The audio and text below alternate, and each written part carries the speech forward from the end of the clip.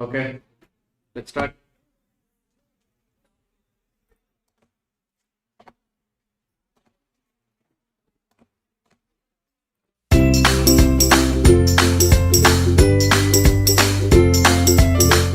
Good evening. Let us continue. So the last class that was on Saturday, we started with the chapter 1. We had finished with the unit 1. So today I thought of starting with the chapter 2, actually the demand concept. But again we are going for a YouTube live streaming. So let us complete that first chapter. So since we have done half, if anyone is watching it, they will be wondering where is the another half. So we will complete the unit 1, the first half. We will be finishing with that, and after the break, we'll be starting with the chapter 2, demand concepts. Clear? Okay, let us quickly revise what we had done in the previous class, and we will go ahead. So first we took the basic intro class. So that would not be there on the YouTube live. Only the chapter 1 when we started this. Only that would be there for the YouTube students whoever is watching, that proper flow, like whatever we are supposed to do it in microeconomics, and I will not be following the ICAI pattern there. There are some jumbling up of concept which I am doing. So I had explained about what is the flow in which we are taking up with the class. But for this batch, so we have changed the flow little. First we are doing with the chapter 1. After completing the entire chapter 1, next we are coming with our proper flow. Clear? Okay. Let's get started. So in the previous class, we started discussing about concepts of chapter 1. So introduction to business economics. In your 11th and 12th, that is in your first and second PUC, you had studied about general economics, not within business economics. Who is called as father of economics? Why? Because he was the first person to give a systematic definition of economics. And before Adam Smith, this economics was a subject which was studied as a part of a political economy. He was the person who separated the subject. He gave it independent status, and he said economics is a study about wealth. So the book name is called as An Enquiry into a Nature Causes Wealth of Nation, popularly known as Wealth of Nation. He said economics is a study about wealth. Clear? And later the subject was called as an evil science, Gospel of Mammon, and the subject was redefined by Alfred Marshall. Alfred Marshall said, no doubt we need wealth, but ultimately we need to achieve a welfare.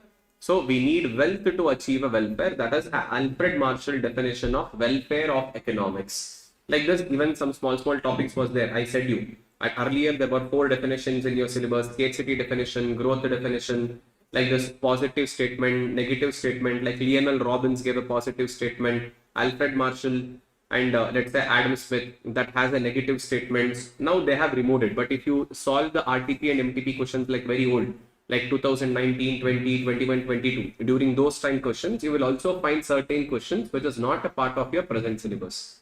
So that is why I didn't go in detail. And the intro class, I spoke about what is business and all those. So that since I had covered few topics in the intro class, I didn't go with that business definition, economic activity, non-economic activity, all those we covered it off.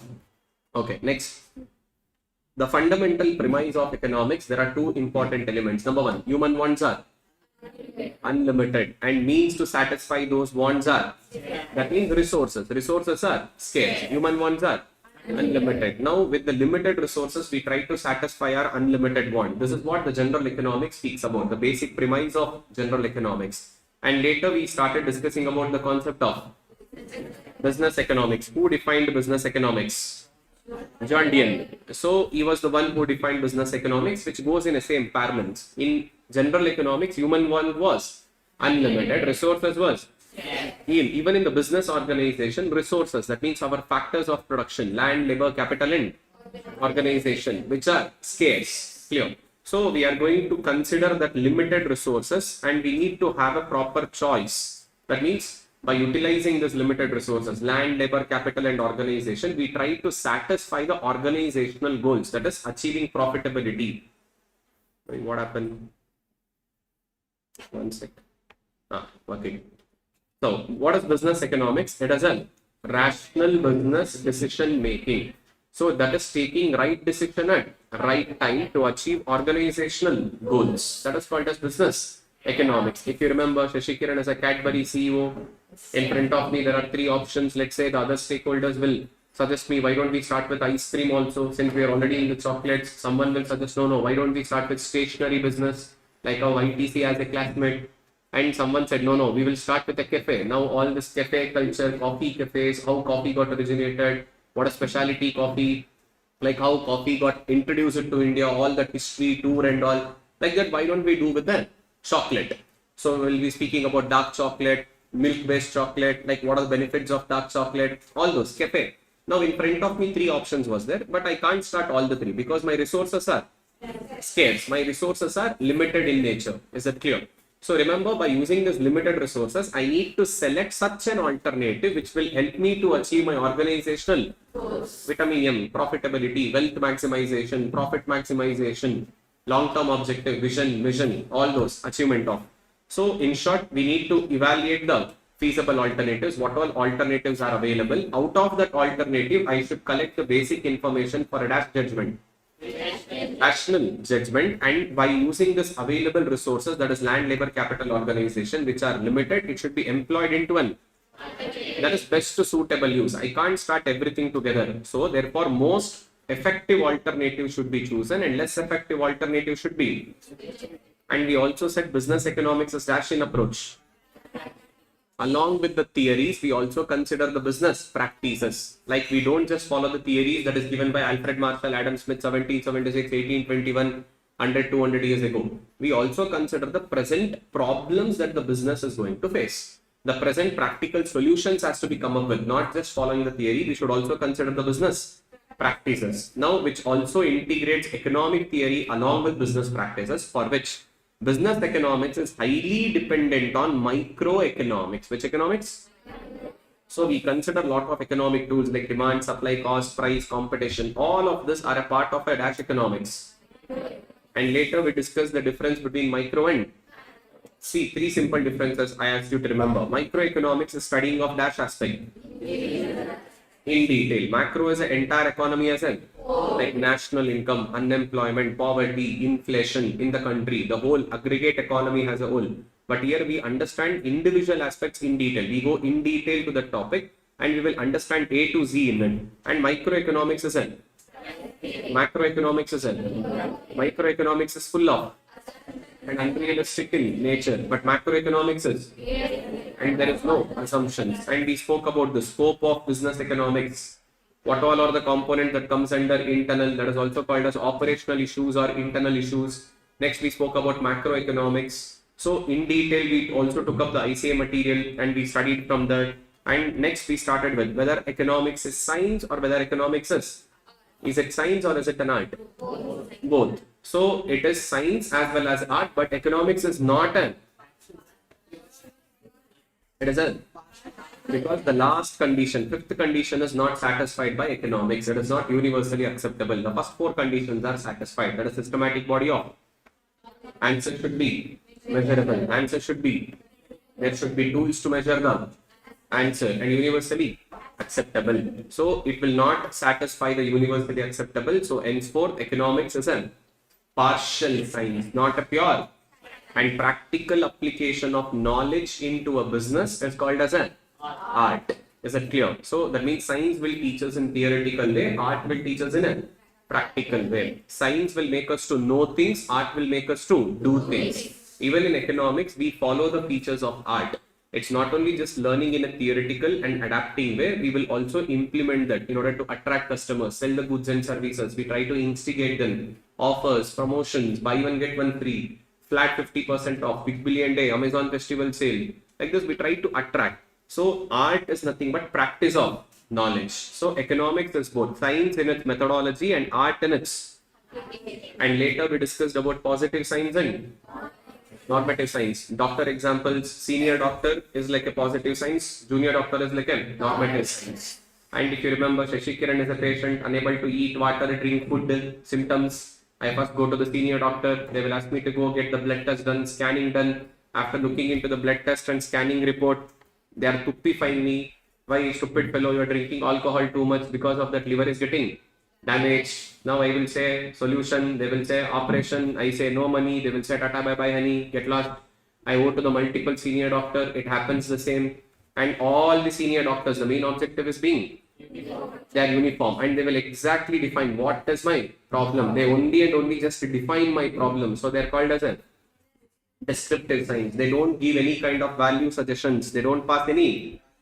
They just define my economic problem. That is called as a descriptive science. And they are more concerned with reports, facts, and they will speak about cause and effect. Too much of alcohol, liver damage. So cause and effect. So in exam, most of the times the questions will come from this area. For example, now when price increases, demand decreases. We will speak about this next chapter, chapter number 2. That is a fact. And sometimes we also give about cause and effect relationships. So all of those will come under the positive science. But along with defining problem, if there is any practical solution provided, which solution? That is called as a normative science. And normative science, that is junior doctor example, they will say what ought to be. So it speaks about an economic problem, which speaks about what, and the main objective is being ideals. But here the main objective was, now normative science is like junior doctors. They don't just define the problem, they also provide a solution. They are called prescriptive science. They will be providing suggestion, they will pass a value judgments, and they are least concerned about the facts, and they will just say how things should be. So senior doctor, junior doctor example, clear. And after that we spoke about pragmatic, that means practical applicability. Today whatever the firm faces the problem in the real world, so those practical problems we have to, let me say, tackle, and along with the economic theory. So business economics is pragmatic in approach, and I also said we take decision mainly based on which economics? Microeconomics, and interdisciplinary and incomplete. Business economics is not an independent element, it is an interdependent. We also need to have a knowledge of other subjects, other disciplines like mathematics, management theory, accounts, statistics, and not just running a business alone. Business knowledge alone is not sufficient.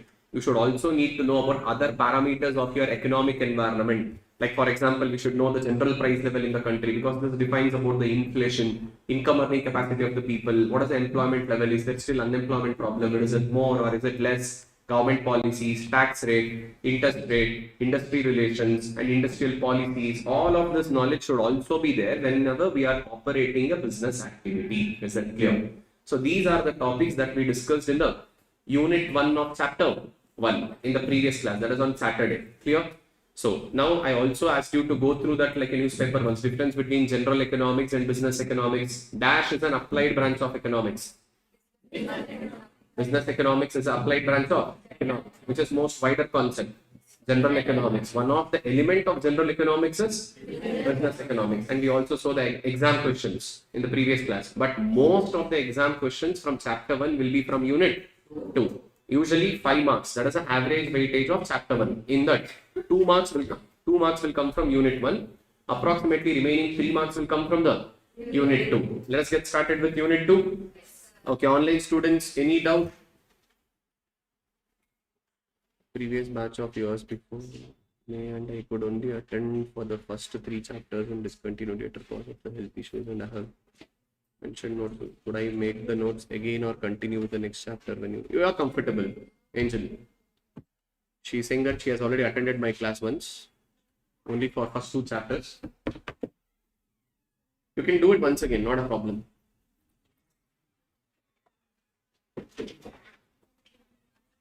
Sir, I cannot under pragmatic. What does it mean? Yeah, looking out for results. That is normative. Along with defining the problem, there has to be a solution also.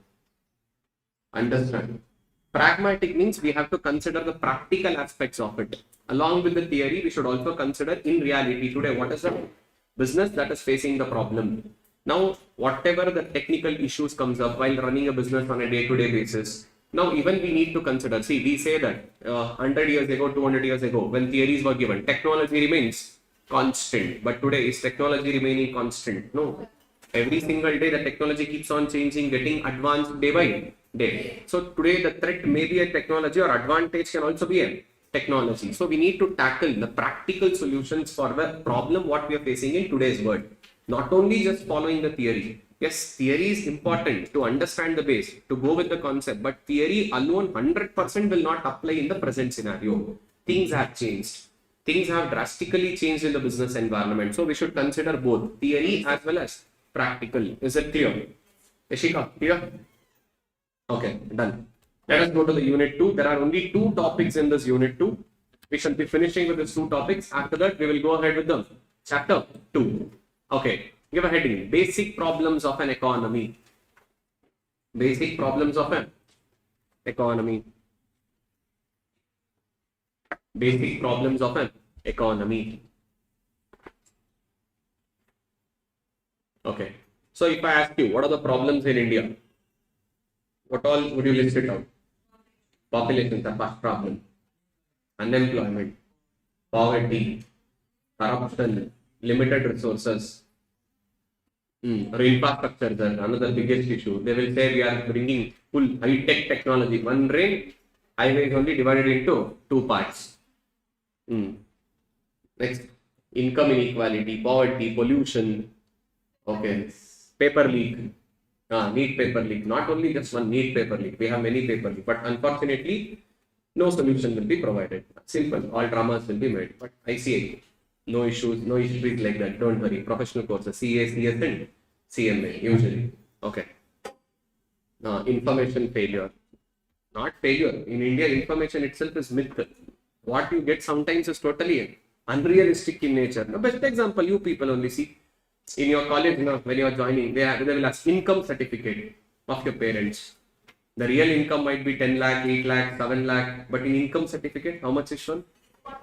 1 lakh rupees per annum. Your college fees itself is 1.5 lakh, but in income certificate, income of the parent is 1 lakh. See, like this, there are many problems, but from the economist point of view, we define the economic problem based on scarcity of resources. Based on what? Scarcity of resources. See, we know that human wants are unlimited, but resources are. Now, this limited resources, whatever scarce resources are there, we have to use them with an alternative way, like the choice making, like what to be used for what not purpose it has to be used. Like this, we should know for what purpose I am using and for what not, we should not use them. Like this, allocating these resources. What is it? That is where the basic problem appears. So, on what basis the basic problems of an economy is derived? From the allocation of resources. What is it? So, based on allocation of resources, there are 4 basic problems in an economy. Number 1, what to produce. What is it? Number 2. Number 3. Number 4. What provision? What are we setting aside? What are we keeping it aside? Not just for the present usage, even for the future consumption. Which consumption? Okay, let us understand one by one in detail. So remember, the basic problems of an economy is mainly based on dash. Allocation of resources. Clear? So first and foremost problem, what to produce. This is also called as problem of choice making. What is it? What type of goods and services should be produced in our country? Like, I can't produce every goods and services which the nation is desiring to have. One will say, I want car. Other will say, I want bike. Other one will say, I want bench. I want chocolate. Everything, every time we can't produce because resources are limited, especially our factors of production, land, labor, capital, and organization. So, as a nation, we have to choose what goods has to be produced and in what quantity and in what. See, human wants are, but resources are. In order to satisfy such human wants. Now, what goods are to be produced and in what quantity this goods to be? Now, for example, should I produce durable goods in the nation or perishable goods? Or in that, is it a single time use or multiple time use? We are giving more focus to superior commodities or now, let's say, for example, I'm a manufacturer of a bench. Now, bench, is it durable or perishable? Single time use or multiple use? Like superior or inferior? Inferior. I'm not producing sofas and all, like luxury interior and all. No, just a basic thing, which is inferior in nature. Let's say I'm a manufacturer of a dairy milk chocolate, 5 rupee chocolate. How much? 5 rupee, 10 rupee chocolate. Is it durable or perishable? Single time or multiple time? Superior or inferior? Inferior. I'm not producing some luxurious chocolate, dry fruit mixed and all, superior quality, finest quality. No, like this. As a nation, we have to choose which type of goods and services are we need to produce in the country and in what quantity we should produce. And this is also called as problem of dash. We need to choose which type of goods and services are to be produced and in what quantity to be produced. Okay, let's take an example. Assume, now Shashikiran, he will decide, I'm a manufacturer of bench. What is it? I'm a manufacturer of? Okay, you decided with your first problem. Okay, sorted. You are manufacturing a bench, durable goods, multi-purpose use, inferior goods. Now, After deciding what goods to produce, next comes the second problem. This is a problem of choice of technique of production. What is it? That is how to produce. Which type of technology you should invest in producing the selected goods and services. Now, a country like India, where we have more of labor. What is it? More of labor and less of capital. Capital in the sense the money in order to invest and get the work done by using a machine, technology, big capital investments. Now, a country like India, we are a labor surplus economy. Which economy? Now, if I have to take an example of capital surplus, now US. Now, in US, say labor is not more, capital is more. Now, whichever the nation has in abundance, and we can produce it at a least cost, comparing to labor and comparing to capital. We are going to produce the commodity in such a technology. Now, if I consider a nation like India, I can produce the commodity what we selected by using labor intensive. Suppose if a nation doesn't have much of labor, if they have more of capital, they will be producing with which technology?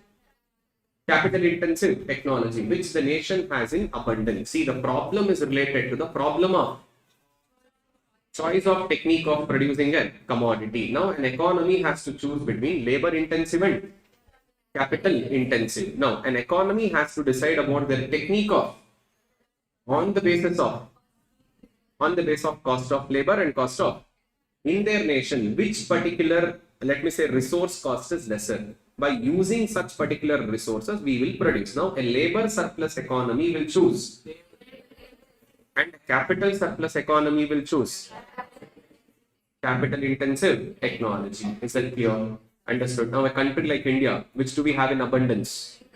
And which cost is lesser, capital or labor? Labor. If I go and ask a loan with the banker, interest rates are like next level comparing to the other nations, or even if it is available in India, capital, but cost of capital is very high. So we rather than going with capital, we go with the labor. Labor can be utilized and produce the commodity at the least cost as possible. A nation like US, Germany, like Australia, New Zealand, where the labor is less but capital is high. So we use which technology then? Capital intensive technology. So how to produce is also called as a choice of technique of production. So first and foremost, what to produce is also called as a second one. How to produce is a choice of technique of production. Next comes the third one. For whom to produce? Who exactly are your targeted customer? Which age group are you producing it for? Which class of society are you producing these goods? Is it for elite class? Is it for a middle class? Or is it for a lower income level? Or if at all, I have to divide it based on the age group. Now, let's say, for example, 0 to 16. We call it as a small age group.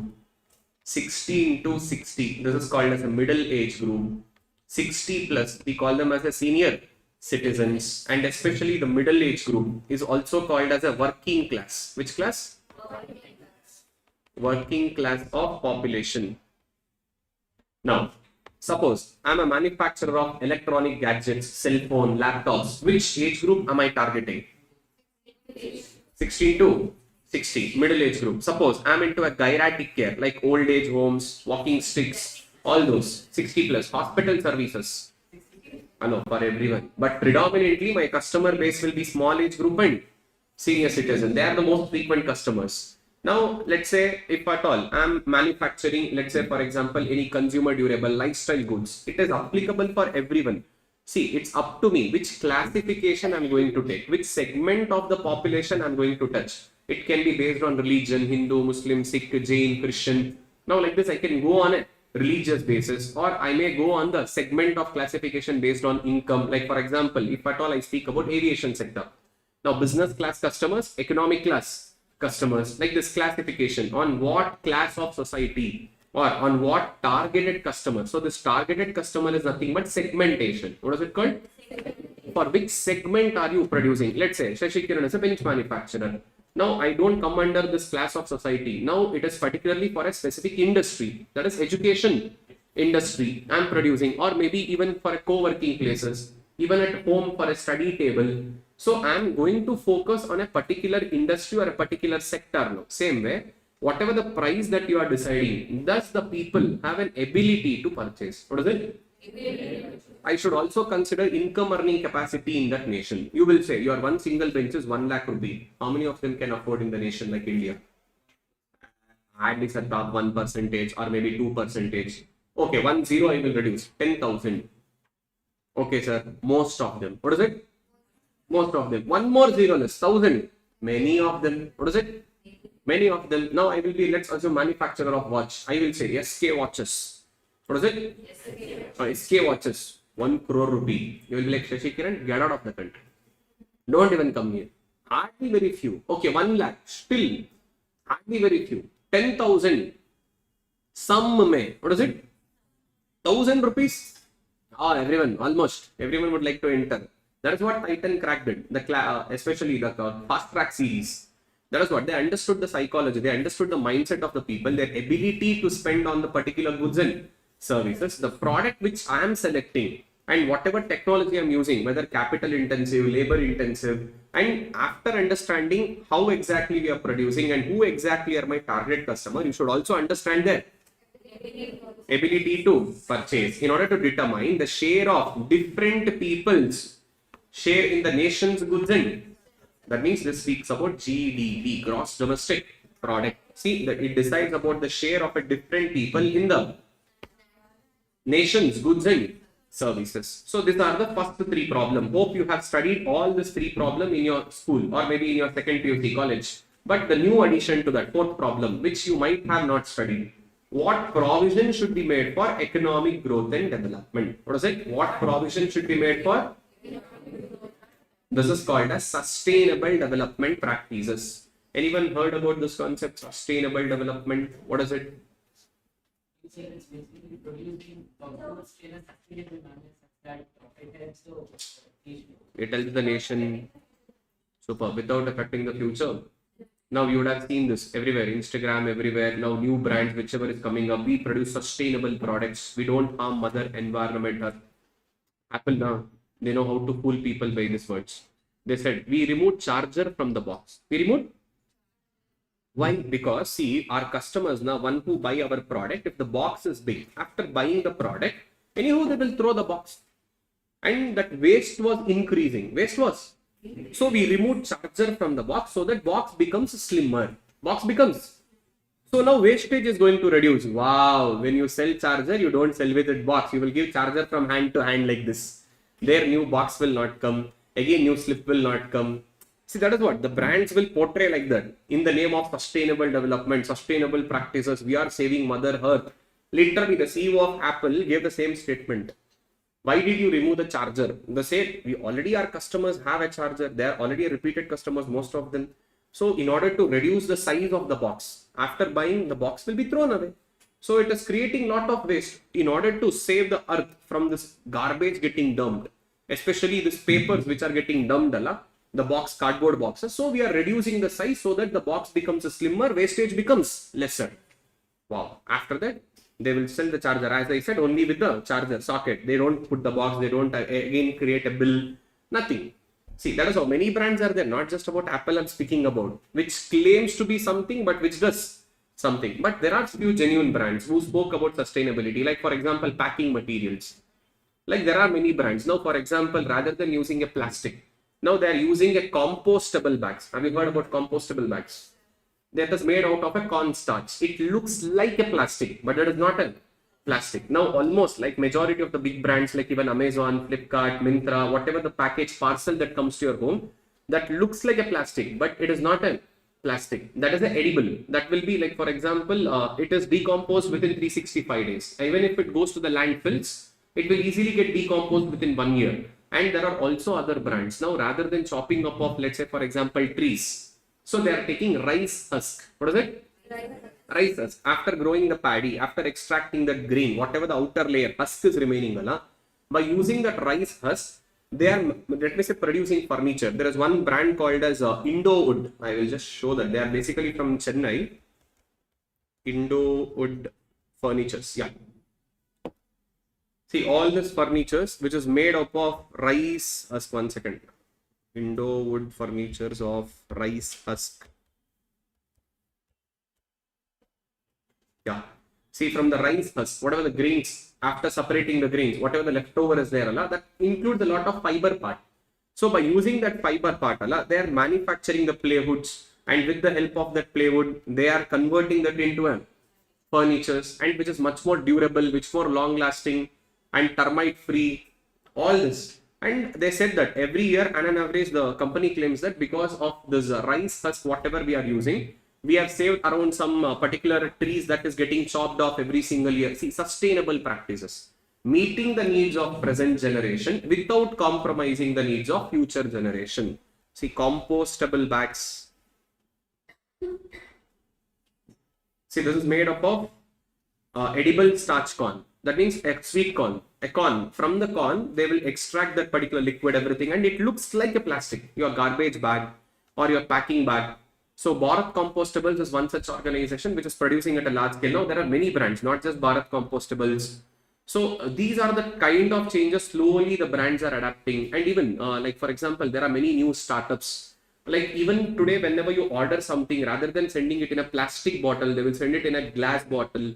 Or sometimes, for example, let me say decompostable plastic, which in just 365 days. Like this, there are also like bamboo wood, bamboo kind of a, let me say, shell, bamboo kind of a bottles that is used. See, they say that we don't want to harm the environment. I don't want to leave that footprint. Plastic takes more than 100 years, 200 years, sometimes in some cases, very thicker. It will take more than 200 years, 300 years to decompose. So rather than harming the environment, rather than harming the society, we should also preserve, we should also protect. Even that is called sustainable practices. What is it called? Same way, sustainable development. Meeting the needs of present generation. What is it? Meeting the needs of? Without compromising the needs of future generation. That is called sustainable development. Clear? That means whatever resources we have, we should also use it for present.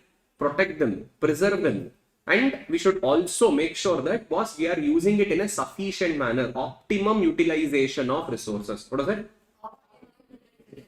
So we have to utilize them in a most optimal manner without, let me say, wasting them, without over consuming them or under consuming them. In an optimal required manner, we have to consume such goods and services. Now, a society would not like to use all of their scarce resources just for a current consumption only. And this is because it is using all its resources just for a current consumption, and if no provision, provision means setting aside, preserving, reserving. In accounts, we call it now reserve funds. Like that, if at all we don't reserve, if at all we don't provide, let me say provide for the next upcoming future generation, society's production capacity will not increase. See, now today, the biggest concern on the planet, that is single-use plastics. Now, people don't understand sometimes. See, as a humans, when we invented this plastic, no doubt, a very beautiful invention, but most of them are not utilizing them in a proper manner, or it is going into the complete landfills, and it has become a big mess today. You go outside anywhere, any tourism places, on mountain top, or any trekking places, you will always find the 10 rupee plastic bottle, 20 rupee plastic bottle dumped over every single places. And those plastic bottles, even to recycle them, it is taking a lot of efforts in the nation. And see, no doubt, plastic was a beautiful invention, but to decompose the plastics, we didn't find that effective solution still. That is another biggest problem. But I don't know, many of you know about this brand from Kerala, two friends. They have invented a bottle which looks like a plastic, but that's not a plastic, by the sugarcane. The sugarcane molasses, the leftover sugarcane molasses, along with that, again, the cornstarch, all of this, they have created the crystal, and they have made a water bottle which exactly looks like a plastic, but it gets decomposed in just 180 days. See, whenever such new innovation happens in our country, large scale adaptation is very limited. I think from D it starts the brand name. Even I forgot the brand name. Wait. Sugarcane based water bottle, Kerala startup. That is from Kerala only.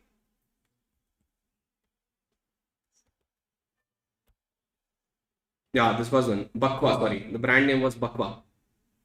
See, this is the brand name which exactly looks like a plastic. Exactly looks like plastic bottle, but it is not a plastic.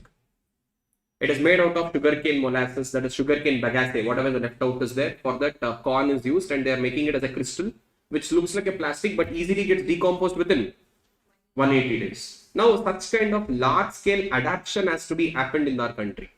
And wherever you go, Allah, that is the biggest shit in our country today. Like we speak about all the sustainable development practices in books, everything we speak, but in real life adaptation, how many of them are doing it?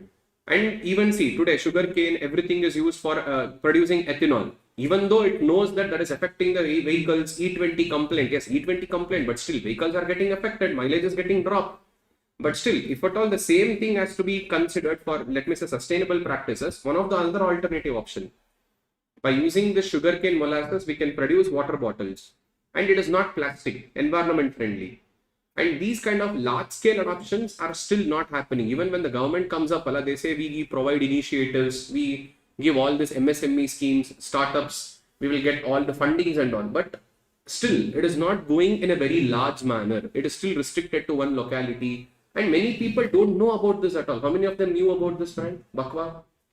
See, two of them in the class. Like most of them don't even know. This is what, see, when something like, for example, revolutionary has to be made, government has to involve in a very large scale. Commercial adoption has to be made.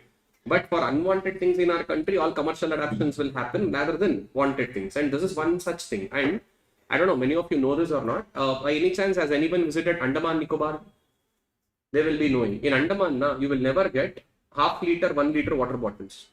Especially in the mainland of Andaman, Port Blair, like Havelock Islands, you have to carry your own separate refillable bottles, and whatever the water bottles they get, it is only that 5 liters and 2 liters can.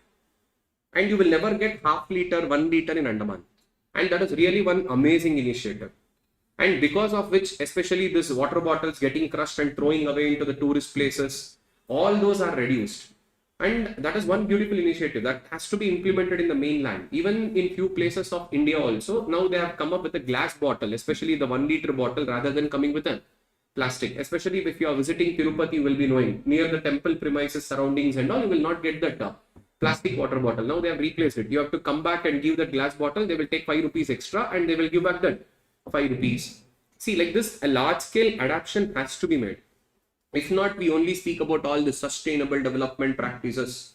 We should control plastic usage. Yes, end of the day, the entire plastics are getting dumped into oceans, lands. It takes years together to get decomposed. No doubt, an amazing innovation from the human, but we forgot how to erase that from the planet Earth. And that is creating a lot of issues. Like, see, that is what, being responsible. That is also matters a lot. Not just speaking about in the concept, not just speaking about in the syllabus. Like we should also be knowing like where it is required, where it is not required. Usage of plastic should be reduced. In the same place, instead of using the plastic, we can replace it with compostable bags. Just best example, nearby your market, let me say your home, local vegetable markets, local flower markets. It is almost the same price. Suppose if I'm a vegetable vendor, if I'm a flower seller, I go to the shop, I get that plastic bundle package now. If it is, assume 120, 150 rupee. For the same 120, 150 rupee, we get compostable bags. And people are not aware. Most of them are still not aware of it. And even the customers, like for example, when you can able to take a plastic bag from your home, when you're going for a shopping or when you're going out, but we are like hesitant, like they will only give the cover. Even government authorities will say that if at all we find plastic cover, 5,000 rupee fine, 3,000 rupee fine on the vendors. But still, somewhere they will hide it inside. They will still give it. See, even I know that they are using it, but at least why don't we, let me say, completely replace with compostables? See, everything, blame cannot be put into government every single time. Being as a citizens, it's our responsibility. Now, how many of us have educated our own surroundings about compostable bags, plastic bags? See, in fact, I started doing this reels in Instagram because of these reasons only. Like I used to give these examples in the class. Like students are like, why don't you also post it on Instagram? That is how I started the content creation journey. It went up and I'm not regular also over there. Whenever I get a free time, I post something. That is how it started. See, morally responsible. These are the things like we study this in the syllabus, we study this in the economics. But how well are we implementing this? That is the main important. See, everything is in theory, especially chapter 7, 8, 9. I will usually say this. Whenever I'm doing chapter 7, chapter 8 and chapter 9, take it to your brain, don't take it to your heart. Because what we study in books and what happens in real life is two opposite poles. That is how literally our syllabus is also. We speak about every good thing.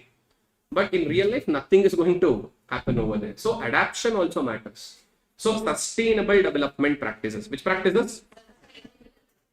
So what provisions have we made for economic growth and development? So we should also use the resources for present generation. Along with present, we should also preserve them for a future generation. So these are the 4 basic problems of an economy. That is based on dash, based on first and foremost, also called as problem of.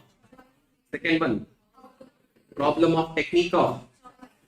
Next, third one, for whom to produce. That means how exactly the nation's goods and services are distributed among the various kind of people based on class of society, based on targeted customer, based on their ability to purchase, or any based on segmentation. What is it? Any based on segmentation. And it decides the people's share in the nation's goods and services. That is nothing but GDP. Last but not the least, sustainable, meeting the needs of present generation without compromising the needs of future generation. So clear? So these are the 4 basic problems of economy. See, the most common question from this, they will give which among the following is not the basic problems of economy. They will give what to produce, how to produce, where to produce, and they will say what provisions should be made. Which among the following was not a problem. So such kind of silly questions will come on. They will also ask about this choice making. What to produce is also referred to as a problem of a. Usually such silly questions and easy questions are going to come from basic problems of the economy. Is that clear? Now let us go ahead and nothing to write here. I said now unit 1 very less things because more of theory in nature. Everything is in my material. Did you guys download the material? It's already there on ArivuPro app. Did you download? 508 pages material, the main material. So you can download the soft copy, and for microeconomics, you need not to get that print out, nothing. In microeconomics, as I said, I will make you to write things, especially chapter 2, chapter 3, chapter 4 and chapter 5. I will make you to write a class notes. And from chapter 6 onwards, I want you to get the printed material, because in macroeconomics, if I make you to write a lot, we need 1.5 year, only one entire half year to just complete economics. So we will go with the syllabus part. That means whatever is given in my material, main material only, I will use it in the class. Once we come to chapter 6, from there onwards, whoever is coming to offline class, I recommend you to get a printout of the material.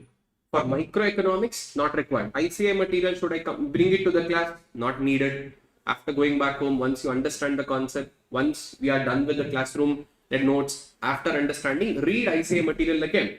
Newspaper ones. I already instructed this on the basic class, that intro class. That is not there for the YouTube students. So I had instructed them what to do, from where to study, what are the patterns to study. And even you can download the compiler, RTP, MTP, and all that from 2018. Previous year question papers I have given from 2024, June there. Before that, whatever was there, I will give that as a test, or maybe classroom discussion paper. Did you download that? Classroom discussion paper has to be downloaded from the ArivuPro app. Just check, is it uploaded or not still? For morning students, it is available. They downloaded, everyone downloaded today. So, chalo, leave it. In the break time, you cross check. If it is not available, let me know. I will only send it off now.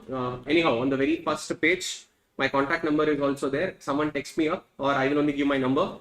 You can post it in the WhatsApp group. All this, like how many items paper? By the way, did you guys decide how many items paper I need to discuss? 7, na? Okay, then 7 items paper, I will take it up. We'll discuss it simultaneously along with the topic. And classroom discussion paper you should get. And you need marked one or unmarked one. What do you need? This one. Exam papers, both. Okay, chalo. See to it. If you are unable to download in the break time, let me know. I will only share it. You post it in the group. Clear? Okay. So total 5 documents. Main. So first and foremost, study material you should download. After study material, you will get compiler. This has PYP, unmarked, and also RTPs and MTPs. And after this, classroom discussion, micro 1 document is there, macro 1 document is there. Clear? After this, PYPs we are discussing in the class itself. And last but not the least, in my study material also there are MCQ questions, and even at the book back ICAI, even there the MCQ questions are there. So total these are the places where you should do the MCQs. And once after every topic is done, I already instructed, and you were absent on Saturday since it was a first day weekend, you guys didn't turn up, most of them. So I'm repeating this once again. So first and foremost, you should do it from the classroom discussion paper. So once we are done with the topic, that particular topic's MCQs, we need to go back home, sit, discuss and come back to the class, or sorry, do it and come back to the class. We will be discussing those questions in the class after every chapter. And in that, whatever doubts you have, like every chapter has got certain some 50 to 200 between that particular questions are there in every chapter. We will take this first. After this, anyhow, simultaneously, I will be taking 7 attempts paper in the class itself. Whichever the topic comes up, straight away. Once the topic pops up, I will pause it. We will go to the questions. We will take up from the past 7 attempts from June 2024 until May 2026, the recent one. So past 7 attempts paper will simultaneously discuss. So this is also taken care in the class itself, so that your main focus after classroom discussion is these two: ICAI book back question and my materials, my study materials, Shashikaran study materials, book back questions. These two, after completing this, go to RTPs and MTP, so that you will get a hold on the subject, proper hold on the subject. Even little tricky questions, little complicated questions, you will be still able to crack them. So these are the places, approximately everything put together. 5,000 questions are there. And 5,000 in class only will be covering some 1,200 to bare minimum gets covered.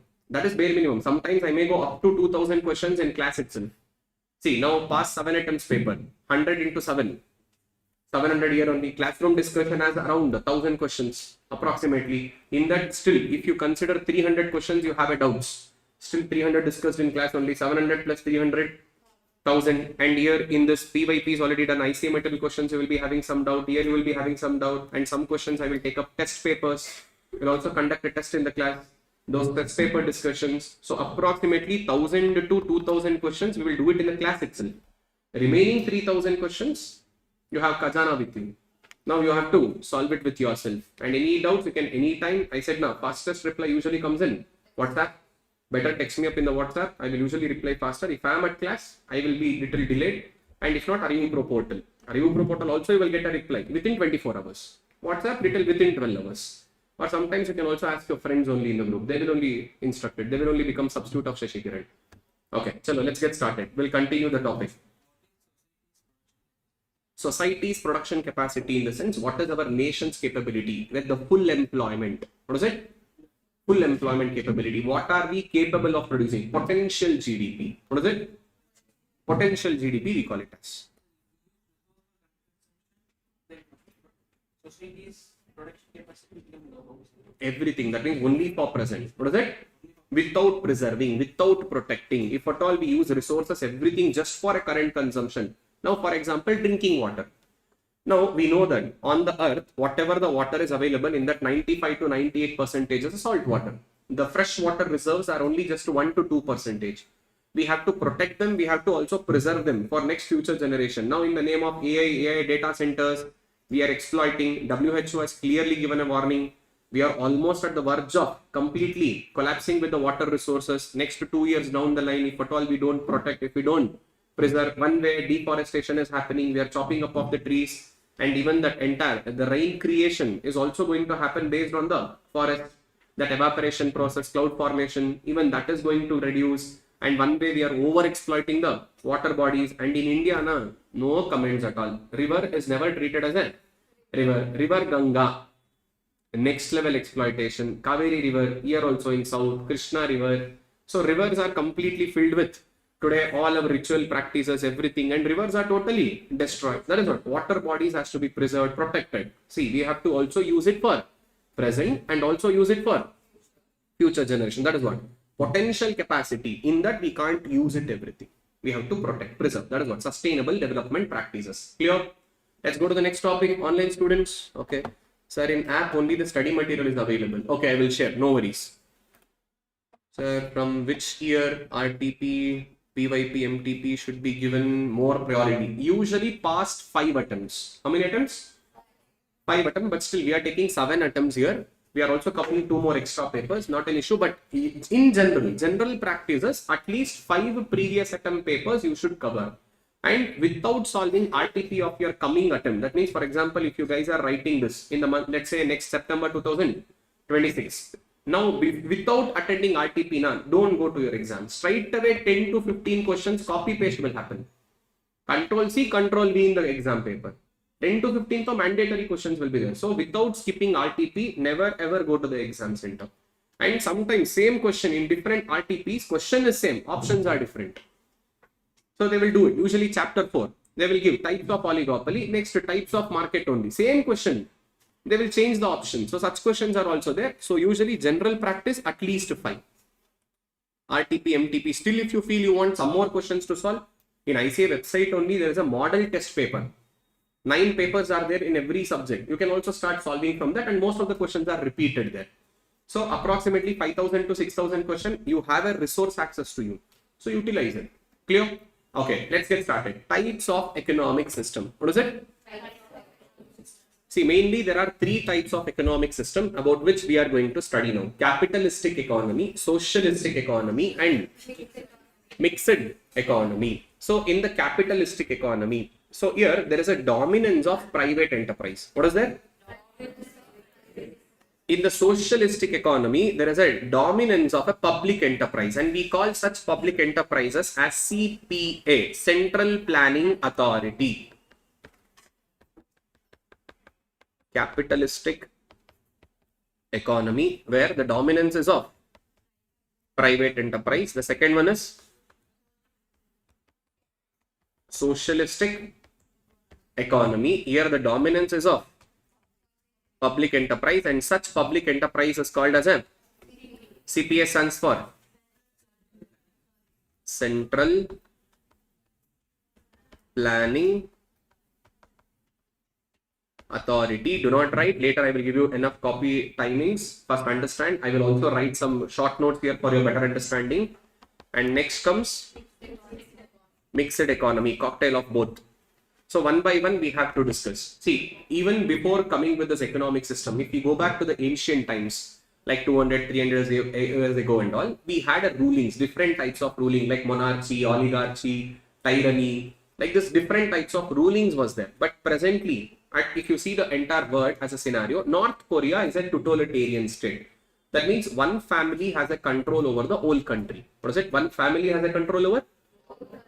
Except this North Korea, by and large, all the other nations, 196 nation, that means recognized nation, other than that small islands, declared republic, independent later, around some 212 it will come, if at all we count. But recognized, and let me say, in generic, we call 196 countries. Out of that 195 countries, either they follow capitalistic, either socialistic, or if not, mixed economy. But today, there is no country which is purely socialistic. 100% socialistic, not even a single country. I will explain about this.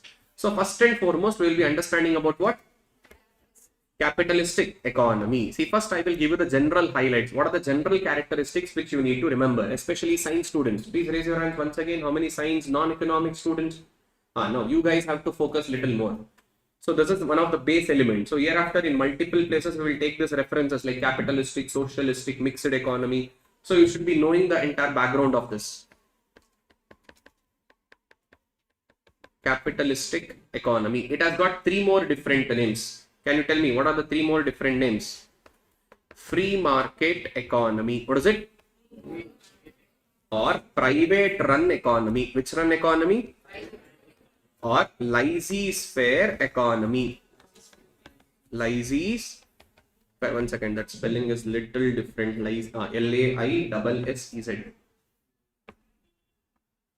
one second.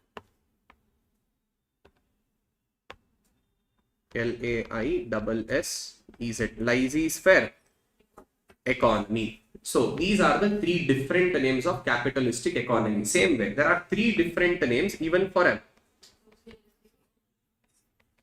socialistic economy. It is also called as a command economy. What is it? Command economy or CPA run economy. What is it? Or public run economy. What is it?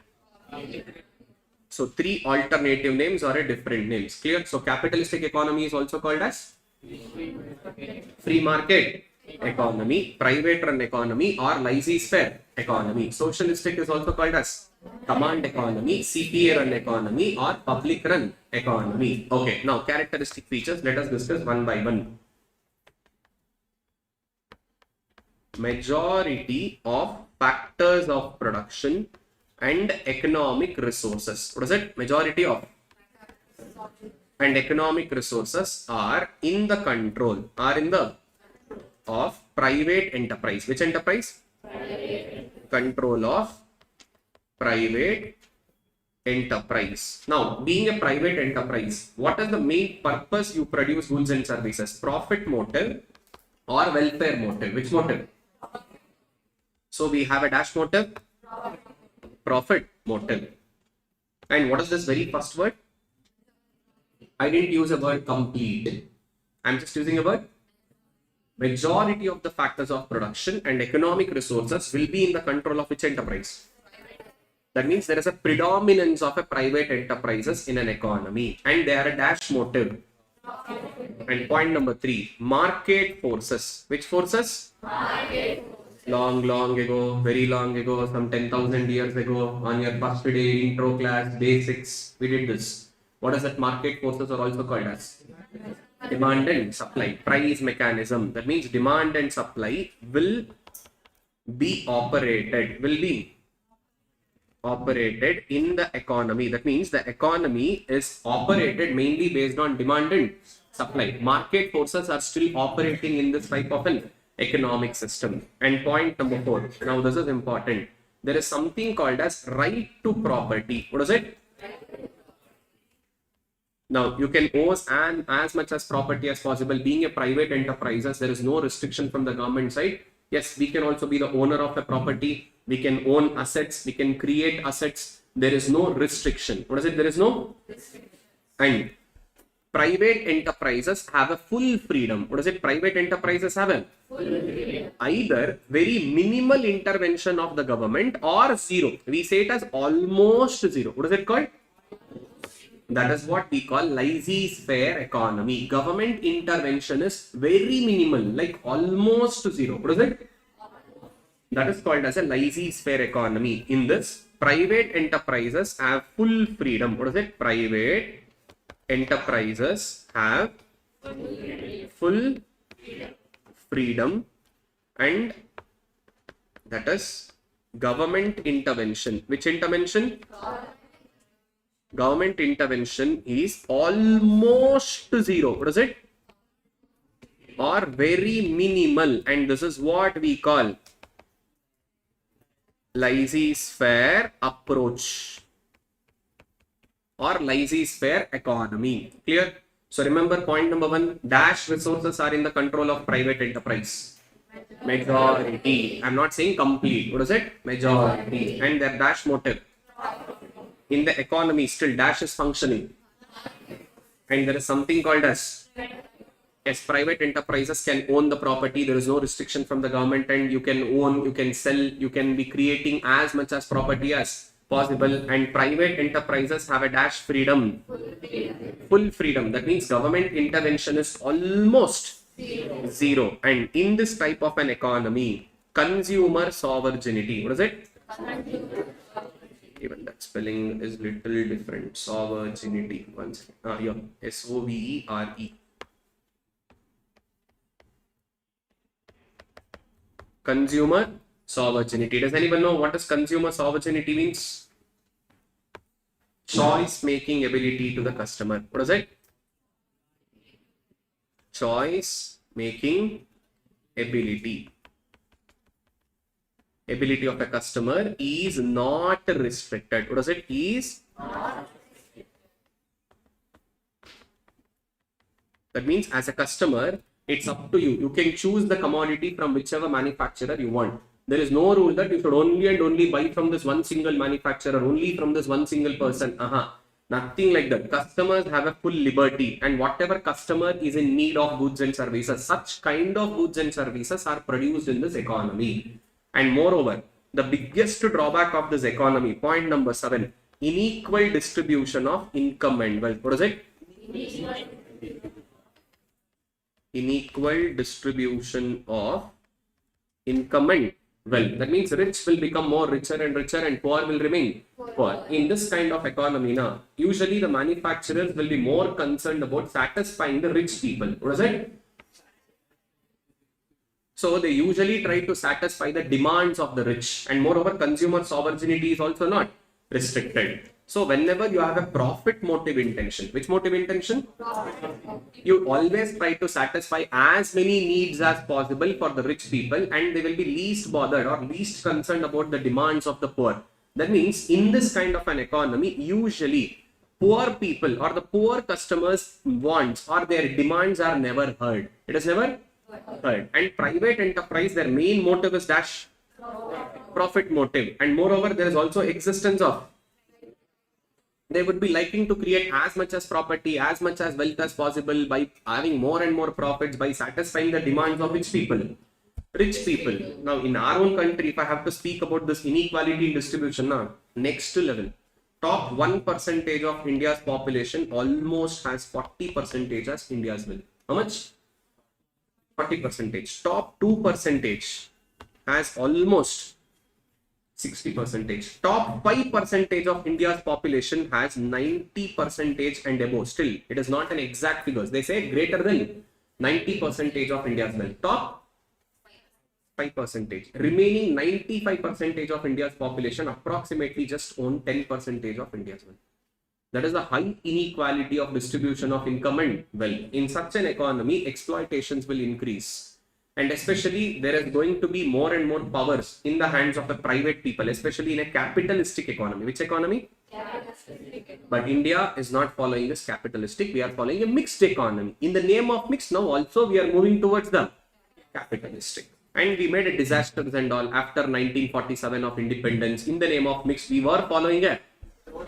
Now, I will explain. Chapter 10, full of data, full of information. There, how exactly we made a disaster post-independence, how we digged our own grave till 1980. Whatever India did, counterproductive. That means policies were not at all suitable. We'll speak about that. Last chapter alone, now, full of data, full of information there. And 10 marks it is going to come. So we'll take that at last. Or maybe whenever we have like just 1.5 hour left out, or maybe some 45 minutes left out, sir, leave early, sir, you will do dramas and all, na? That time we will take up that. In bits and pieces, we'll take up the chapter 10. If I go chapter 10 in one stretch, na, you will stop coming to economics class. Same, primary sector, secondary sector, tertiary sector, what India did before independence in British rule, after independence, all that LPG concept, liberalization, privatization, globalization, all those will come. So India, after independence, in the name of mixed economy, we are following what? Socialistic. Clear. But now we are following a kind of an capitalistic. So what are the characteristic features of capitalistic? Number one, majority of them and economic resources are in the control of which enterprises? And private enterprises are dash motive. And market forces, that is demand and supply, will still operate in the. There is something called as. And private enterprises have a. That means government intervention is almost zero or very minimal. And that is what we call it as a dash approach. And consumer sovereignty, that means choice making ability of a customer is. As a customer, you can choose from any manufacturer, from any person whom you wish to buy. And in this type of an economy, there is a dash distribution of income and wealth. Unequal distribution of income and. So as per your syllabus, all developed nation, what is it? Developed nations are following this capitalistic economy. Now, complete opposite to the capitalistic economy is a socialistic economy. Which economy? So we'll compare the capitalistic and we'll write it completely opposite there. So in capitalistic, dash factors of production and resources are in the hands of private. But their complete, what is it? Complete factors of production and economic resources are in the control of CPA. That is what we call public, the government, CPA in short, Central Planning Authority. And private enterprises for dash motive. Now, public enterprises will be welfare motive. Which motive? Welfare motive. Is that clear? Next, point number 3. Market forces were still operating in the capitalistic economy, but here, boss, market forces will not work. Rather, dash will work. Planning mechanism. Which mechanism? Planning mechanism will control the economy. That means that planning mechanism is nothing but a CPA, Central Planning Authority, that will decide in this economy, boss, what to produce, how to produce, for whom to produce, all of this. And in case of capitalistic economy, there was a right to property, but here no right to property and all, everything is owned by the CPA. Here licensing, what is it?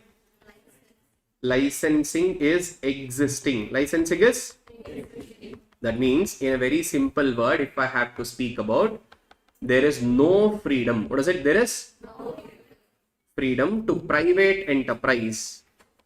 To private enterprise, completely dominated, predominance of dash CPA. If you want to start anything new in such kind of economy, let's assume for a time being, let's assume China. China is also following a kind of socialism only. In China, suppose if Shashi Kiran wants to go and start his bench manufacturing unit, now Chinese government will say what type of bench I should produce, in what color it should be, what price I should sell, for whom I should sell. Each and everything, A to Z, everything is decided by the CPA, Central Planning Authority. That is the public enterprises. That means there is no freedom to them. Private enterprises. See, there was something called as laissez-faire approach. Which approach? In capitalism. But here, no laissez-faire, nothing. Complete dominance of CPA. What is it? Point number 5. Complete dominance of CPA. That means private people have no freedom. Is that clear? Next. Consumer sovereignty is not restricted. That was in which economy? Capitalistic.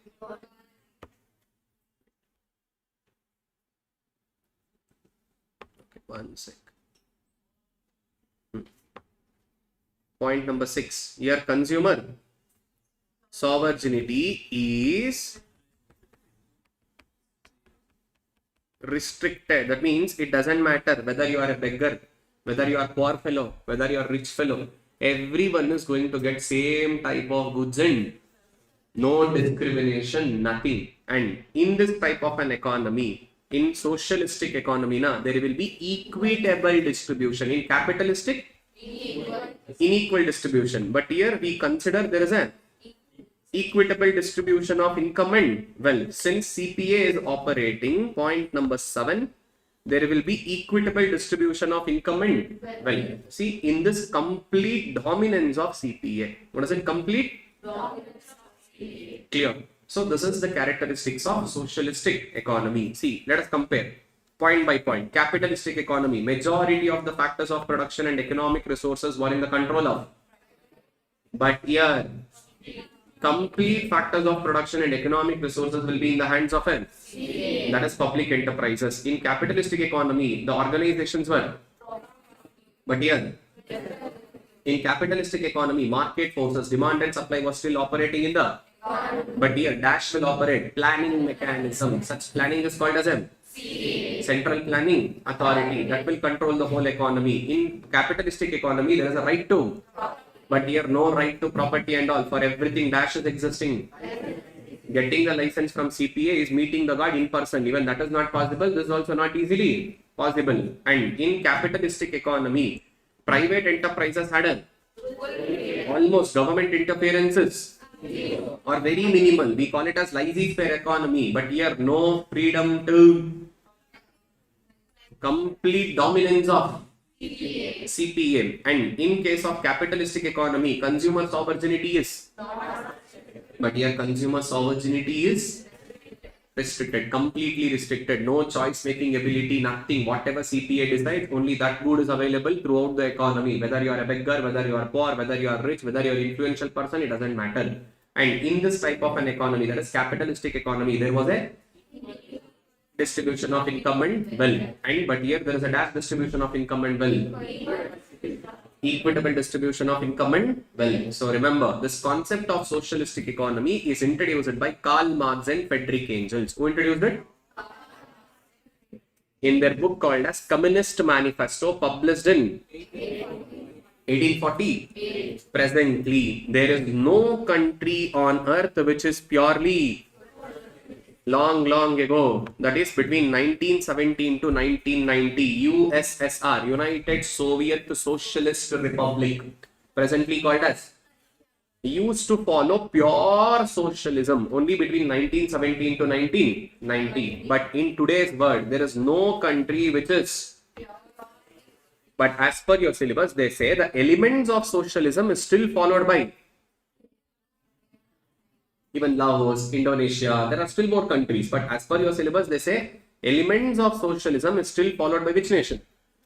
Vietnam, China, and Cuba. And I said, now, even today, North Korea is the world's most totalitarian state. That means one family has a full control over the whole country. Still they are under the ruling system. Which system? Ruling system. But now most of the countries have either moved to the capitalistic or socialistic or a mixed economies. Is that clear? Any idea why socialism got collapsed in USSR? There was one beautiful reason which occurred in 1986, but entire world didn't knew it till 1990, and that was one of the reason. What is it? One of the reason for collapse of USSR. Like why?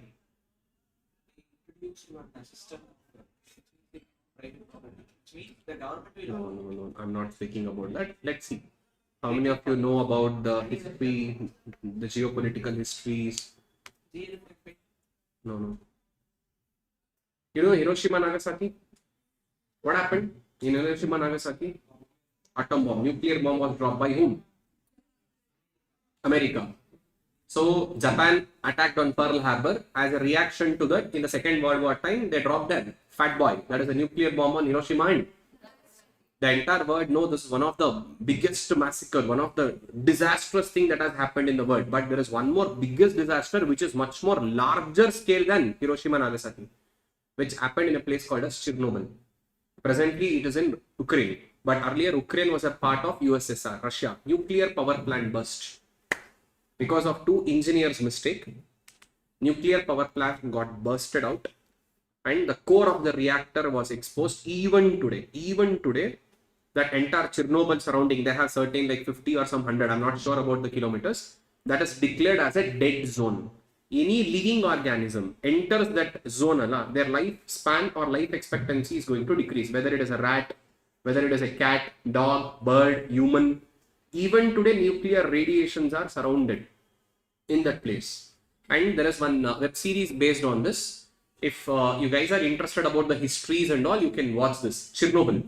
And this is a place called as Chernobyl where the nuclear power plant burst happened in 1986. And as per the official records, the Russian government claimed that only some 20 plus deaths have happened. But unofficially, they claim that more than lakhs together people have been died. And even today, they are getting affected because of nuclear radiations. Even from the time of birth, there is a health defects which happens to the people. And if at all you don't like disturbing images and all, don't watch that, because in that web series, it is actually documented, not even web series. I think it is there on Geo Hotstar.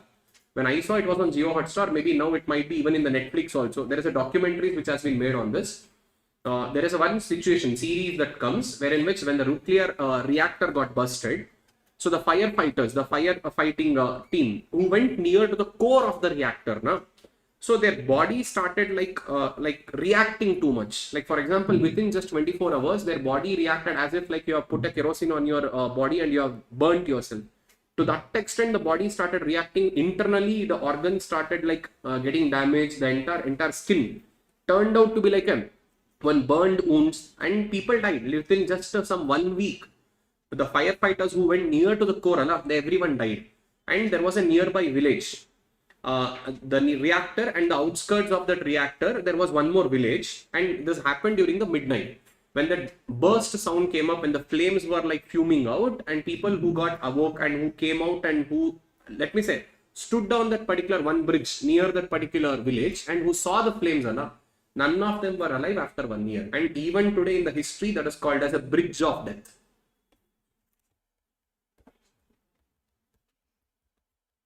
See, bridge of death, Chernobyl. This is the bridge. See, even on the railings, that nuclear reactors, that rusting Everything can be seen, and this is the bridge. This is the particular bridge. This is in the history called as Bridge of Death. Whoever saw that just flames by standing on that bridge outskirts, that who got exposed to that nuclear reactor, what happens when those nuclear radiations are passing freely around the air, na? That get passed into your body, and that makes a minute cut in your nerve systems, and there will be inflammation and internal bleeding in the body, and you will not get to know that your automatic lifespan keeps on decreasing. And that is what happened in Russia, USSR during that time, 1986, and this entire information was not known to the world for 4 years. Just understand the amount of secrecy that USSR maintained. That is what the predominance in the socialistic economy. Whatever the nation's government declares, that is final. You will not even get to know what is happening inside. Same situation today in North Korea. What is happening inside, outside world doesn't even know over there. Or they are completely disconnected. No internet facility, no social media. Almost like kind of a situation in the USSR there. Socialistic economies. And they claim that there is also one more scene that comes in that web series. One of the firefighter, her wife, she was unable to find his husband, and finally she gets to know that he has been shifted to major city for an hospital. She will visit him to just go and meet by somehow hiding and all. She will go to the place where this person is hospitalized, and she will just go and meet that person for just 1 minute. And she didn't knew that she was a pregnant. And after 9 months, the baby which she gave a delivery, even that had some issues, and the baby didn't survive. And even today, the Russian population is going down year by year. One of the reasons is Chernobyl. And in Russia, I don't know many of you know this or not, there is something called as Ministry of Population, like how we have a finance ministry, railway ministry, like that. There is something called as Ministry of Population. Russian government has announced the rewards. If a female can have more than 2 kids, 3 kids, 4 kids, they will be rewarded by the government.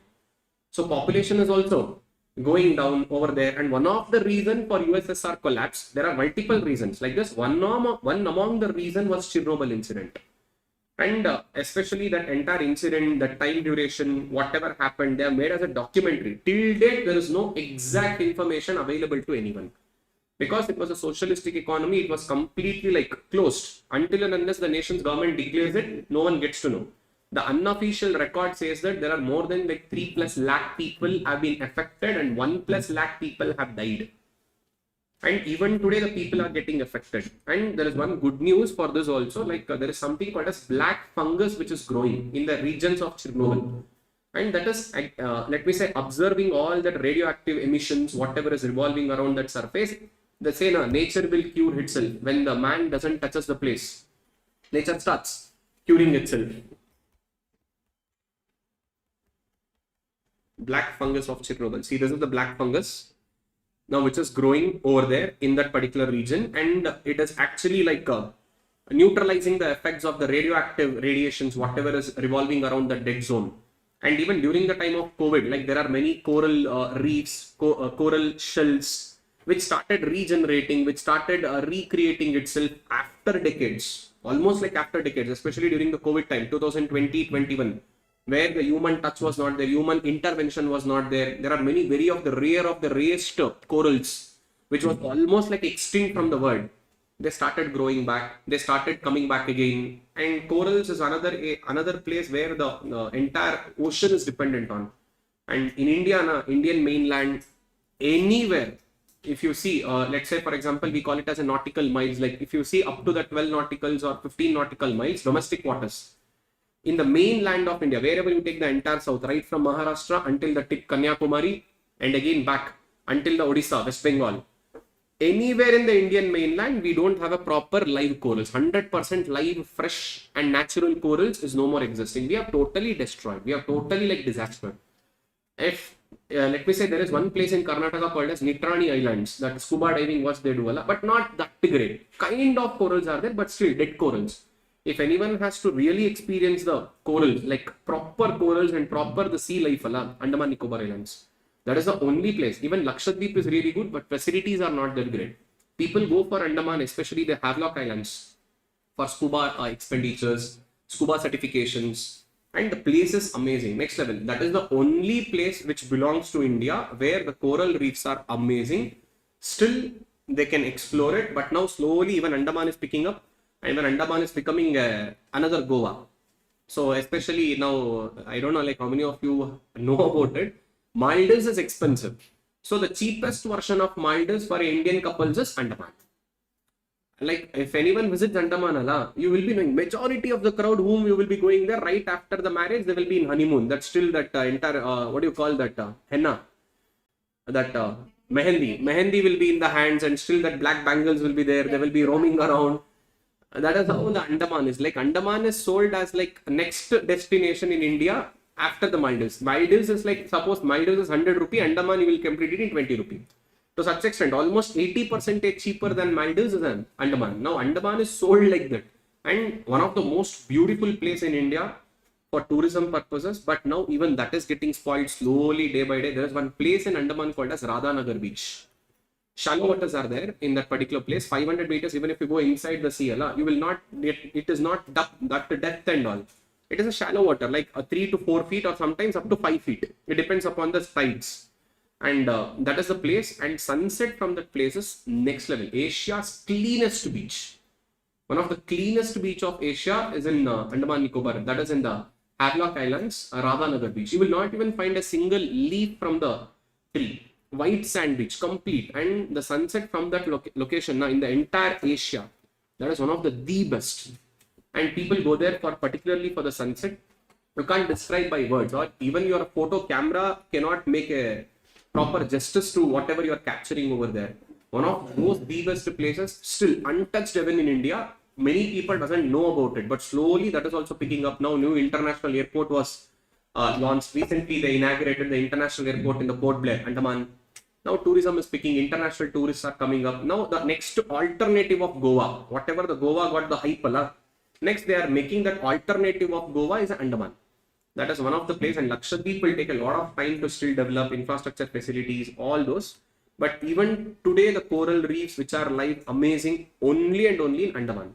Nowhere in India. And this black fungus, this is growing, which is self-healing.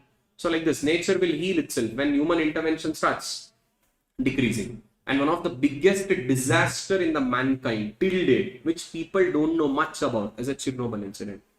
Say this what, once you start getting educated like this, the global events, historical events and all your commercial movies looks boring.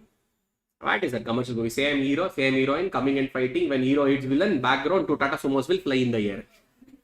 Typical movies. Or if not, same BGM. Pam, pam, pam, pam. Like this will come, KGF. That is what. Chalo, jokes apart, we'll continue back. So, socialistic economy. Who introduced it? Karl Marx and Friedrich Engels. So, what is that book name called as?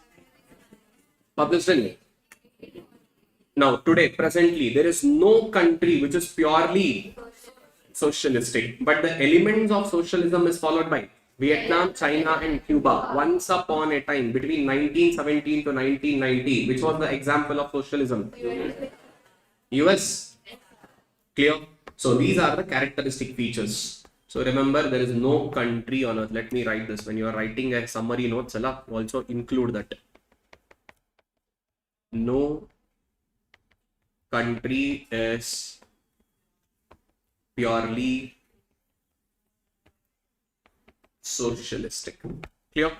So these are the differentiation between capitalistic and socialistic. I will make you to write.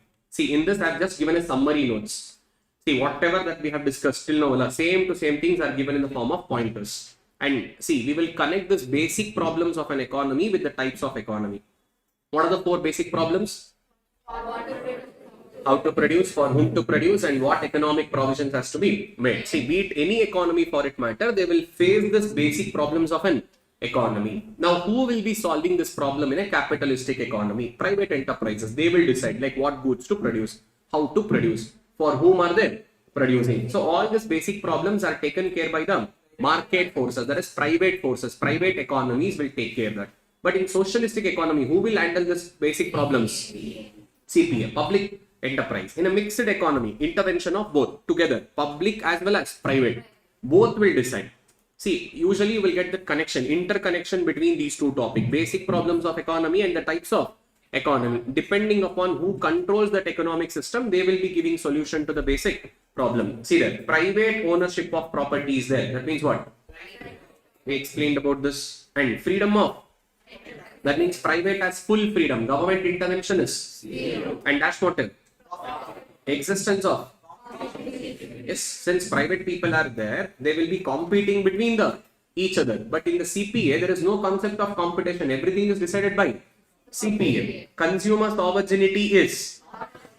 That means customer has a choice making ability that is not restricted. Sovereignty means choice making ability. And in this type of an economy, unequal distribution of income and wealth. See, there are still more. If you see my main material, I have given still more pointers in advantages and disadvantages. To summarize it, these are the main elements which you should remember.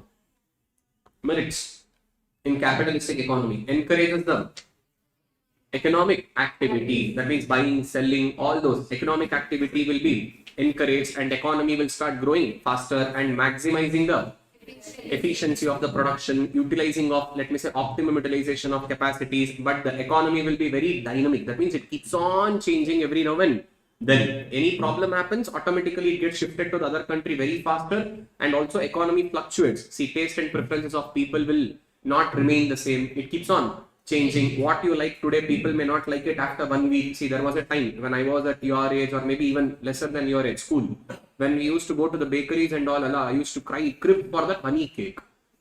One small honey cake. But today's most Gen Z people doesn't even know what is honey cake. What honey cake? Cupcake. Come to Glen, sir. Red velvet cake. Cupcake. Now you people are in the next trend. Now pastries and also out of trend. Cheesecake. What is it? Cheesecake. And upon that, hazelnut, caramel, biscoff. See, now already some people are getting water in their mouth. Even if I just take up the name also. See, the trends have changed. Now that means the entire preferences that keeps on changing. Even the way we conduct business. What is it? The way business will also change. That means environment changes very faster in a capitalistic economy. And there is a dash growth. Rapid economic growth. 1 second. Yes, it is in Netflix. Okay. Here I didn't see Chernobyl. Not a movie name, it's a web series, yeah. Remember, these years not required. Usually they don't ask so much, but if you remember, that is better. That socialistic between 1917 to 1990, those days. And rapid economic growth will be there. Economy grows very faster. And the biggest drawback, unequal distribution of income and wealth. Rich will be more richer, and poor will remain. Business will be. Why business instability will occur? Because of dynamic economy. Economy keeps on fluctuating very faster, and consumers gets exploited because we only listen to the demands of rich people. We are only satisfying the needs of rich because we are profit motive, and poor people's their demands are never heard, and misallocating the productive resources only to satisfy the rich people's demand in order to make more and more profits. So these are the demerits of capitalistic economy. Next, socialistic economy. Public ownership of all the factors of productions. Everything is owned by the CPA, public enterprise, and there is no freedom to private. Complete role of them. Such government is called as an and dash motive. There is a dash mechanism operates. But in capitalistic economy, market forces. That is market mechanism. Which mechanism? Price mechanism. Market mechanism was existing. But in socialistic economy, and there is no existence of absence of consumer, restriction of freedom of nothing. Everything is controlled by private. Doesn't have any freedom at all. Here, equitable distribution of merits and demerits of socialistic economy. Still, whatever we discuss characteristics, same thing has been divided into merits and demerits. Under this, these are some important ones which you should remember. Advantages of socialism: optimum. Because government is involving, CPA is involving, government will always try to use the resources in the most optimal way, because the resource allocation role is taken care by the CPA now. Next, satisfying them. We are more focused on welfare needs here, satisfying the consumer needs, and there is a dash distribution of income and wealth. Equal distribution of income and wealth. Biggest drawback, inaccurate calculation of.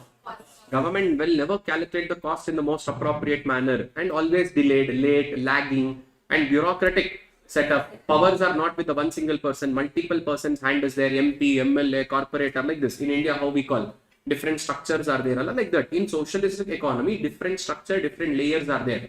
Bureaucratic setup, and everyone has to approve that. Majority should be proven, and concentration of power only in the One who is getting elected as a government, only they have a power, let me say, powers to make decision. And not just this, corruption, red tapeism, all of these are also the problems of a socialistic economy. If you have an influence, you get the services faster than any common person in the country. Like this, red tapeism, corruption, bureaucratic setup, all of these are the demerits of a socialistic. Next comes mixed economy. Now most easiest. Now combination of capitalistic and combination of full, both private as well as CPA, both will be existing. And in India, before independence, British rule was there. After independence, especially from 1950 and onwards, what is it? 19? What was that planning economy, or what was that planning mechanism in India was called as post-independence?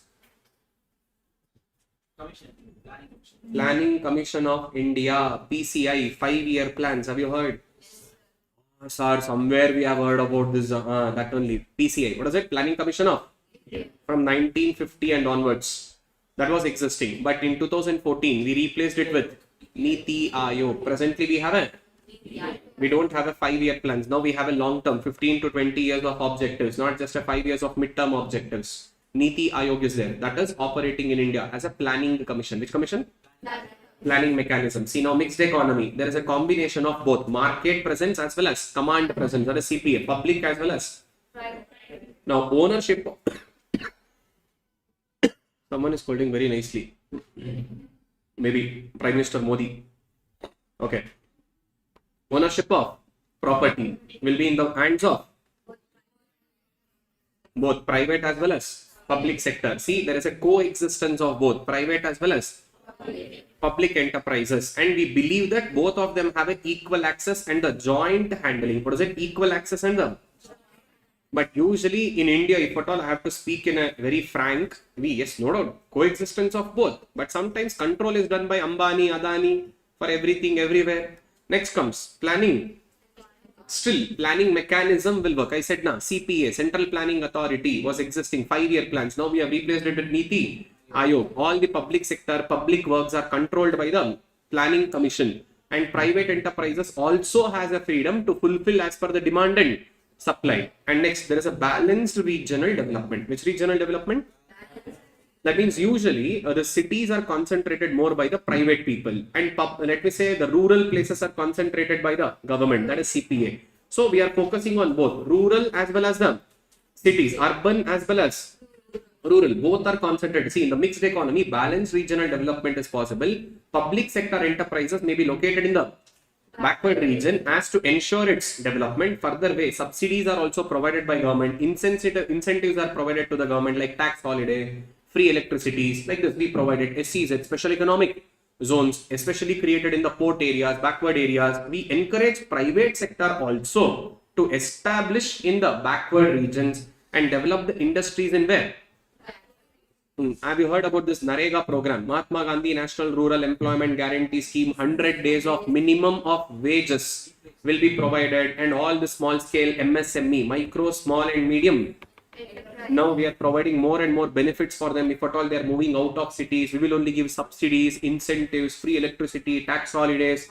So like this we encourage, but usually this private people are more focused on urban rather than rural. So usually even rural is concentrated in the mixed economy, balanced regional development. There is a dual system of pricing existing. That means for the same kind of services, we also have a private sector operating and public sector. See best example, schools and colleges. Government schools and colleges, different fees. Private schools and colleges, healthcare facility, government hospital and private hospital. Like prices are too extreme. Even service, quality, facilities are also two different aspects there. So there is a one same services, you will be having a dual system of pricing, one with respect to private, one with respect to the public. And there is a freedom of, yes, private has an ability to choose like what business to do, what kind of activity, but that rules and regulations are set by whom? Government. Yes, government intervention is there, but government don't dominate there. Government don't accept those industries reserved to the public sector. In India, as per your syllabus, only 2, but in India at the moment just 1. Atomic energy generation, even railways open for privatization, but no one is coming forward. Huge amount of losses. Who will come and take over and then make it profitable? So that is another biggest concern. So as per your syllabus, railways and atomic energy. What is it? Atomic energy. These two are specifically reserved to for a government. There you can't enter. Other than those specifically reserved by the government, in every places, private can also enter, private can also produce, but rules and regulations are created. Regulatory authorities are there. For example, RBI, banking system, regulatory authority, SEBI for securities market, IRDAI for insurance market. Like this, we have a regulatory authorities under which rules and regulations are created, and you can operate. Yes, there is a freedom. There is a freedom of enterprises in the private sector, but there is no freedom in the private sector. Always produces with the intention of, but public sector produces with them. Usually in private sector, dash mechanism will solve the basic problems, but in public sector, who will intervene? They will guide to solve the production decisions and all the economic problems, and there is a coexistence of private as well as public, but the role of private will be, as per your books, it is limited, but in real life in India, they know how to influence indirectly. Electoral bonds is there, no worries. Heard about electoral bonds? Go back today, do some R&D on this, you will understand. Next, consumer sovereignty is existing. As a customer, you can choose whether you want to buy it from the public person or from the private guy. Next, freedom of, yes, for a private sector, there is a freedom. Yes, you can choose whatever you want to do, but it has to be under the rules and regulations of a government. Yes, we are giving you a liberty, giving you a freedom. And one more point to be added here, I forgot to mention here. In mixed economy also, there is an unequal distribution of income and wealth. What is there? Where was the another place? Unequal distribution. Capitalistic economy, unequal. Socialistic? But in mixed economy also there is an unequal distribution of income and wealth. See, advantages. It combines both the advantages of capitalistic and just a read-only concept here, nothing big great. But most important is demerits. Especially from the words of Schumpeter. Now Schumpeter says, mixed economy is like a capitalism in the, it is like a capitalistic economy only. You are just giving some temporary benefits and temporary advantages to the working class of a society. Just a temporary benefit. Which benefit? You are just providing some temporary benefit. See, according to Schumpeter, it is only just a trick of a capitalist in order to cheat whom? Working class of the society by offering only and only some like social security, upliftment of deprived classes and all. Even government is cheating the entire working class. That is what Schumpeter defines. He says that in such an economy, not just a capitalism in an oxygen tent, usually there will be a dash taxes. Simple India, 18% GST. Education is a luxury in India. Sir, who said? Nirmala aunty. How much fees you paid? Upon that 18% GST also you have paid. ArivuPro fees. Fees plus GST. How much?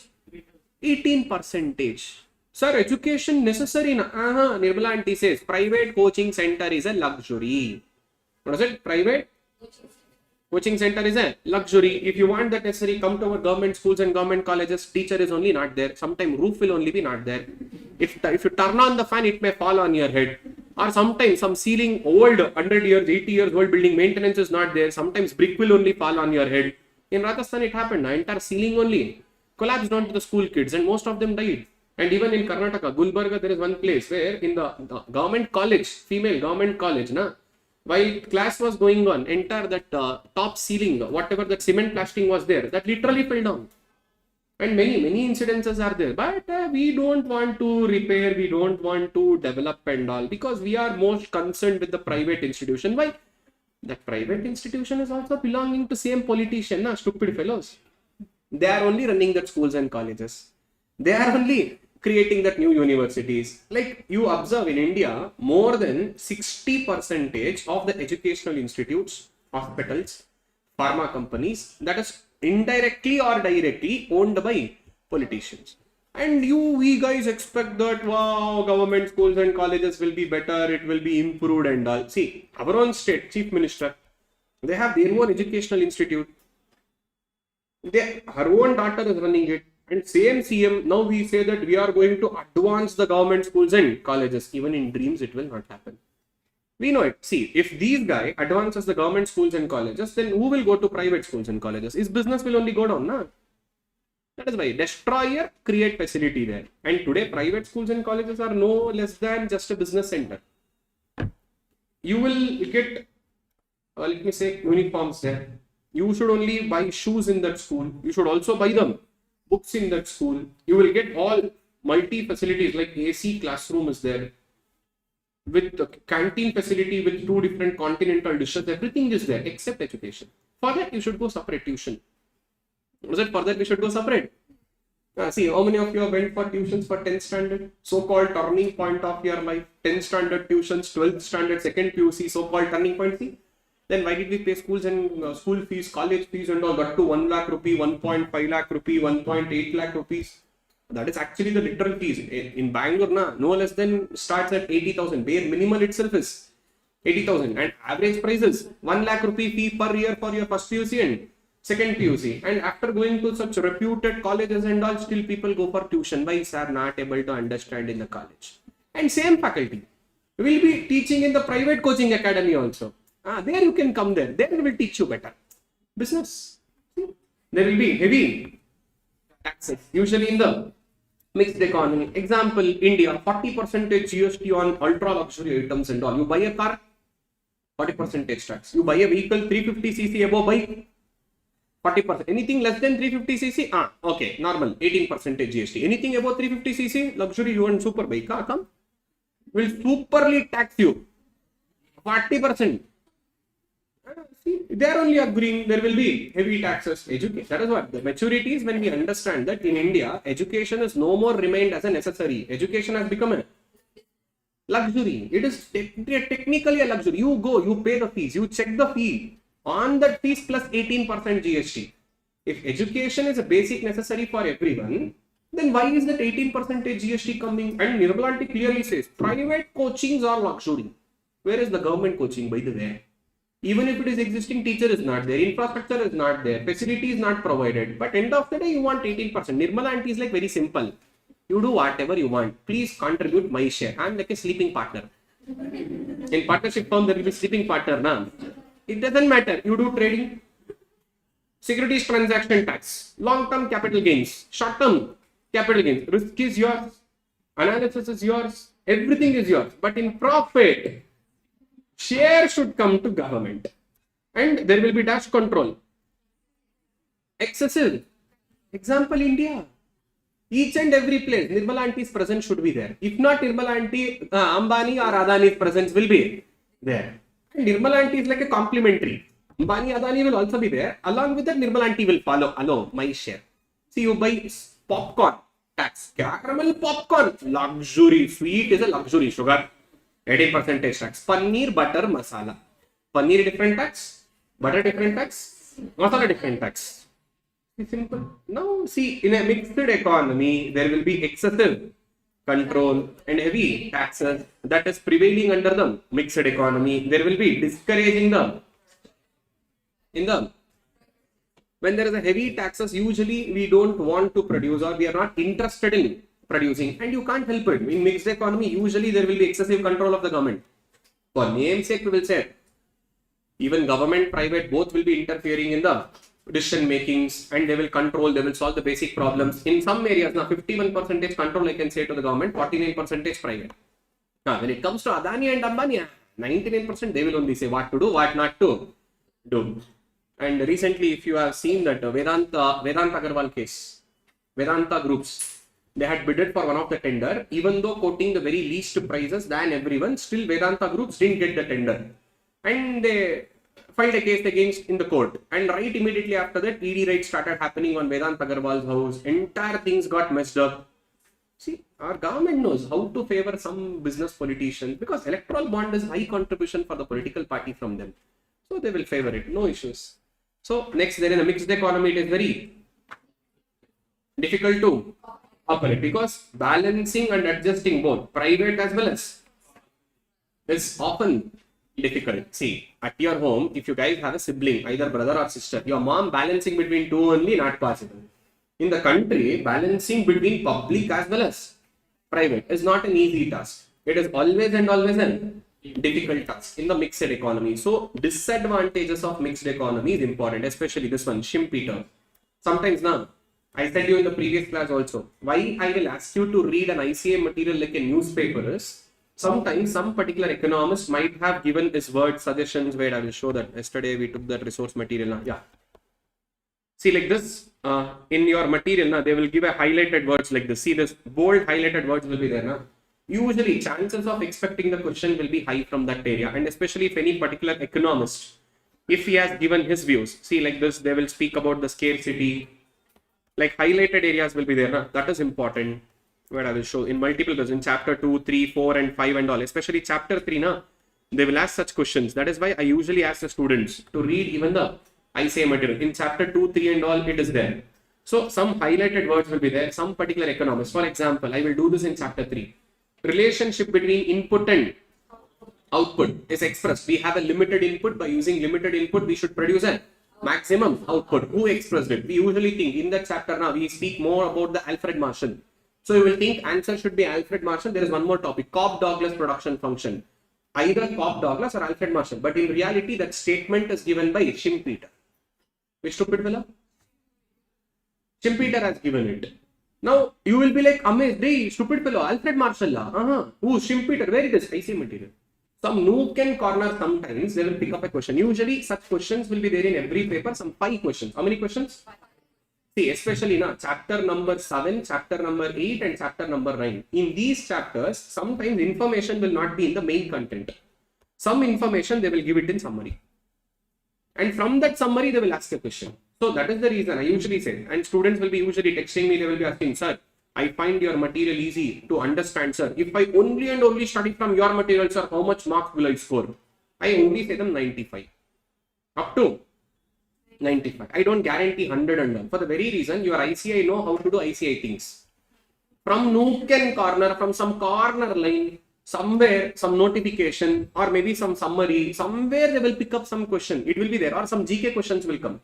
Like for example, in the Indian constitution, central list, state list, concurrent list, what comes under the state government's responsibility, central government's responsibility, like police protection, this comes under the state list. Like for example, defense of the nation, income tax, all of this will come under the central list. There is something called as concurrent list, combination of state and central. This comes under the combination of both, like GST will come, infrastructure development will come, metro train, underpass. That means there will be both will be investing together and they will be providing.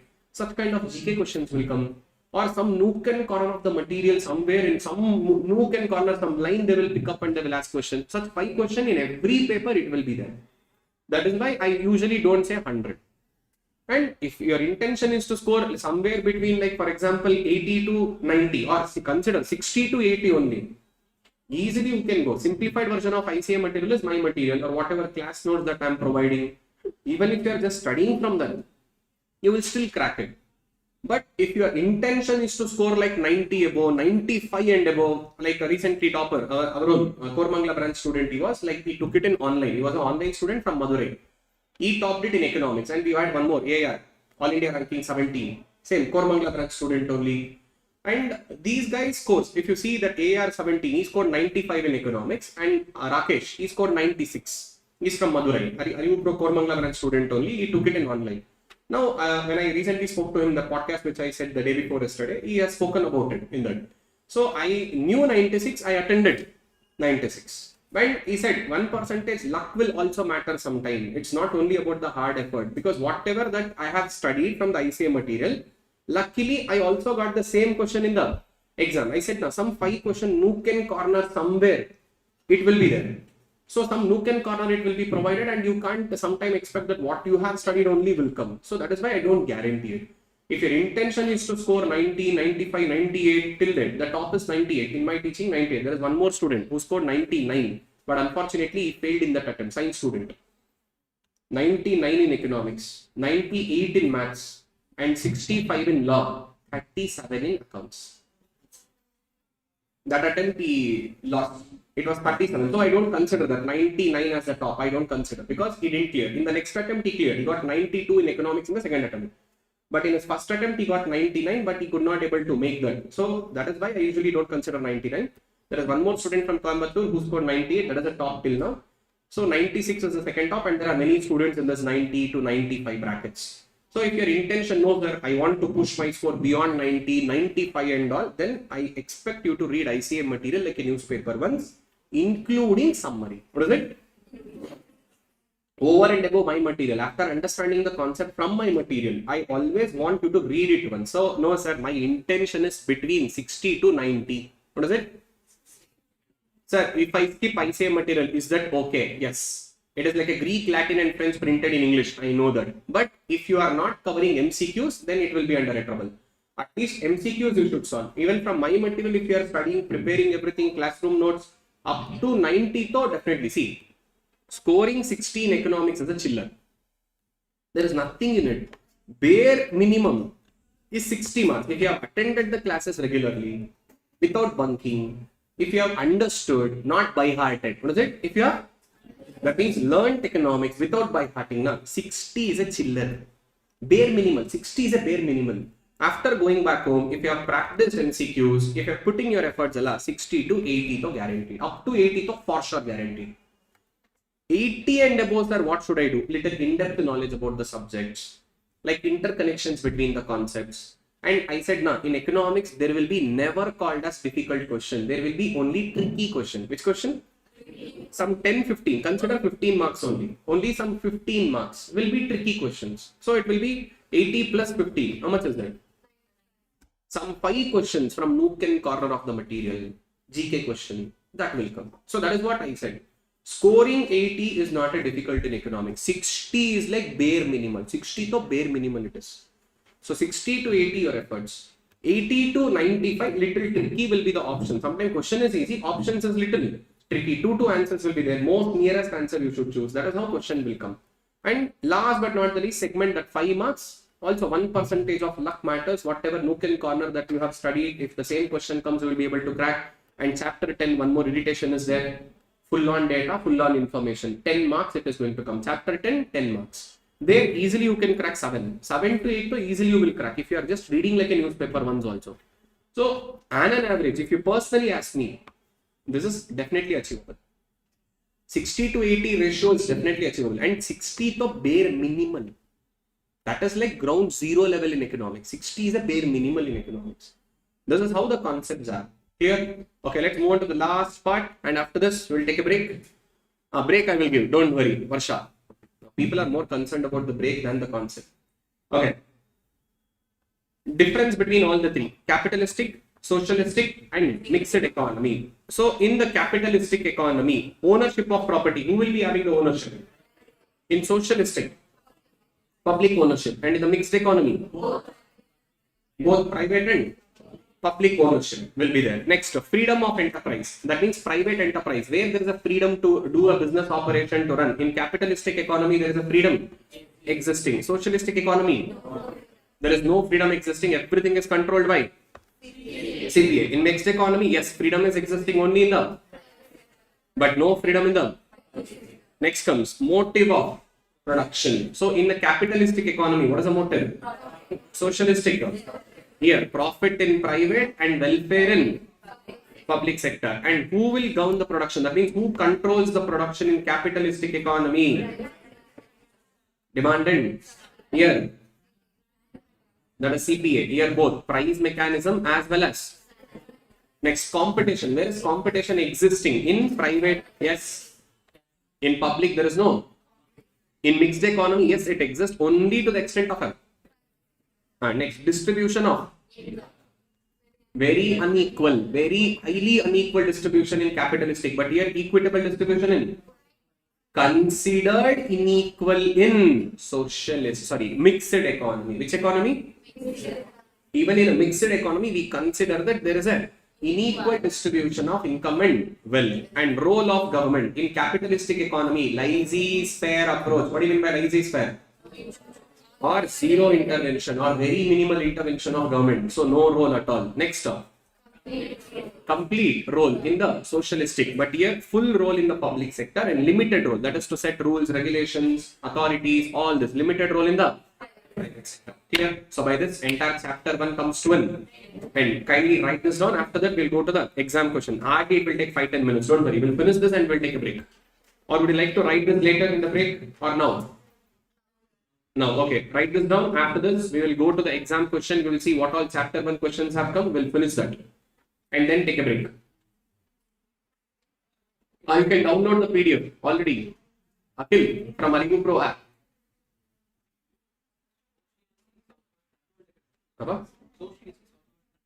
Controlled economy, command economy, controlled economy, CPR economy. These are the alternative names. When we should return after the break. So I had already instructed break is not officially 30 minutes. Official break is only 20 minutes. So Saturday itself I explained. So I will be showing the attendance after the 20 minutes of break. Last 10 minutes it will be for the attendance part. So after that, sir, I forgot to mark attendance. Can you show once again? I will say come again tomorrow, not today. So the time when I give a break, 20 plus 10. So total 30 minutes, but on dot 30 minutes, I will start back the class. But you guys have to come back, especially offline student, you have to settle down. That's the reason I say 20 minutes. Yeah. Huh? I didn't get you. Okay, spelling mistake, okay. Ignore. Some mistakes will happen when I was writing very fast. Like I have to match that speed, what I'm saying, and I should also write. So some minute mistakes will be there. Capitalistic economy, free market economy, private run economy, or laissez-faire economy.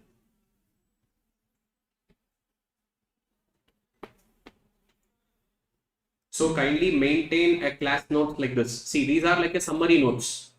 Whenever you are studying, preparing at last, you need not to have like South Indian Thali full 5 books, 2 books, 3 books, one ICAI material, my material. Handwritten notes, your own summary notes like this. If you are preparing, it will be easy. And chapter 2 onwards, I will only give. I will only make you to write in the class along with my study material. Whatever is there, I will make you to write things in the class. 2, 3, and 4, especially. Chapter 2, 3, and 4. When I will show QR code. I said now, last 10 minutes of the break, not now. Kindly come back. I will give a break. After giving a break, 20 minutes. Majority of the factors of production and economic resources are in the control of private enterprise. Point number 2, profit motive. Point number 2, profit motive. Point number 3, market forces, that is demand and supply will operate in the economy. Demand and supply will operate in the economy. Point number 4, right to property. Point number 5, private enterprises have full freedom. Government intervention is almost zero or very minimal. So that is what we call laissez-faire approach, a Latin phrase.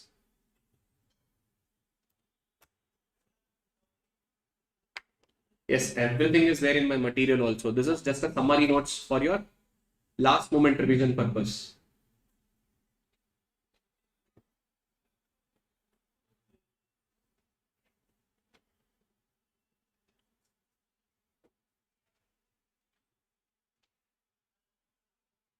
Yes, wait, I will show. The others are still writing this. So private enterprises have full freedom. That is, government intervention is almost laissez-faire approach. Point number 6, consumer sovereignty. That is, choice making ability is not restricted. Underline the word not. Consumer sovereignty, choice making ability is not restricted. Point number 7, unequal distribution of income and wealth. And point number 8, competition exists. What exists? That one point we forgot to write here. There is no competition in socialistic economy, but competition is existing in capitalistic economy. Sir, we can't see the screen. Are you watching the class in mobile phone, Akhil? Zoom out. If I zoom out, you will not even see anything.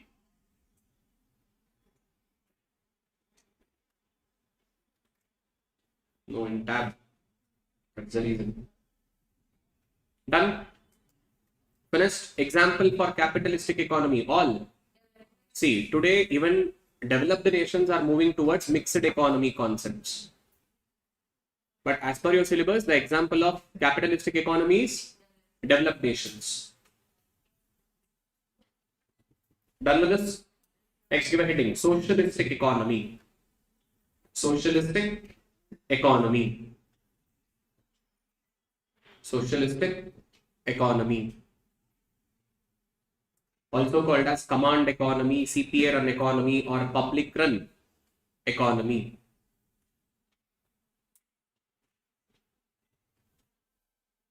You guys are very slow in writing. Online students, they are like, sir, can you show the previous slide? Varsha, done? Today, people have turned up. See, 95 students in online today. 95.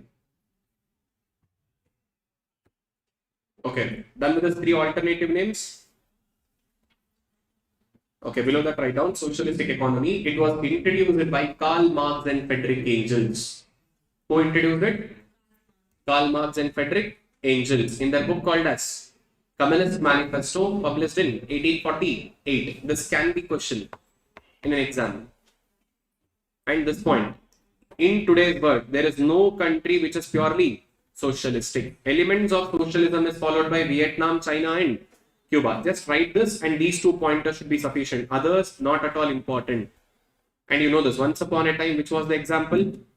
USSR, presently called as Russia, between 1917 to 1990. Just write this. Who introduced the socialistic economy? Karl Marx in their book called as Communist Manifesto, published in 1848. Published in 1848. Below that, there is no country in today's world, they are purely socialistic. There is no country in today's world, they are purely socialistic. Elements of socialism is followed by Vietnam, China, and Cuba. Elements of socialism is followed by Vietnam, China, and Cuba. Shall I change it? Done? You guys are really slow in writing, man. Don't worry. Everything, whatever I explained, everything is in my material only. This is just the summary notes, what you are writing. From next chapter onwards, proper class material, class notes, everything we will maintain for 2, 3, and 4, especially microeconomics. Right on. Point number 1, characteristics. Complete factors of production and economic resources will be in the control of CPA or public. Command, CPA, and public run. Command economy, CPA run economy, and public run economy.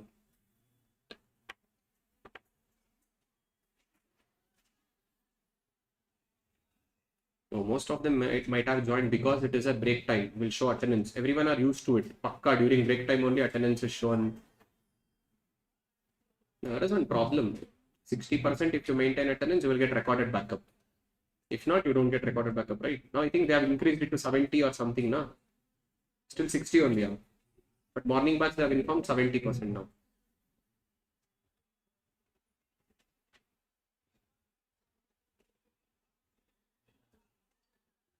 Done. Welfare motive. So planning mechanism will control the economy. That is CPA, planning mechanism, and licensing is existing. Point number 4.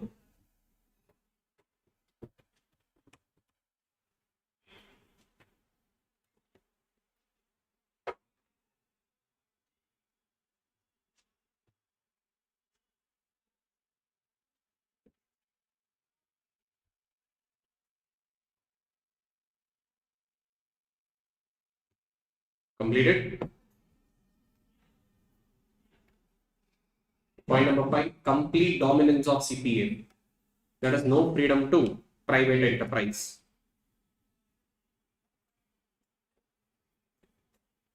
Complete dominance of CPA. There is no freedom to private enterprise. Point number 6, consumer sovereignty is restricted.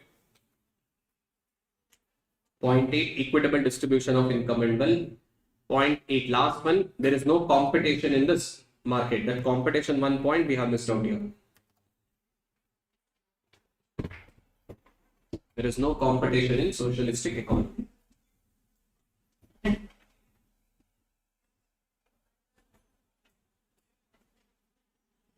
See, sometimes because of the concept, I may not give a break on dot. Like I said, no, depends on concept. Once we are done with the concept, we'll take a break. Hard stop exactly at that time, that will not be possible usually in economics class. After this, just 5 minutes, we'll finish all the questions. Already unit 1 questions we have completed, right? Saturday, did we do the unit 1 questions? Only the unit 2 questions are pending then. Done? In morning batch, already demand, supply, both are done, and chapter 4, unit 2, I started today. For them, Saturday, Sunday, Monday, 3 days, continuous class I took. Yesterday, 6 hours, 7:30 to 1:30 class. Next Sunday for you guys, 7:30 to 1:30. Or if not, if it is from 8 to 2 or 2:30. For you guys, every Sunday. For them, only one single Sunday. Because for them, every day we are taking 45 minutes extra. For you guys, only 4 hours in a day. But for them, almost like 4.5 hours a day. Every day, almost. When I say I will stop the class at 12:30, I've never done it. It goes till 12:45 or sometimes till 1. In morning back, usually I will extend it every day. 15 minutes already, half an hour extra. Upon that, another 15 minutes extra. So that's the reason, to compensate, to match. Only for you guys, we will take on every Sunday. Only Korbangla branch, every Sunday. Morning Malleshwaram, I usually avoid. Anyhow, I took for them yesterday. For you guys, there was no holiday. Last batch got over law. That was on Thursday. I started on. I said Friday your law class got over. Saturday I started. So one day, enjoy. Holiday. Anyhow, next 2 Sundays you will not have any holiday. Baba, in between, no Ganesha festival, no Deepavali, no Ramzan, no Bakrid. Whatever public holiday comes, don't expect holiday. No, only I'm saying. Done? Now we'll go to the exam questions. Okay, have a look. Okay, chapter 1. Yeah. Mixed economy in the real world comprises of what? Okay, consumers' opportunity is a feature related to which of the following economic system? Consumers' opportunity usually lies in fair economy, but it is restricted in socialistic economy. Next, which of the following area is related to macro? Already yesterday we did this. Day before yesterday, sorry, not yesterday. Okay, which of the following factor is not related to them? What to produce? Yes. How to produce? Yes. For whom to produce? Yes. When to produce? Is it there? No. See, such a silly question. See, 1, 2, 3, 4. 4 questions from this unit and only 1 question from the unit 1. Next, Jan 26 attend paper. Okay.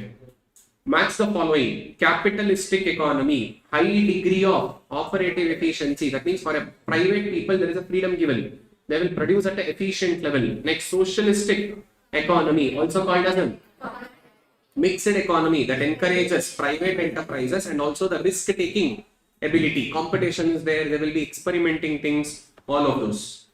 Next, which of the following is an normative? Already we discussed it. Okay, which of the following is not covered in micro, taken care? Next, precedence of property rights over human rights. That means we don't have human rights. We have which rights? Right to property. Which economy? Human rights. That means welfare motive. Which economy?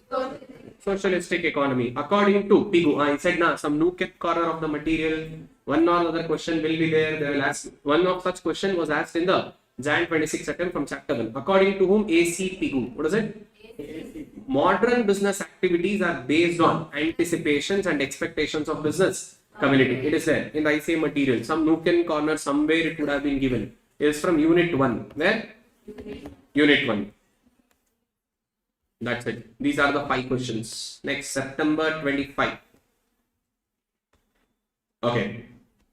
See, I said they will give information about one single firm and they will be analyzing. See, an ice cream company is planning to expand its business. Before making decision, it studies various economic factors such as consumer pricing strategy, employee wages, ideal location. That means only about one single ice cream company, individual firm, individual aspects comes under micro or macro.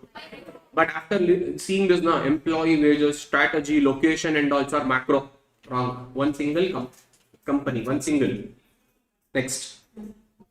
Which of the following statement is with respect to relatively inequality of income distribution in the society? No. Equitable. Freedom from hunger is guaranteed because equitable distribution of income. But consumer sovereignty gets Definitely yes. Next, market forces play the major role. Which forces?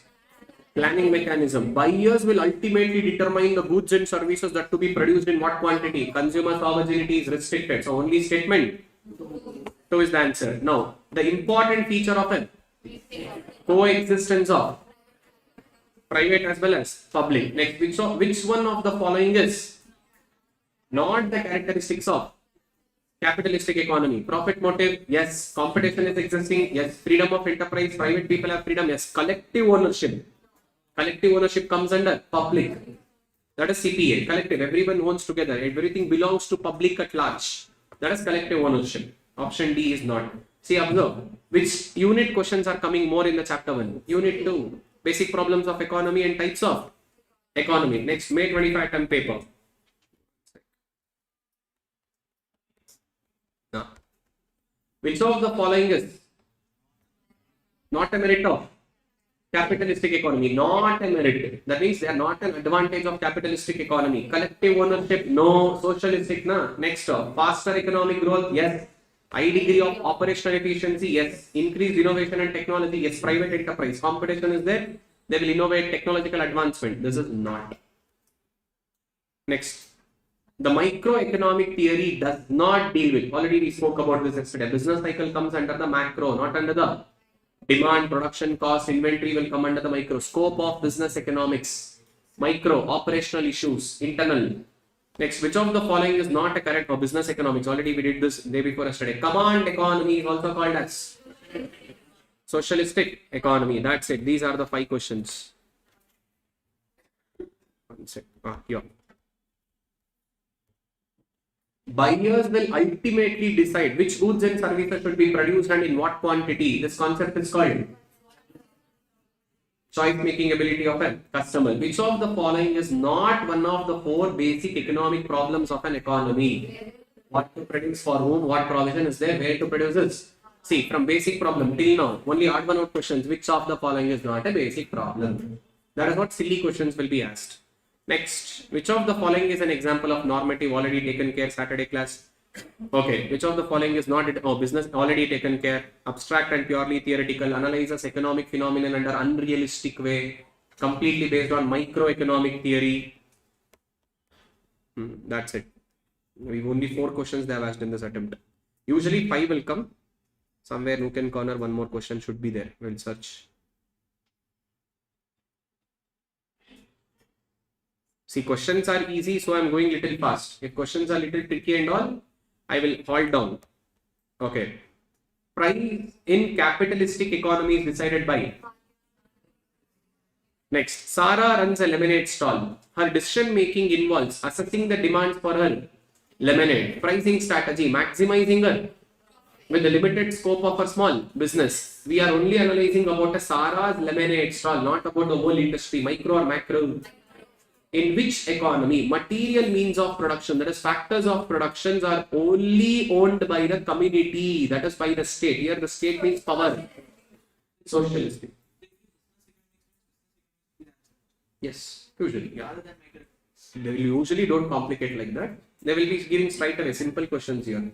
Next, in which economy material means of production? Okay, already we decided whole community. Next, which of the following is related to the total arrangements for the production and distribution of goods and services? This is economic system. What is it? Economic system. The way we operate in the economy, like capitalistic economy, socialistic economy, that means which is related to the total arrangement, whether private will be dominating or public will be dominating, all those. Next, business economics is basically concerned with which economics? It largely takes a decision based on the microeconomic, economic tools, demand, supply, cost, price, market. Clear? So these are the 5 questions. So chapter 1, how many questions will come? In that, most question comes from hardly 1 or 2 questions from unit 1. That's too easy. See here, 5 on 5, you can crack it off. Clear? Yes, ma'am. Which one now? Clear? Understood? Okay, now the time is exactly 6:30. What is it? Exactly?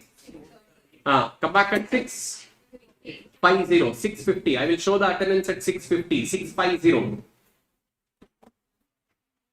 I will take a break. I will pause the video till then. And for YouTube, we can't pause, it will be running. So students, come back after 20 minutes, or you can come back after 30 minutes, no problem, YouTube students. So for YouTube students, break till 7 a.m. This is for YouTube. For our students,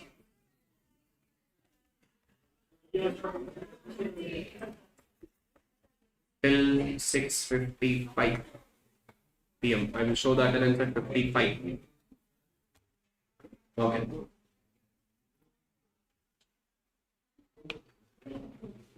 Oh, sorry. AM, I have written AM, PM, PM.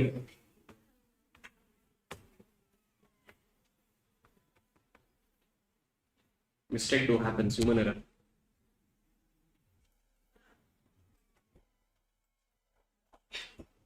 You are the one who texted me, right? Still wondering how come evening batch students got my number like already. I think day before yesterday or yesterday you texted some 5-6 questions. Okay. ಏನಪ್ಪ unit 6 ಇಂದ 9 ವರೆಗೂ ಸಾಕು 10 ಬೇಡ.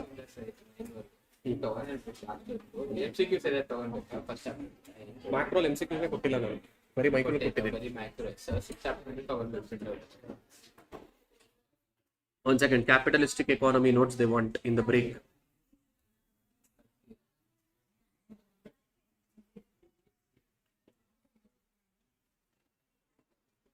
Sir, any exams after the chapter? Yes, we will conduct it, they will announce it. But I have to conduct simultaneously for morning, evening. So morning batch, still chapter 1 is not done. For you guys, we'll take it later. Capitalistic economy, who is that by the way? One second.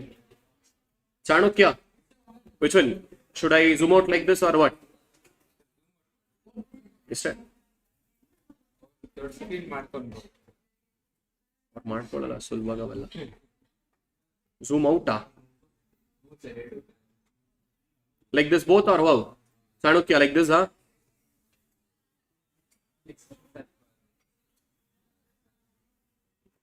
Okay.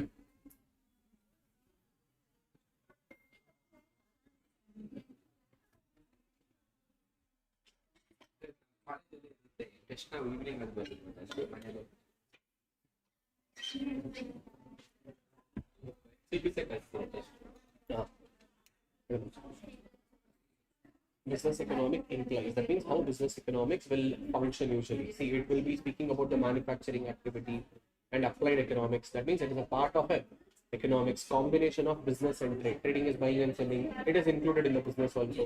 And business is done with the intention of profit motive, business and combination. So business economics is for everything. Yes, madam. From today. Okay.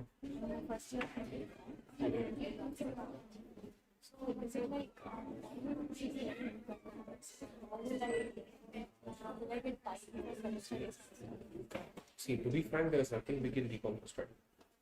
My personal opinion. You may feel it different. If you have completed with the foundation, once you enter the CA intern, you will get to know that 3 years you have literally wasted everything. Until then, students don't realize that. But if you feel like no, CA is just an optional to me, I'm giving it right, it may happen or may not happen. If this is the mindset, focus there much, you give it here. I'm not saying that don't do it at all. Time management you're speaking. Why did you join the regular week? Final bit of degree ಬೇಕು ಅಂದ್ರೆ ಇಲ್ಲ ಅಂತ ಹೇಳ್ತಾರೆ, but ಅಂದ್ರೆ CA intention ಅಂತ ಅಂದ್ರೆ it's better to focus more year. ಅಂದ್ರೆ interview ಬಂದ್ಮೇಲೆ ನೀವು ತುಂಬಾ ಟೈಮ್ ಬೇಕು. ಏನು ಮಾಡೋಕ್ಕಾಗಲ್ಲ, ಕುತ್ಕೊಂಡು ಹೋಗ್ಬೇಕು, ನಿದ್ದೆ 1-2 ಅವರ್ ಕಮ್ಮಿ ಮಾಡಬೇಕು, ಫೋನ್ ಯೂಸ್ ಮಾಡೋದು ಕಮ್ಮಿ ಮಾಡಬೇಕು, ವೀಕೆಂಡ್ ಅಲ್ಲಿ ಫ್ರೆಂಡ್ಸ್ ಜೊತೆ ಹೊರಗಡೆ ಹೋಗೋದು ಕಮ್ಮಿ ಮಾಡಬೇಕು. ಅಷ್ಟೇ, ಅಲ್ಲೂ ಹೋಗ್ಬೇಕು, ಇಲ್ಲೂ ಮಾಡಬೇಕು, ಎಲ್ಲರಿಗೂ 24 ಗಂಟೆನೇ ಇದೆ. ಈಗ ಯಾರು ಒಂದ್ ಕಡೆ ಕಂಟ್ರೋಲ್ ಮಾಡಬೇಕು. See, understanding wise, it will happen in the class. After going back home, the major thing is you have to sit and practice the questions. That you should focus the most. Average ಅಂದ್ರೆ 1 hour ಸಾಕು. ಪ್ರತಿದಿನ ಅದು consistency follow ಮಾಡ್ತೀರಾ ಅಂದ್ರೆ 1 hour ಸಾಕು.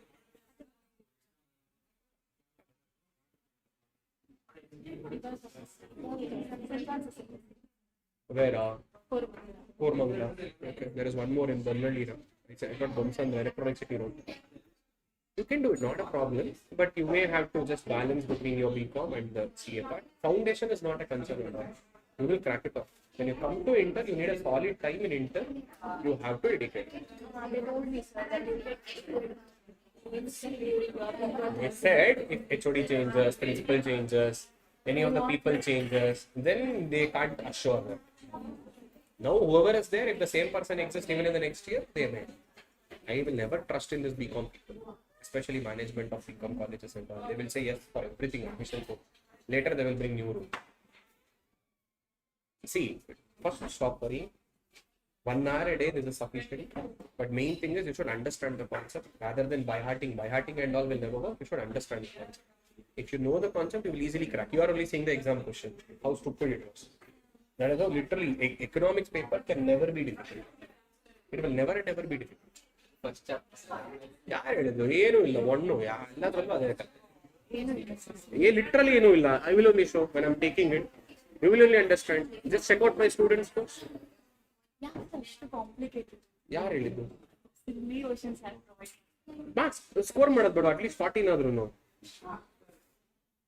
ಎಲ್ಲ difficult ಕೊಟ್ಬಿಟ್ಟು help pass ಆಗ್ತಾರೆ ಆಮೇಲೆ ಇನ್ಸ್ಟಿಟ್ಯೂಟ್ ಬಾಗ್ಲಾಕೊಂಡು ಹೋಗ್ಬೇಕು ಪಾಸೇ ಆಗಿಲ್ಲ ಅಂದ್ರೆ ಇಂಟರ್ಗೆ ಯಾರು ಬರ್ತಾರೆ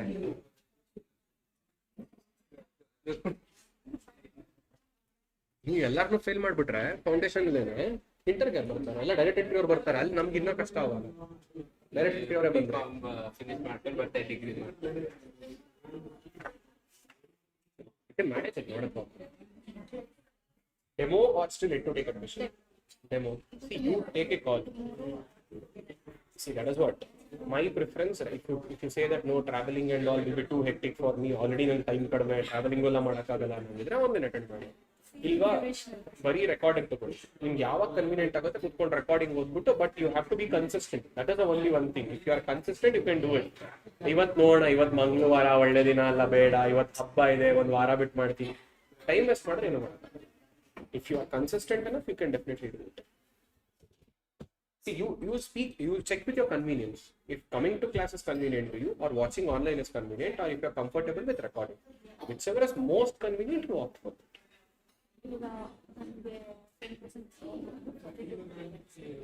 GST included. GST ಬಿಟ್ರೆ ಏನು ಲೆಕ್ಕ ಇಲ್ಲ, ಅವೆಲ್ಲ GST ಬಿಟ್ರೆ ಎಲ್ಲರಿಗೂ ಒಂದೇನೆ.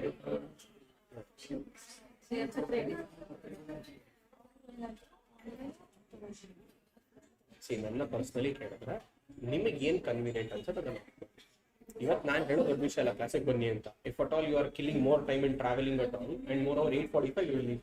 If you go back home at 9:30, 9:45 you will be exhausted already and no book opening and all, straight away flat. Even I have crossed your age.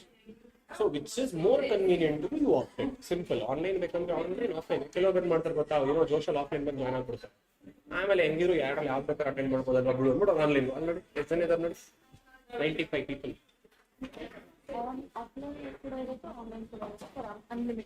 That is why the fee is more. With kids, they will pay more and they will take enjoy of benefits of both. But if you have only taken online, then you can't come to class only online. That is what I'm saying. Don't regret later. Whichever is more convenient to you, you opt it. And later refund and all will not happen. Sunk cost, fees once paid cannot be refunded. That is why you take a call. What is more convenient to you? If you are okay to watch record, watch record. If you are okay to attend online, attend online. ನನಗೆ ಅದೆಲ್ಲ suit ಆಗಲ್ಲ sir, ಮುಂದೆನೇ ಬಂದು ಕೂರ್ಬೇಕು ಅನ್ನೋದು ಕೂರಿ, ಅದೇ ಹೇಳ್ತಿರೋದು. But when you are coming here, be ready. You will kill the time in travelling. Some issues are there, but you have to be ready for it. If rain comes, you have to manage things. Just anyway. Take some questions over there.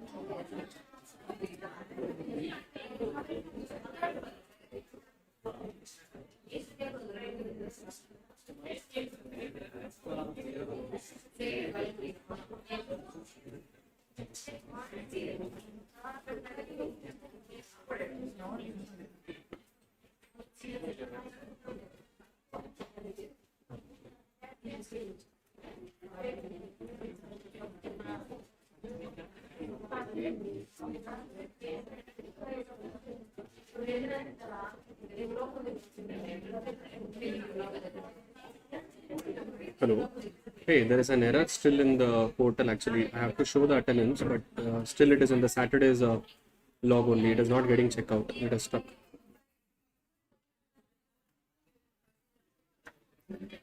Right, I have disconnected. I have connecting, but YouTube Live is also going on.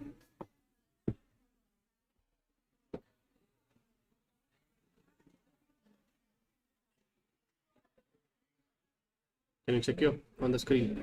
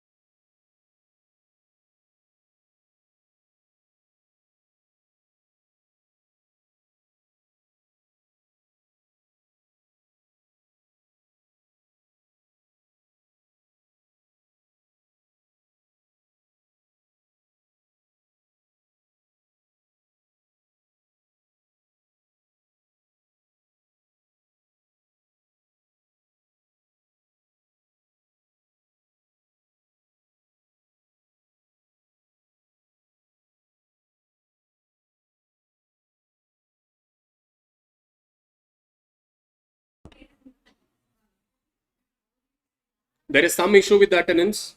They will rectify it. We have to wait. I will show it in the middle, not a problem. But today, no attendance only. Enjoy. Everyone marked present.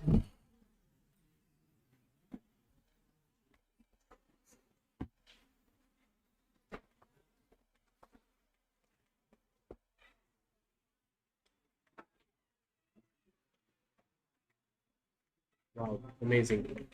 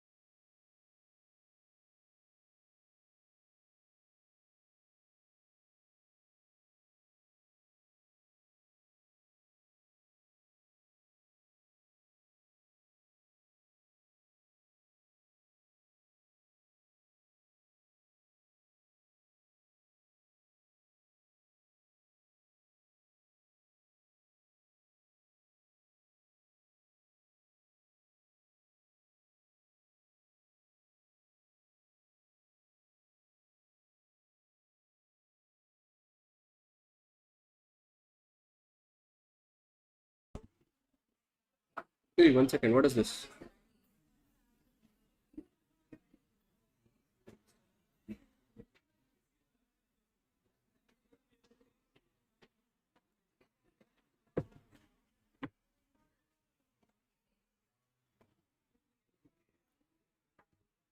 Finish the attendance.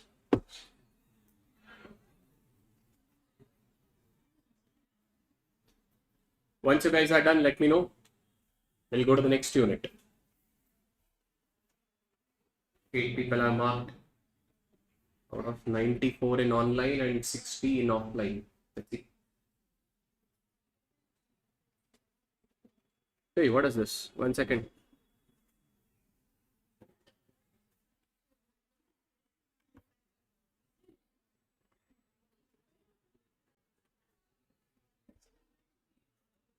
Hey, 1 second. There is an error. Yeah.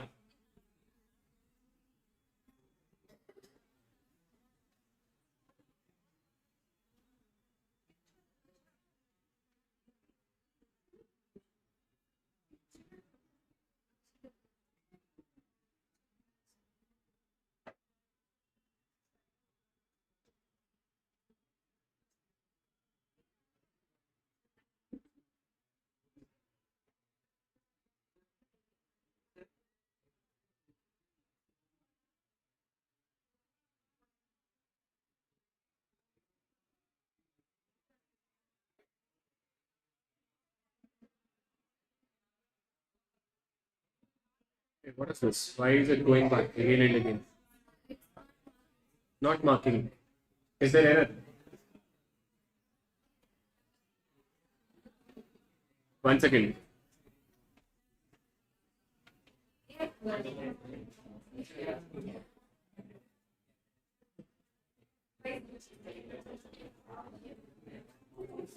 Give it a try. 80 of them have already marked attendance.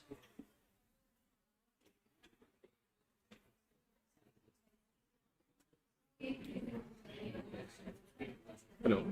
Many of them are unable to mark their attendance. They are getting some error, it seems, while marking attendance. But it shows 82 have already marked the present, but few of them are getting error even in online also. And automatically this QR is going out. That is getting shed out. Now, can you see this screen on the, like this, it is automatically going out. And even if I try clicking on this, nothing is appearing. It takes time.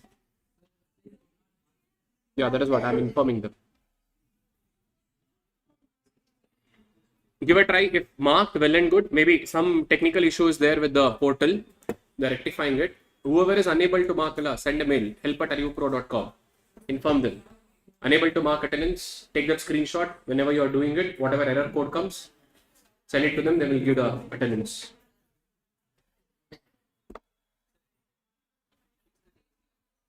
Where is the AC remote, by the way? Anyone having MI cell phone, they can operate it from that. Yeah. AC remote. It is not there here. Start attendance. Give it a try last time. If works, well and good. If not, leave it. Don't worry.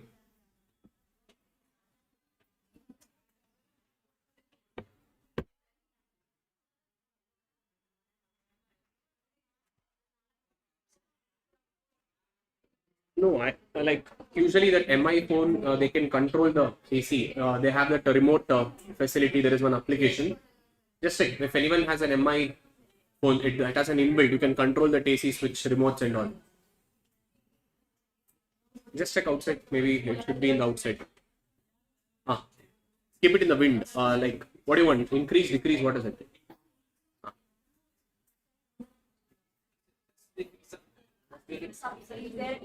Just check. There should be some AC remote outside. The students will be having that. They will be studying. They will be having that AC. That remote you can come and operate it. Take that and come. Yeah, outside. The students are studying the study area over there. Just ask AC remote. Someone is operating it. The sound that comes. He's operating. Yeah. Turn off the screen. Okay. Set it on. We'll start the next chapter.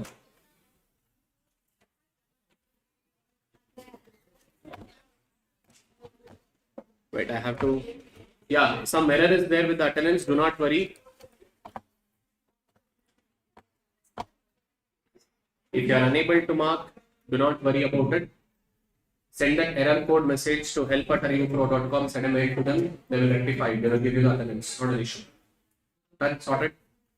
Online students done, taken care. We'll go to the next unit. Okay.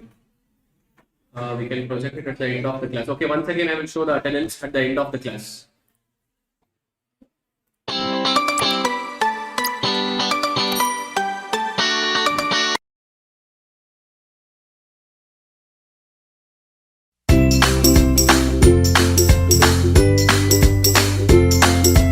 Okay, so we are done with the chapter 1. So we are going ahead with the chapter 2. So as per the flow, now we will go as per the proper flow. So first and foremost, we are starting with which chapter? Chapter 2, Unit 1, Demand. Here. After that, we'll go with the, after completing the chapter 4, Unit 2 will start. So give a heading. Chapter 2, Unit 1, Demand. Chapter 2, Unit 1. Demand.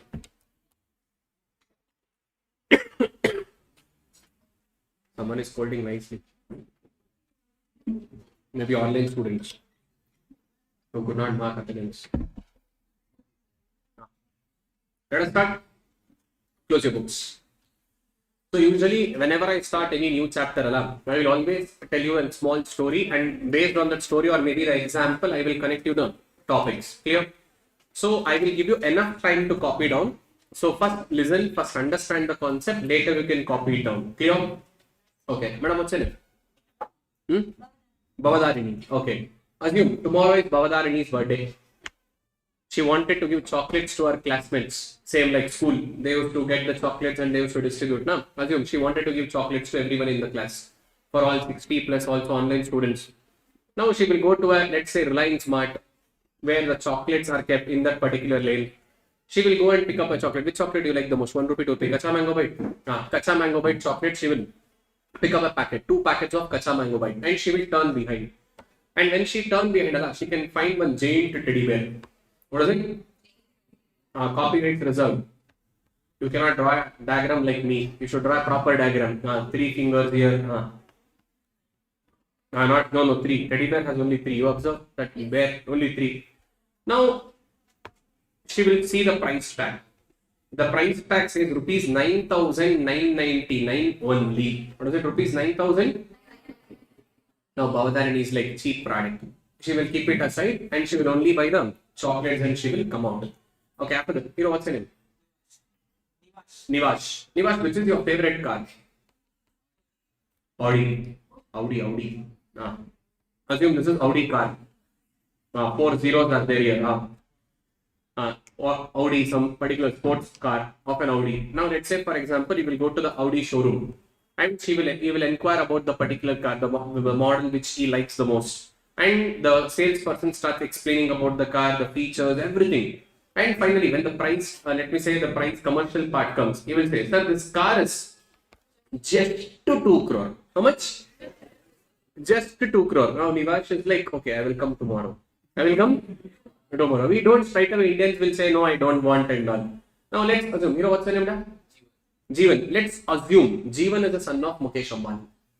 What is it? Jeevan is the son of Mukesh Ambani. And Jeevan and Nivash are best friends. Now Nivash will say to Jeevan, hey Jeevan, last year because of COVID and all, you didn't gifted me anything on my birthday. Tomorrow is my birthday. What is it? Tomorrow is my birthday. I want you to gift my favorite car. Jeevan is like, which car do you want? Tell me. At my home there is a fleet of cars. I will get one. Not your car and all. I want a new car. I want a... Now next day, Jeevan and Nivash. Now these two people will go to the same car showroom because Nivash said, nah, I will come tomorrow. Now they will go to the same car showroom. The salesperson starts explaining. Now Jeevan is like, hey, stop your bakwas. What is the price of the car? Sir, just 2 crore. Come here, take this check.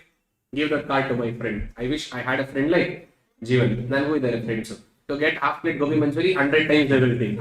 All stupid fellows. We should also have a friend like Jeevan who can gift a car to us. Now Jeevan is gifting a car to whom? Nivash. So 3 examples. First one, what is the name? I forgot. Bhava. Okay, Bhavadarini, Bhava. Now she went to a departmental store or a mega mart and she saw a teddy bear. Now, madam, do you like teddy bear? What stupid question you are asking to a girl child. Do you like teddy bear? Definitely, yes. Obviously, yes. Now she saw a teddy bear. She saw a price tag. After seeing the price tag, do you still like it? No, cheap product. She will come aside. Now got it. Why I asked? Okay. Now, based on these 3 examples, I will connect you to the demand concept. In order to call it as a demand, there are 3 conditions. How many conditions? 3. Which are those 3 conditions? First and foremost, desire to buy. What is it? Desire to buy. Second one, ability to pay. What is it? Ability to pay. And willingness to. Superb. Willingness. One second. Willingness to spend. Only when all the 3 conditions are satisfied, then only we can call it as a demand. Now, Bhavadarini, did you had desire to buy a teddy bear after looking into it? Yes, sir. I had a desire. Okay, were you ability to pay? Did you had an ability to pay just 9,999 for a teddy bear? No. Suppose if you had enough money with you at your bank account, were you willing to spend on a teddy bear 9,999? Which mad fellow will give 10,000 and no? Okay. Now let's say Nivash, did you had a desire to buy your favorite car? Yes. Did you had ability to pay? That is why who is my friend? Son of Mukesh Ambani. Next, assume if you had enough money with you in future, will you be ready to spend on your favorite car? Sir, yes. Now next comes Jeevan. Did you have desire to buy the car? A fleet of cars already at my home. He doesn't even have a desire at all, but he went for his friend. Does Jeevan have ability to bid? Sir, again stupid question. Who is he? Son of Mukesh Ambani. And you are asking his ability to pay. Definitely yes. And was he willing to spend money? Yes, that is why he gifted a car. No? Now observe, any one or the other conditions are missing in my example. See, in Baba's example, she didn't had ability to pay and willingness to spend. But in Nivash example, he didn't have ability. But in Jeevan's example, he didn't have desire. Only when all the three conditions are satisfied. What is it? Only when? We call it as a demand. So which are the three conditions? Desire to buy, ability to pay, willingness to spend. Only when all the three conditions. Now same to same. Instead of three condition in your ICAI material, now one beautiful statement is given. Desire backed by a purchasing capacity with a willingness to spend is called demand. What is it? Desire backed by a purchasing capacity with a willingness to spend is called. Did you understand anything? No. That is why Greek, Latin and French printed in English. Let me write it. Desire backed by a purchasing capacity with a willingness to spend. Now observe, the first and foremost, desire, that is nothing but a desire to buy, backed by a dash capacity, that is nothing but a last but not the least. Now the same statement has been given as a three conditions, nothing new there. So desire backed by a purchasing capacity with a willingness to spend, that is called as a demand, or in a very simple terms we call it as three conditions. Which are the three conditions? Desire to buy, ability to pay, willingness to spend. Or else another way of understanding, any commodity, what is it? Any commodity at a given point of time. What is it? At a given point of time for a given price. What is it? For a given price if customer is ready to purchase. What is it? If customer is ready to purchase, it is called as demand. Now observe, any commodity, I did not specify only this product A, product B, nothing, like any commodity at a given point of, for a given, if a customer is, again three conditions only, na? Time, price, readiness. What is it? Time, price, readiness. All three should be satisfied. Let's take up an example. Assume this is cricket bat used by Rohit Sharma to score double century. Used by Rohit Sharma to score. Now I want to sell this bat for 1 crore rupees. Now our son of Mukesh Ambani, Jeevan will say, our Mumbai Indian player, I want it. That means any commodity, cricket bat, at a given point of time. Now 1 crore given price. If customer is ready to purchase, even this is called as a demand.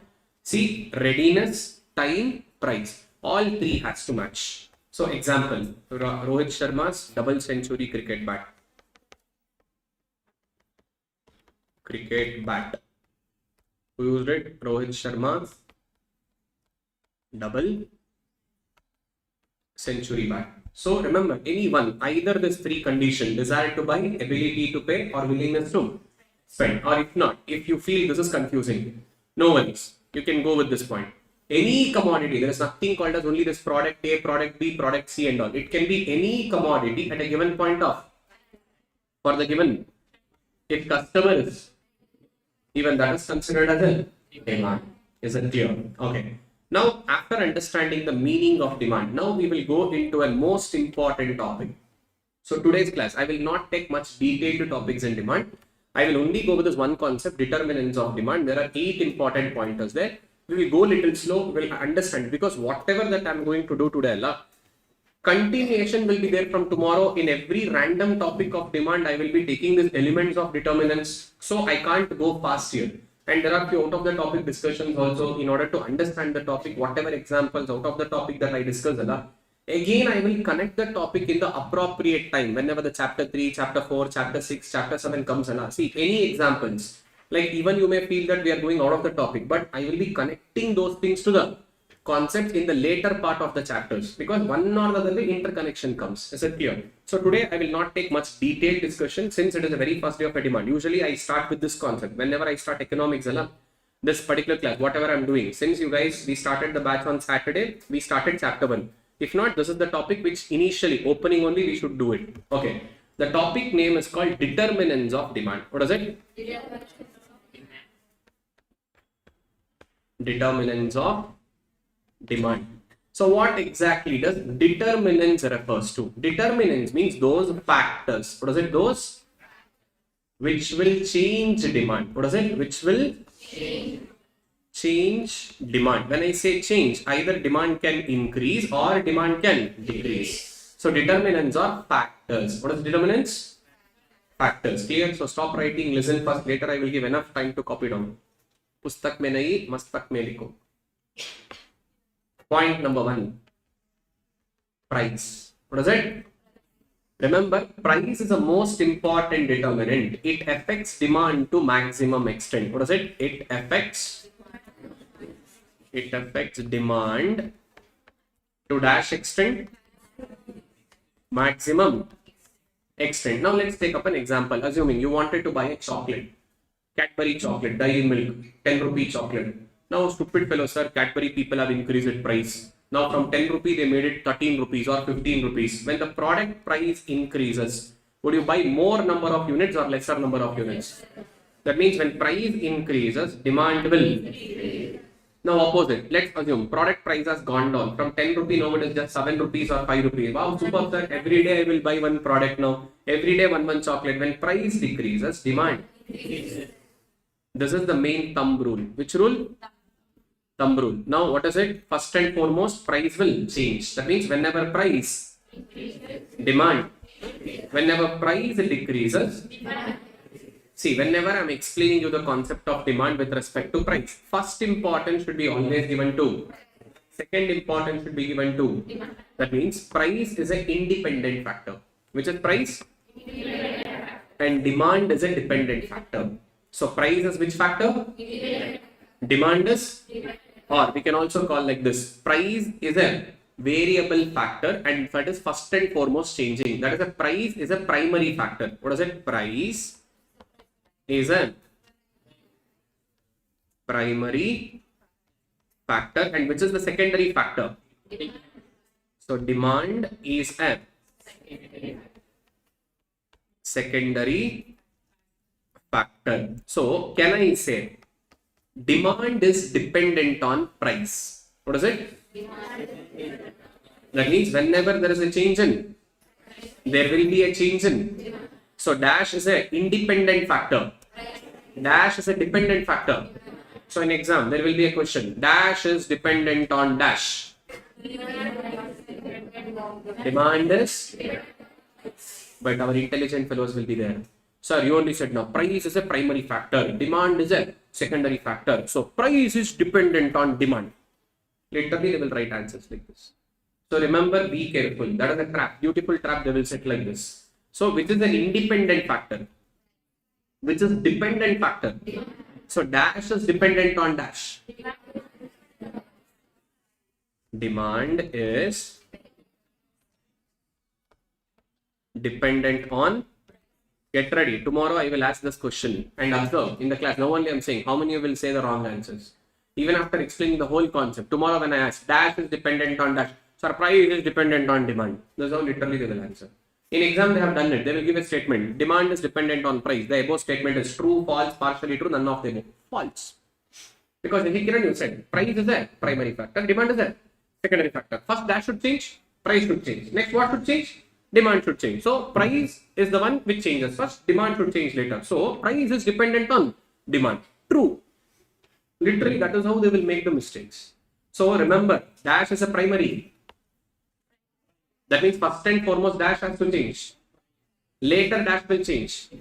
Even when I'm asking you a question, first importance should be always given to. Suppose if price increases demand. If demand decreases price. Wrong notion. First importance should be given to what? But understood. So first and foremost, primary importance is always given to, and price affects demand to a dash extent, maximum extent. Is that clear? Now, there is a relationship between price and demand that is always expressed in the form of mathematical equation. We call it as a demand function. What do we call it as? Demand function. So it is a relationship. What is it? Relationship between price and demand. What is it? Price and demand expressed in the form of mathematical equation. What is it? Express in the form of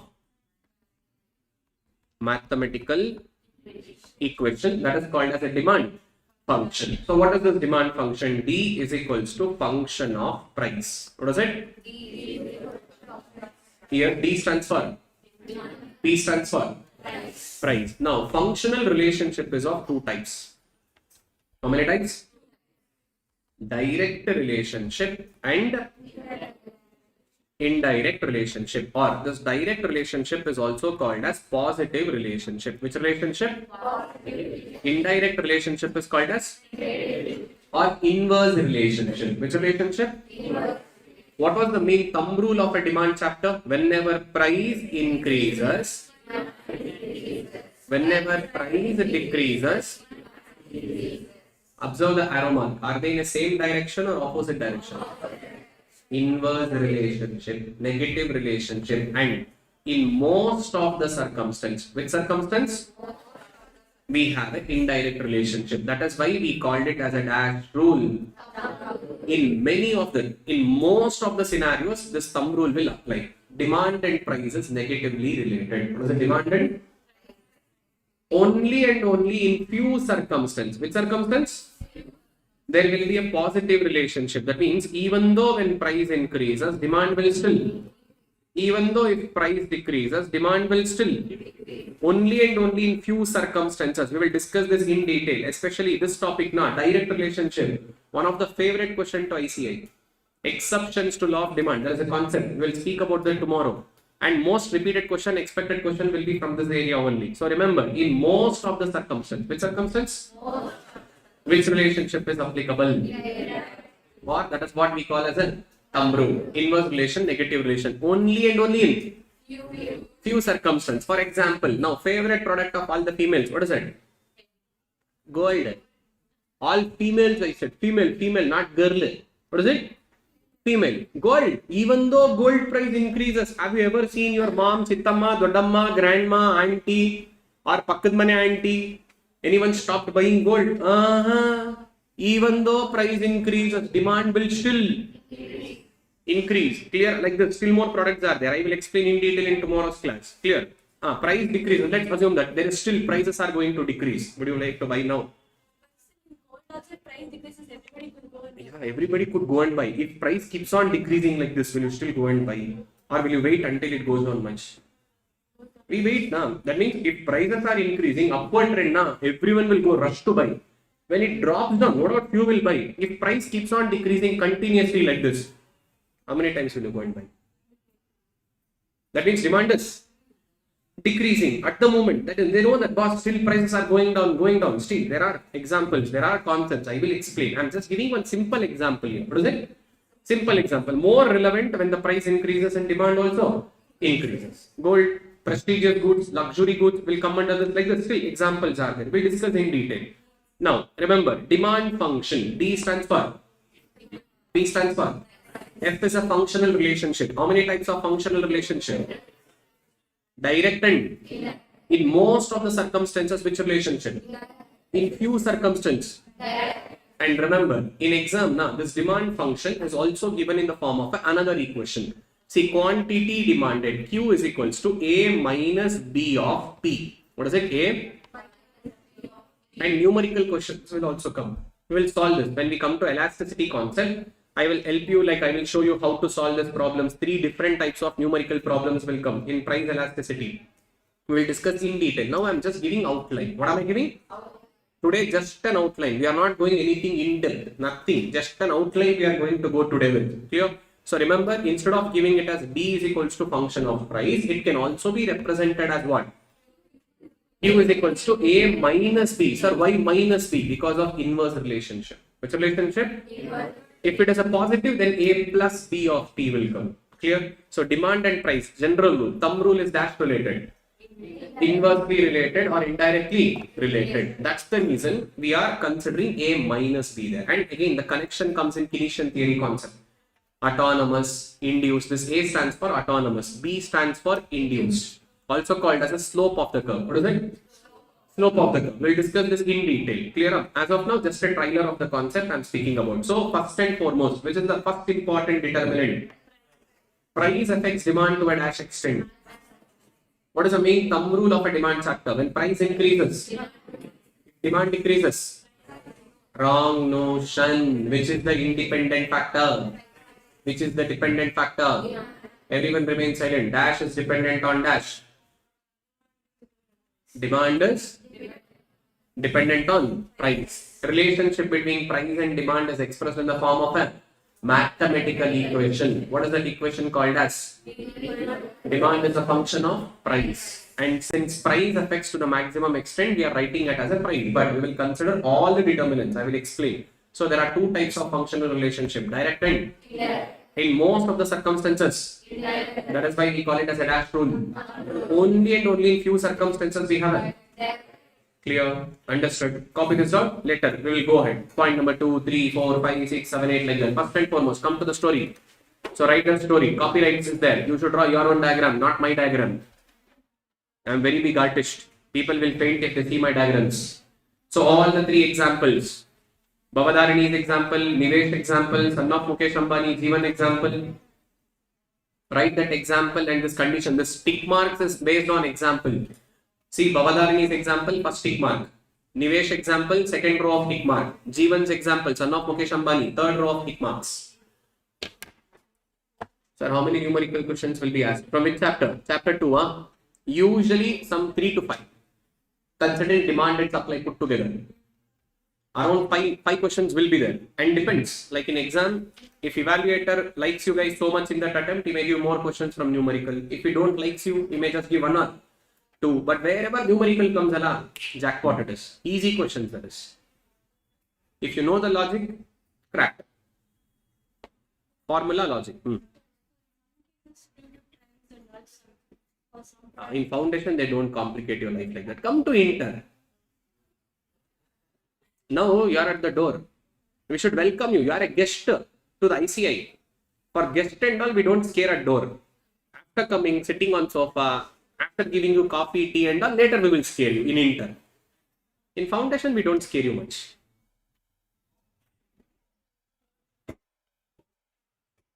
Entire question paper.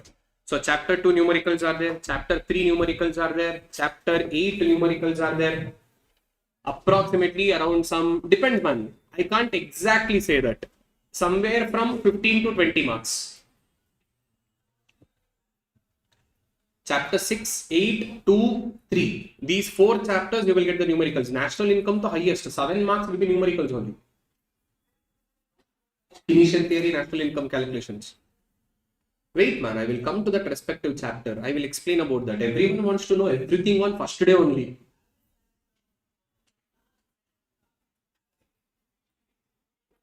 But the pass rate is low in foundation. Why? Because you guys are expert in by hearting, na? Same, 11th and 12th. By heart, go vomit. Come. That works in 11th and 12th in PU. Foundation, it won't work. Question will never be difficult. Options will be tricky. 2 answers will be there. Most nearest should be marked. And if not, if you do inky, pinky, panky, on the result day, you are monkey, your friend is Venky. Fix.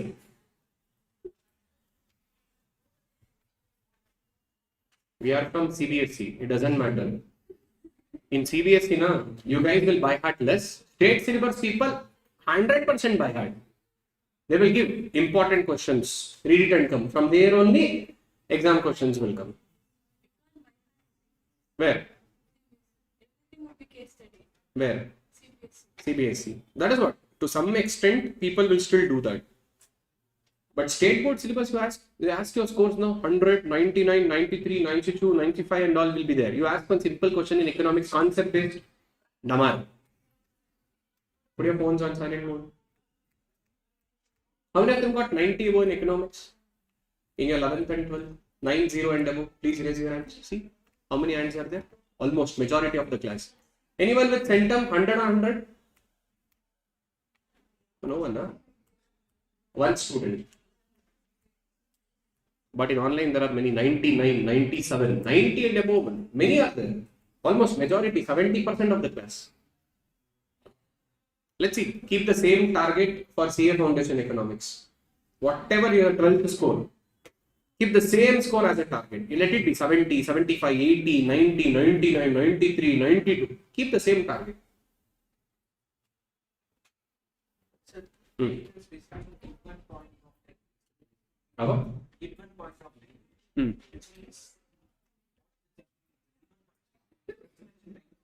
At the given point, at this moment, that is what. Next, tomorrow the prices may vary. On that tomorrow's price, whatever you are quoting, if he is ready to buy, that is also considered as a demand. Done with this. Next, give a heading: determinants of demand. they are not explaining about this immediate purchase. Readiness. That means it included that. That is implicit condition there. We are considering all the three. Can I explain the demand function, the last topic once again? Okay, I will explain. Shanmuga. Okay. Science students, don't worry. You guys are learning everything from scratch, fresh. That is why now, wherever the most important topic comes, especially you guys will not be having knowledge. I'm stressing that upon. So, science students, open your ears wide, listen to this properly.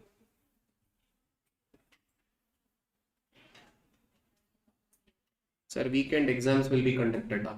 No, class will be conducted in my class usually. See, when Shashikiran takes a class, Allah, Sunday and all, no test and all, straight away class. And your test will be there, don't worry. Chapter 1 is done. I have to complete the same to the morning batch also. For them, I will almost do at last. Micro, that flow. Get ready. Chapter 2, I will give test simultaneously, morning, evening. On one single day, same time the test is going to be.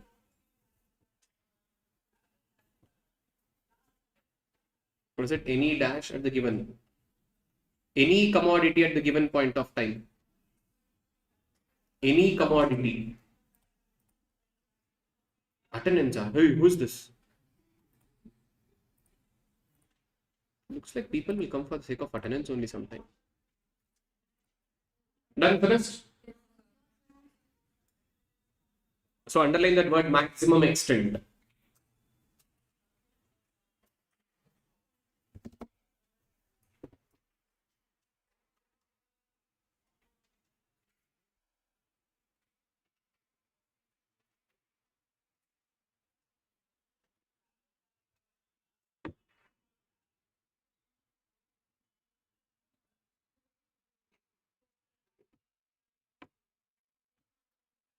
Relationship between price and demand expressed in the form of mathematical equation.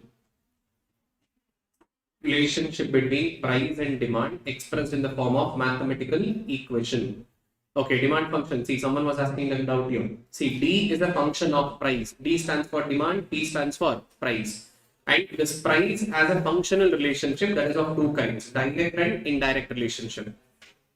The main thumb rule is indirect. That means price and demand goes in opposite direction. And this logic will work in most of the circumstances. Only and only in few places. This main thumb rule will not work. There will be a direct relationship. Even if price increase, demand will increase. Even if price decreases, demand will decrease. Shanmuga, clear?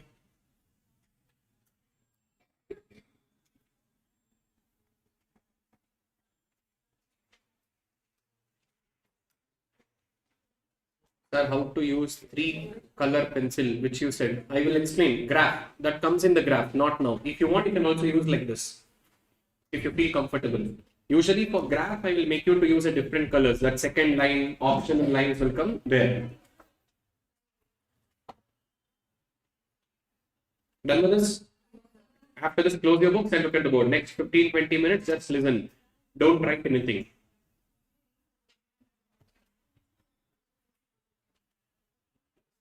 Previous note. Which one? Harini. Price is a primary factor, demand is a secondary factor. Demand is dependent on price. That one. After writing this, close your book and look at the board.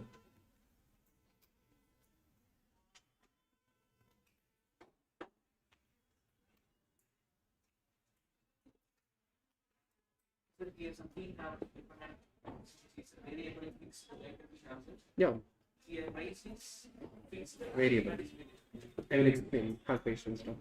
We'll go step by step. Step by step we will go. Yeah, I will explain. That is what. Today, whatever we do, Allah, just a trailer. No movie and all. Today only just a trailer concept. From tomorrow, full entire movie will start. I'm just building the base today. If I would have started the class on by chance Friday and all, then straight away demand. See, for morning batch, everything went smooth. Started with demand is done, supply is done. Chapter 4, Unit 2 already. Today I finished Chapter 4, Unit 2. For them, 3 days continuous class we took. Almost like 15 hours of classes done for them. For you guys, it is like 4 plus 4, still 8. For them, already double, almost double than you guys has done. Picture abhi baki hai. Ye sirf trailer hai. Okay, done. Let's continue. Close your books. Look at the board. Yeah, if you want. Whatever I have written along, it's recommended to write. That is why I'm showing. Okay. So we are discussing about determinants of demand. What is it? So what do I mean by determinants? Determinants are those factors which will change the demand. First and foremost, what was it? Price. Next comes most important point. Kasu, pana, duddu, money, income. What is it? Income. And remember, income represents purchasing capacity. What does it represent? It represents purchasing capacity of a consumer. Now, let's say Shashi Kiran is earning an income of 15,000 rupees per month. Now I will go for a shopping. Every single month when I go for a shopping, I'm buying one pair of clothes. What am I buying? Okay, chalo. Next month my salary will increase from 15,000 to 20,000. 15,000 to? And science students, remember alphabet Y represents income in economics. Whenever income increases from 15 to 20, will I still buy just one pair of clothes? Sir, maybe one t-shirt extra, one jacket extra, maybe the shoes which you are willing to buy from so many days, you will buy. That means demand will increase. Now observe the arrow mark, same direction or opposite direction? Suppose next month COVID started, half the salary I'm receiving. Instead of 20, I'm receiving just 10,000. First question, will I go for shopping? By mistake also, if I go, still one pair of clothes. Who will come to see me in lockdown and all? One trouser, one t-shirt. That means demand will automatically decrease. Now arrow marks are in the same direction or opposite direction? That means which relationship? So remember, income and demand is positively related, but price and demand, thumb rule is negatively related. Clear? Inverse relation between price and demand, positive relation between. And what does income represents? Income represents. So what is this purchasing capacity? Okay, let's take an example. Assume your parents are given 100 rupees to you. They said after coming back from the class, while coming back now, get tomato for 100 rupees. Get tomato for 100. Assume today tomato price is rupees 20 rupees per kg. How many kgs of tomato can you buy with 100 rupees? Assume you forgot. Your mom will say, no worries, bring tomorrow. Next day, prices has gone up. It has become 25 rupee kg. Yesterday it was? 20. Today? 25. How many kg can I buy today? But same 100 rupee, yesterday it could have purchased how many kg? 5. Today? 4. That means income will say, what is the total volume of goods and services which we can buy at the given price level? So income always represents a dash capacity. Our ability to buy the goods and services. If your income goes up, your ability to buy will also goes up. If your income goes down, your ability to purchase will also goes down. So income represents dash. Income is earned in order to attain livelihood. Income is earned to attain livelihood. That means, boss, I have a want. I need to satisfy my want. I don't get the goods and services for free. I should pay, na? For that, first and foremost, I should earn what? Income. Clear? So income represents dash. Income is earned to attain livelihood. Income and demand is dash related. But price and demand is clear. Okay, let's go to the point number 3. Your most favorite point, which you enjoy the most. Now, who is that spoiler of the class? Spoiler, remain silent. Already attended my class now. Or anyone else who has already attended my class? In online, anyone attended, then remain silent. You know, way to remain silent and all. All the spoilers of the class remain silent. Now, tax, Nirmala Aunty department, your best friend, sleeping partner. Every time she wants a share. Now, in India, mainly taxes is classified into how many types? Which are those two? It was the third type, which is the new one. Nirmala Aunty informed you or what? Let us know before only. We'll be alerted. She's like third type, 3 types. I was like, which is that new one? Anything informed you, Madam Nirmala Aunty? Outside the class, let me know before only. Chalo, which are the 2 types of tax? Direct tax and? Okay, can anyone explain me? What is this direct tax? What is this indirect tax? Wait. Raise your hands. All Gumpal Govinda answers and all don't want. Direct and indirect. Okay, who would like to explain? Only just 2 of them in the class. Hey, other fellows. Explain, ma'am. Direct tax is laid on individuals. Taxes like it is applied on commodity, it is on individuals. direct taxes cannot be transferred. Indirect tax can be transferred. Direct tax burden cannot be transferred. In indirect tax, burden can be. Okay, good. In indirect tax also there are various types. Anyone who know about it? GST. Entertainment. No. That is examples. Sit down. Good. Anyone would like to give it a try? No, not CGST, SGST. Hey, spoiler, sure. You don't even open the mouth. Full silent. Zip it up. Okay, listen. Direct tax is usually paid on income and wealth. What is it? Whatever the income and wealth we earn in a financial year. Which year? In India, financial year is considered not a calendar year. 1st of April to the 31st of March of next coming year. So in the financial year, whatever incomes that you earn from the 5 heads of income. See, usually you will learn this in detail when you come to CA intern. There is a paper number 3 of group 1, taxation, direct tax and indirect tax, DT and IDT. You will learn there in detail, but just I will give an outline. So income and wealth earned in a one entire year, and usually we call it as a heads of income. What do we call it as? See, there are 5 heads of income. First one, salary. Second one is house property, house rental income. Third one is business or professional income, business income or professional income, capital gains, and next comes other sources. Which sources? Whichever will not come under this any of this 4 category, that will come under the other sources. Now, whenever we earn an income or a wealth that is created in the one entire year, we pay the tax, and such tax are called as progressive in nature. What is it? Do you know what is progressive? When you earn more and more, you should contribute more and more towards the tax. And in India, we follow something called a slab rate system. I know that at foundation level, you may not be knowing. If anyone has already in the last year of BCom, then they will be knowing. Anyone last year of BCom students or second year? Even second year, very few will be knowing because specialization comes in the last year.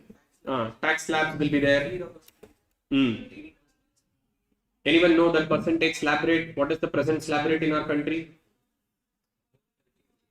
Little finance knowledge. You guys are called as CA students the year after. I know that till date you have never learnt about it. No, it is there. But that is what? What is a slab rate? What is it? What is from so and so income 0? From so and so percentage. That is for salary. It's separate. I said na heads of income is there. In that special provision is given only to salary. Okay, listen. I will just go a little out of the topic for your understanding. I know at foundation level there is not relevant. Only for your knowledge purpose I am sharing this. When you come to CA in Kerala, when Nirmala Aunty comes with changes, that changes you will learn there. And this is not a standard. What is it? This is not a. It keeps changing from time to time. When Nirmala Aunty feels like no, we'll change this. Okay, she will change. Now entire nation has to follow the new tax system. See, there is 2 important years. assessment year and previous year. What is it? Assessment year and these are tax languages. See, previous year, that means the previous, whatever you have earned the income from 1st of March to, 1st of April to 31st of March, you will pay the tax in the assessment year. Assessment means current year. You will pay the taxes of previous year in the current year. That is called assessment and previous. This is little technical terms. Leave that. But whenever you see, read any documents and all, they will always give in this word, assessment year and previous year. So as of now in foundation, don't break your end. In India, at the moment, from 0 to up to 4 lakh, it is nil. You will not even pay any tax. If your annual income is less than 4 lakh, from 4 lakh to 8 lakh, 5% of your income. Suppose, let's say you are earning 6 lakh rupees of income. On 1st to 4 lakh, you will not pay anything. Over and above 4, total you have 6 lakh income now. Remaining 2 lakh rupee, you should pay how much? Suppose if your income exceeds 8 lakh rupee, if it goes till 12 lakh. If it is 12 lakh, if it goes up to 16 lakh, 15%. From 16 lakh to 20 lakh, 20%. Now 20 lakh to 24 lakh, this is 25%. Anything greater than 24 lakh, Nirmala aunty sleeping partner straight away, 30%. This is the slab rate system in the country. And for senior citizens, different slab rate is there, 60 plus. All types of income. That means combined. All this combined put together. That means we have to calculate taxable income in the year. See here, salaries. The person in India now, the majority of the taxpayers, one who pays the tax, will come under this head called as salary. Now, for the salaried employee, there is a special provision given up to 12 lakh rupees. No tax. And there is one more, section 87A, rebate is there. I think 75,000 or 70 or 75,000, something is there. I'm not sure exact. Between the 70 and 75 only. That means whatever taxable money that you are liable to pay, exemption up to 75,000. That means technically speaking, up to 12 lakh 75,000. What is it? 12 lakh? You will not even pay a single rupees of tax. Suppose if you are under a salaried heads of income. Which heads of income? You are a salaried employee. Then if your income exceeds even a single rupee beyond this allowed, from this only tax starts. That means let's assume agriculture income is totally tax free in India. Allied, agriculture and allied activity, agro-based industry. On few, see, this is again, for example, state list, central list, concurrent list. On certain agricultural elements, state government has a power. Which government? State government has a power to levy the tax. But in general, in India, on agricultural income, central government doesn't have any rights on levying the tax. So I'm speaking from the central government's point of view. So yes, what you are asking is totally correct. On certain agriculture like sericulture, on those processing units, what is it? Because it is agri-processed. On processing, it becomes as agro-based industry, converting into textile. Their tax gets levied. On purely on agricultural raw material and output, tax will not be there. When it gets processed, agri-process, that means agri-based industries, that is where tax comes. And it's up to the state government. In any state in India, taxes on agriculture is completely up to the state government's option. If they want, they can levy. If they don't want, they may not levy. But from the central government's point of view, agricultural taxes completely exempted, nil. What is it?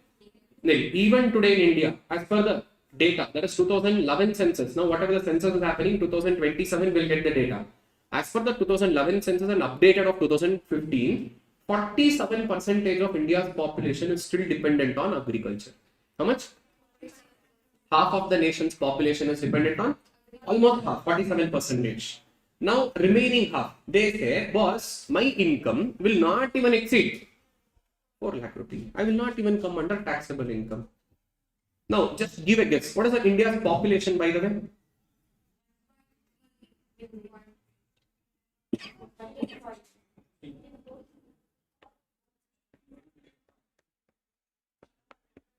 Achievement.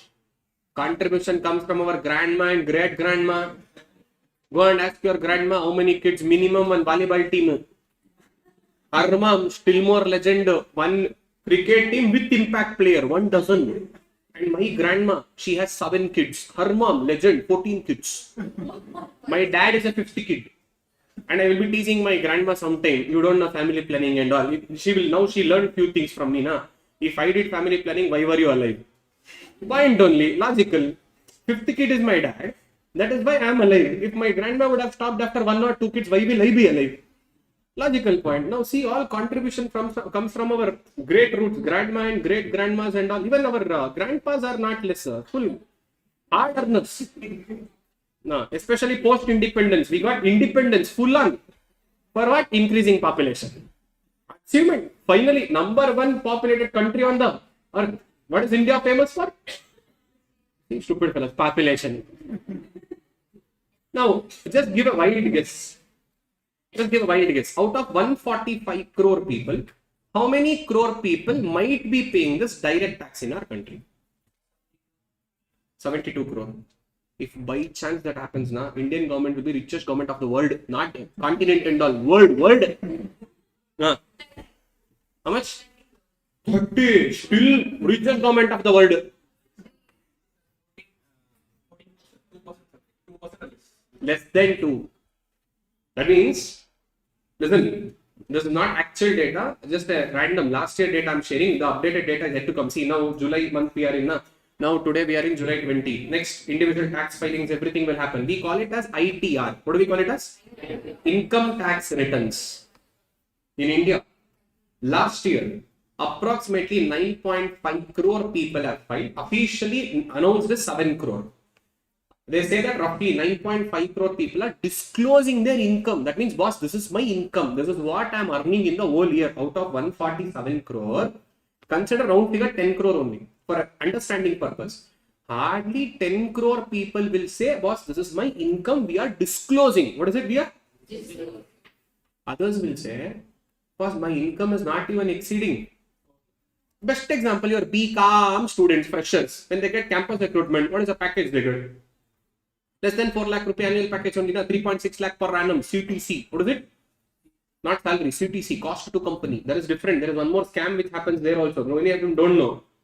So CTC, 3.6 lakh, 4 lakh. That means my annual income is less than taxable slab. I will come under the nil category. Hardly approx 10 crore people. Even 10 crore is very high. Actual fact is only just a 7 crore. Now, hardly around 10 crore. Now, year by year, it is actually going up because Nirmala Aunty has given one big benefit to the salaried people. They are catching hold of everyone because of salaried people. I will say, what is that?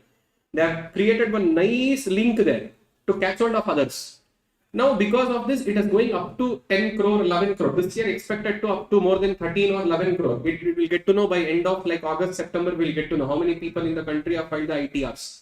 Out of this, ITR filed, not everyone will pay the tax. Out of them, taxable will be hardly some 1.8 to 3 crore people between that. Consider 3 crore people only.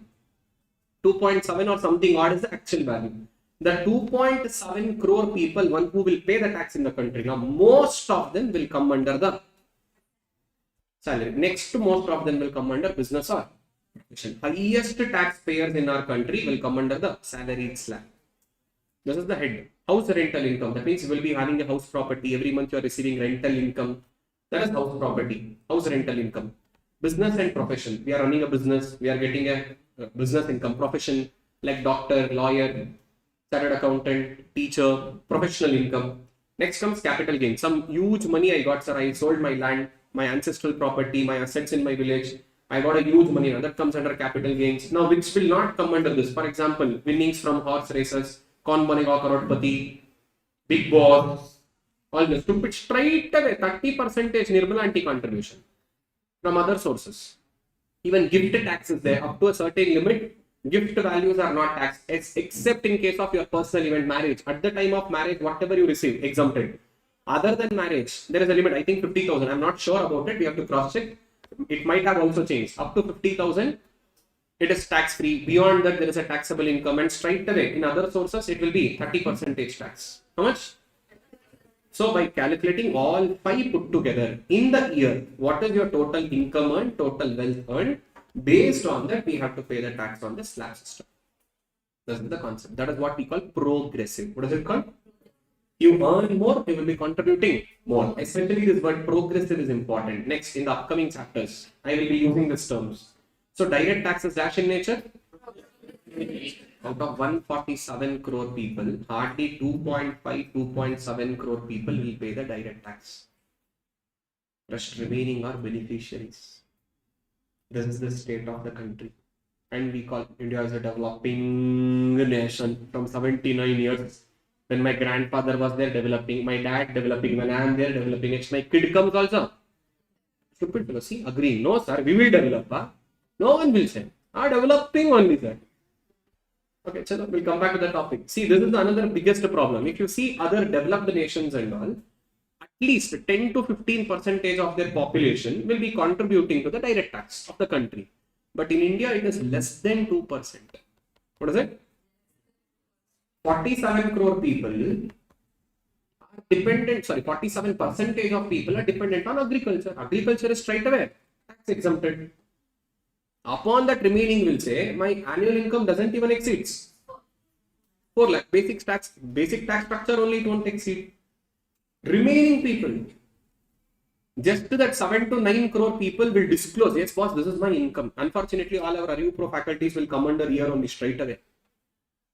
Almost everyone, 1/3 of your annual income goes straight away to Nirmala aunty. And after paying 1/3 of your annual income, when road is beautiful, excellent condition, when facilities given by the government is in top-notch condition, you feel like appreciating government, especially Nirmala aunty the most. That is why in my most of the videos you will be seeing that I will be tupping Nirmala aunty. They 30% contributed. That same money is utilized for economic growth and development. Government is paying salary to their government employees, everything. And like me, salaried people, I said, no, straight away goes. And after contributing to the tax so much, benefit what citizens get in the country is next level. You can't even imagine in your dreams also. To that extent, they will construct an infrastructure within 2 months. Dama. That is how beautiful. See, just you understand, if you are earning 100 rupee, in that 33 rupee you are contributing. In the name of growth and development. Wow, the amazing growth and development we are receiving from 79 years. That is what the person who is actually paying tax alone. There is one volcano going inside in his heart every time. You can't express that. Whenever you see the tax monies are going for waste, whenever you see, I'm not just blaming here. Even if at all I compare with any other nations, facilities are given. For example, Denmark, 50% is the income tax. Straight away will contribute 50% in most of the European countries. But the facilities are given like next level. You need not to even pay 1 single rupee. Government takes care of things. But here, shut and pay tax, get out. That's it. Don't ask facilities and all. What we provide, shut and take it. If you don't want, leave the country. That is what indirectly they are expecting. See, the people who have money, people who can afford to go out of the country, they are like, okay, bye-bye. But the businesses are in India. They are earning money from India, but they are not living in India. This is the problem. And even Indian government is the same. See, boss, we need only such people in our country who should shut and pay the taxes without even asking any questions. What we provide, shut and take it. No further questions asked. And not just direct tax. Next comes. Now this indirect tax is on goods and services. What is it? And under this indirect tax, we call it as a regressive in nature. What is it? So what is this regressive? It doesn't matter whether you are a beggar, whether you are poor, whether you are rich. You have to contribute. Must and should. What is it? And under this indirect tax also, there are 2 types. Hello, all the aunties, listen here. Stop discussing. Production tax. What is the first one? Second one is product tax. Which tax? Product tax. Now, whatever the GST you guys said, that will come under the product tax. GST and customs. Customs duty, when you are importing, exporting, the tax is paid on that. And production tax. Best example, license fees. What is it? License fees. One beautiful. Any company, any organization, any business activity you are going to start, you need to apply for license. You need to take license from the government. And even they don't give you a license just free of cost. There is a government prescribed fees. You need to pay that license fees. So indirect tax is mainly classified into 2 types. One is, second one is product tax. Here. So under the production tax, You will be paying this even before producing the goods and services for getting that license in order to start the organization. You have seen that registration certificates and all now when you go to some shops and all. Production tax. Next comes on every single product that you produce and you sell in the market. There is a tax. That is called as an GST. See, first squeeze here. Next, also squeeze here. I have this valid question to Nirmala aunty. When you are already taking, stupid lady, why should we also contribute this? Or eliminate this? Keep only this. When you go for trucking, when you are enjoying the view, leeches will always suck your blood. That is how direct tax is. We are like leech. We will suck your blood. And later, tiredness is always there while climbing. That is indirect tax. That is how literally, you just understand. When you have contributed, whether 15, 20, 25, 10, whatever it is, when you have already contributed in the form of direct tax. Upon that, for every good you buy, by mistake, if you save money, on that income also. That is what, in India, everything is on tax. Next day, it can be a day also. Oh, next you are breathing a fresh air in our country. First, leave about fresh air. You are breathing still in our country. Pay the tax. Then you breathe. Hey, if not, no. Oh, suppose you are living in city people, you are going for trucking, huh? For getting fresh air. Anyone going out of Bangalore, pay tax and then go out.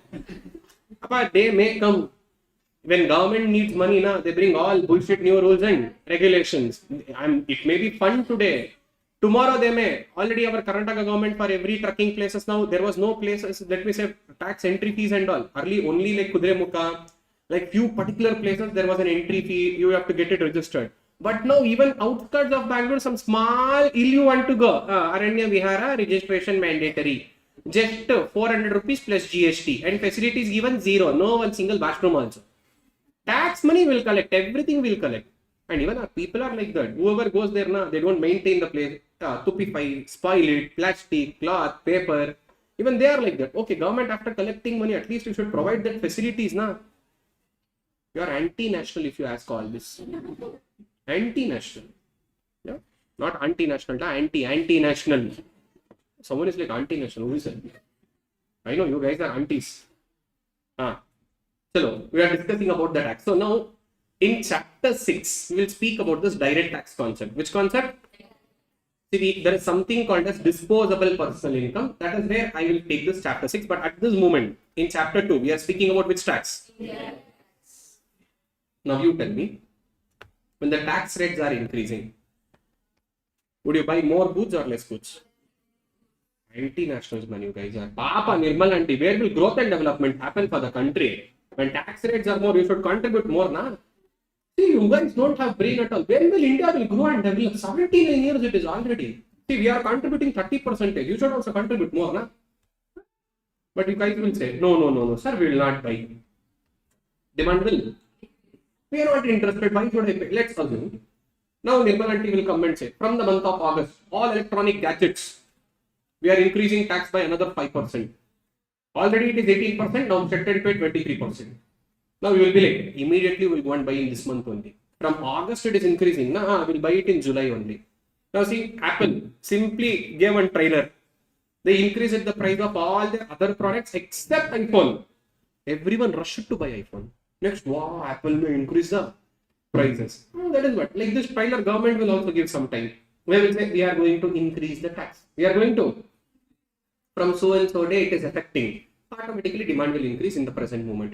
Again, there is a concept about it, I will speak. Suppose if tax rates are decreasing, would you buy more units or lesser units? The inverse relationship is there now. And this is with respect to indirect tax, IDT. Whenever we speak with respect to direct tax, I said disposable personal income. What is the concept? Personal income minus tax. That is direct tax. Whatever the contribution, income and wealth. We are speaking about the DT, direct tax. And this is called disposable personal income. And this can also be written as YD. What is it? YD. YD is equals to C plus S. This is another formula. That means after payment of tax, whatever the money that is left, whatever the money that is, either we consume or either we save. So in the concept of demand, at this moment for us, the main focus is on indirect tax. And remember, indirect tax is dash. And you would have seen MRP. Next to MRP in the brackets, there are words inclusive of all the taxes. Inclusive of? That means it doesn't matter whether you are a beggar, whether you are a rich, whether you are a poor. You want the product, check and pay the taxes. So tax is the biggest source of income to the government. There is also non-tax revenue. We will speak about this in chapter 7, unit 3, budget. When I come over there, which is the biggest source of revenue to the government. Taxes. Especially direct tax. Yes, direct tax will also come, but sadly 2% of population. See, out of 145 crore, 2 crore people will pay tax, 143 crore people are beneficiaries. That is the level. Even after paying, the people who are under the slab, still, you should also pay indirect tax. So first, get a wound, above that, put a petrol and keep a fire. Literally, that is all. See, why it is needed. And there is one more, in trading now, next level scam. STT, securities transaction tax, long-term capital gains, short-term capital gains. If at all you invest something, you remove that within 1 year. On your profits, short-term capital gains. If it is beyond 1 year, 12.5% capital gains, you have to pay the tax. Upon that, registration, STT, security transaction tax. Leaving this, your middleman, broker, he will also charge us brokerage fees. In India, literally everywhere, you breathe the tax, you go out tax, you eat tax, you save tax, you earn tax, everything is tax. So welcome to India. That is what I said. Once you start learning your commercial movies and all will become boring because this itself is a next level. When you see about the financial scams of the country, just simple. Today, go and just do search on this one simple scam. Abdul Karim Telgi. Just type this name. Abdul Karim Telgi. And see the volume of scam which happened. Being a fruit seller, you know about this web series 1992 Harshad Mehta scam. That is nothing. That is trailer. Movie is Abdul Karim Telgi scam. Just a simple 60,000 crore scam. How much?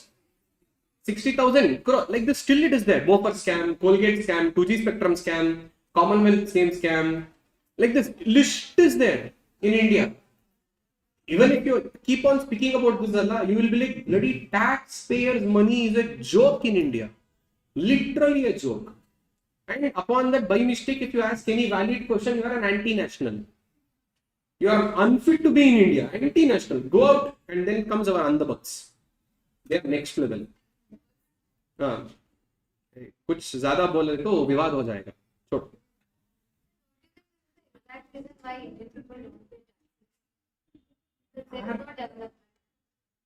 I can't say like that. I can't say there is no development. Development is happening, but you can't see them. अच्छे दिन आएगा.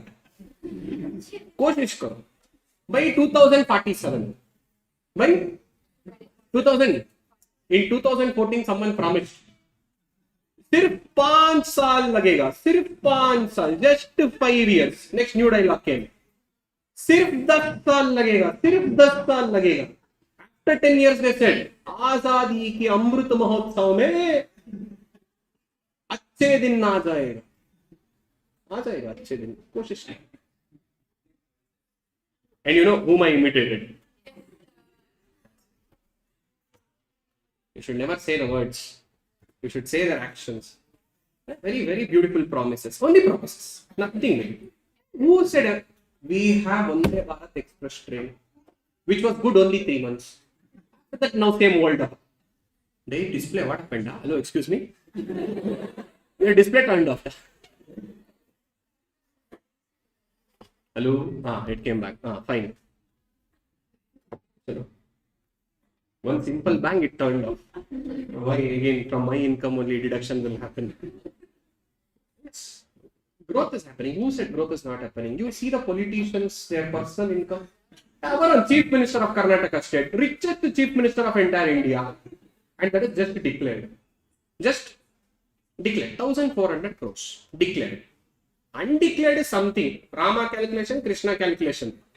We are showing Rama calculation here. That's it. Development is happening, but you can't see. See, Nitin Gadkari, his son, had just 5,600 crore net worth of company in just 2 years. So, we'll go to the next topic. So, after the tax, now point number 4. That is what I said in economic class. Now, why I usually don't give second break is class only happens in between the break like this sometimes. Next point number 4. Climatic conditions. Best example, Bangalore. See, morning winter, afternoon summer, evening rainy. All 3 seasons experienced in one single day. So, out of the station, people coming to Bangalore always carry one raincoat in your bag. One sweater also sometimes. Early morning, if you're coming to early morning batch and all. Evening batch means raincoat is mandatory. So, that's how our weather climatic condition is. Yeah. You give time to write. I will give time, don't worry. I will give time to write, don't worry. First, listen. Okay. See, based on the climatic condition like summer, winter, rainy. What is it? Summer, the demand for the goods and services will also vary. See, constantly about all the 3 seasons, demand will not remain the same. For example, raincoat. When does the raincoat demand will be more? Rainy season. For example, your favorite product, Coca-Cola. When does the demand is more? Summer. Like this, the demand varies. It will not remain the same. It will not be always and always constant. It will keep on varying depending upon the climatic condition like summer, winter and rainy. So anyone from Chennai in the class, they have very beautiful, they have simple 3 seasons. Not summer, winter, rainy. Hot, hotter, hottest. Simple 3 seasons. There, raincoat and all never works. By mistake, if it rains in Chennai, flood only straight away. No normal rain and all will not come.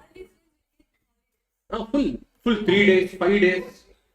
I was just, even before starting your batch now, till Friday I was in Chennai only. I just finished my batch in Chennai and I'm here. So they're extreme hot, 37 degree, 38 degree at the morning 10 o'clock. When I give a break, like usually morning class break will be 7:30 to 10. 10 o'clock breakfast break. When I come out now, I feel like I'm there at 1 o'clock or 2 o'clock. Extreme hot. And at 1 o'clock, 2 o'clock, you can't even step out. To such extent, it will be horrible. And that too now, I'm speaking in the month of July. April and May is even more pathetic. Even if you're standing right below the AC, still you will be sweating. That is how literally the climatic condition is. See, in Chennai and all, if you turn off AC, class will become one havan. By mistake also in Chennai classrooms now, like this big classrooms will be there. Full centralized AC will be there. By mistake, if anything goes wrong, AC na, class only cancel that day. No class. Very beautiful condition. See, hot, hotter, hottest. No comparison of summer, winter, rainy. When I'm in Chennai, I should give different example there. It won't work here. So, like Coca-Cola, when do you, for them 365 days demand. There are multiple cola drinks. They have local, that paneer drink, that they have multiple. You don't believe, like more than 10-15 brands are there. Everyone, like all the AC demand is like next level there. Especially when the February comes, people will have a pre-booking. 2 months, 3 months pre-booking, because in summer they don't get AC there. Extreme hot. See, climatic conditions. Demand for the goods and services will vary. Repair also. If gone, buy new one. Shut and buy new one. In your place and all, repairing and all will not work. Even if it repairs another 2 months, again it will go. Buy new one. Nice scam there. Many scams are there like that. Okay. So point number 4 is climatic condition. Whenever the climate changes, demand for the goods and services will also. In some climate or in some climatic condition, demand will be more. In some climatic condition, demand will be. Okay. Now let me give a hint. You only identify this. Point number 5. After price. What is it? This is the second important pointer, especially in India. What is it? Especially in India, now, without this parameter, you can't become successful at all. And every single day, even now, at this moment, you are experiencing this. Early morning, right, when you open your eyes, until you go back to home and close your eyes, you will experience this point number 5. And especially a country like India is highly dependent on this point number 5. After price. What is it? After price is the second most factor which can affect demand to the large extent.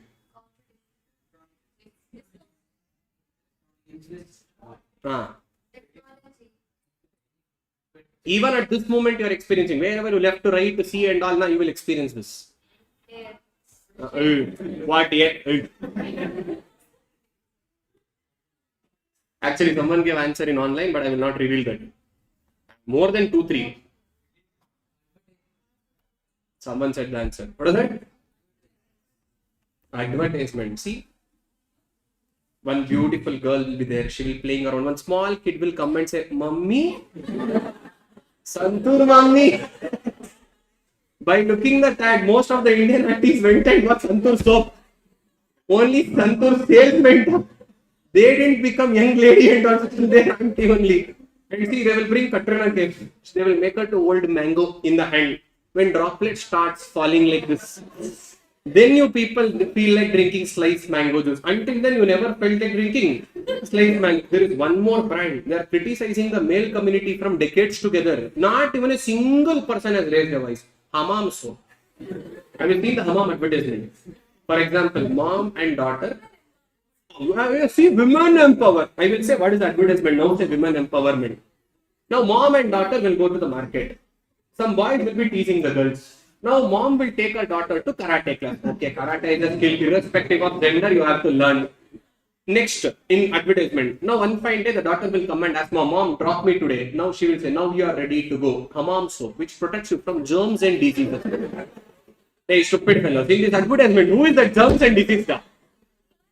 Who is that germs and disease in the advertisement? That boy. Have you ever seen any news channel? Any one single person? Gandu makkala shoshane agtide. Maharashtra mokkad. Anyone? Have you ever seen anyone speaking? Male community coming and speaking about this brand? No.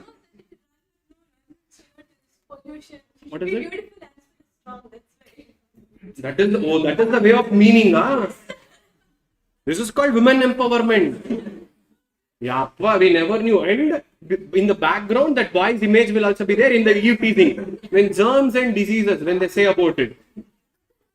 Next level. This is called women. I never knew. Women empowerment can also be like this. Yeah. Hey, what happened? Again, displayed amare.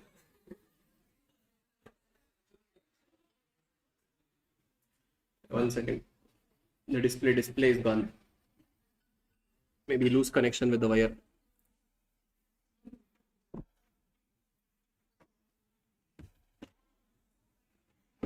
Wait. It will go and come, but it is not coming back to. Online students can see that, but I'm unable to see the display. 1 second.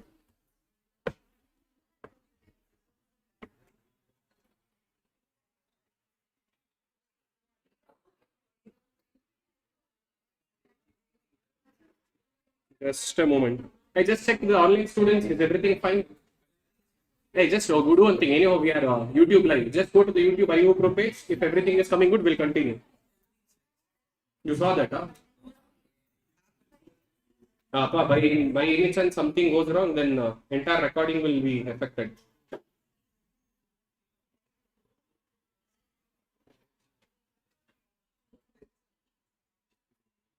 Just check anyhow. We are in the YouTube live. Coming correct. No effect, no display and all. Okay. I will say to the team, wait. They will rectify this. Online students, just check them in the WhatsApp group. Is everything fine?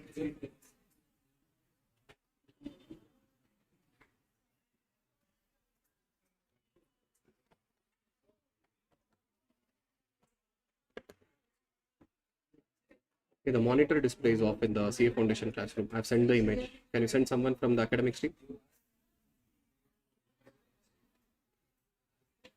Classroom number 6, new building.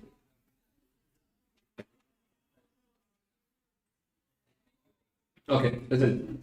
So we're discussing about the advertisement.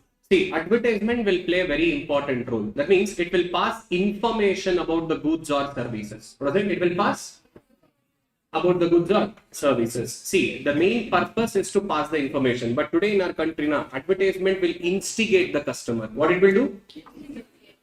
See, that means it will create that urgeness, that FOMO, fear of missing. Oh, now observe that. Red Bull gives you wings. Drink that, your hospital bill will also come with wings. That people don't know. Like, see, for example, one real life incident, like which I experienced it. See, sometimes people don't remember the brand, but they remember brand endorser. That is the brand endorser's name. For example, Boost is a secret of. Who is the brand endorser of Boost? Virat Kohli. Before Virat Kohli, Dhoni. Before that, Sachin Tendulkar. Just observe. Instead of Virat Kohli, Sachin Tendulkar, Dhoni, Shashi Kiran will come. Boost is the secret of my energy. We don't even buy that product. We don't even look into that endorsement also. See, Like usually I travel a lot. Like for example, whenever I get a free time in between the classes, I like go out for a night out, like bike rides and all alone. Like once, like every friend of ours, like we were planning to go out for towards that Dindigal, and we were crossing. Like for example, we crossed Electronic City early morning. We left here at 4 o'clock. Like we were feeling hungry by 7. So we stopped near the outskirts of the Hosso. There was one small petty shop. See, international breakfast for all these bike riders is like tea and bun. The tea and bun is the international breakfast. Like we were just halting there and we had taking a rest and we are having tea and bun. One small boy came up with 10 rupee note. He went to the shop. He gave the 10 rupee note. He said, "Give me Aishwarya Rai soap." I'm like, "What?" Aishwarya Rai. When did Aishwarya Rai was chopped and she was being sold as a soap?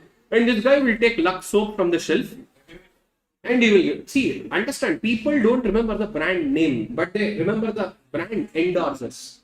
See, to that extent, advertisement will penetrate into the mindset of the people, especially a country like India, wherever you see here and see logo, everywhere on back, company logo, brand logo, everywhere, whether it is a cloth, whether it is a bag, whether it is a t-shirt, whether it is any brand, everywhere logo, advertisement. See, advertisement plays a predominant role.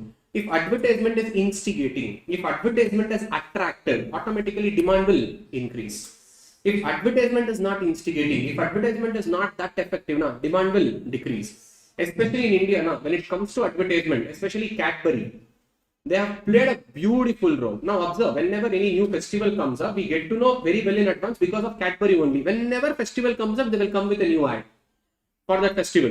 In India, we always say that whenever something good happens, when festival comes, we will share the sweets. Now, desperately, Cadbury wants to replace that with chocolate.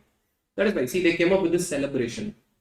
That entire gift hamper, celebrations they came up with. And now, see, observe, what happens usually.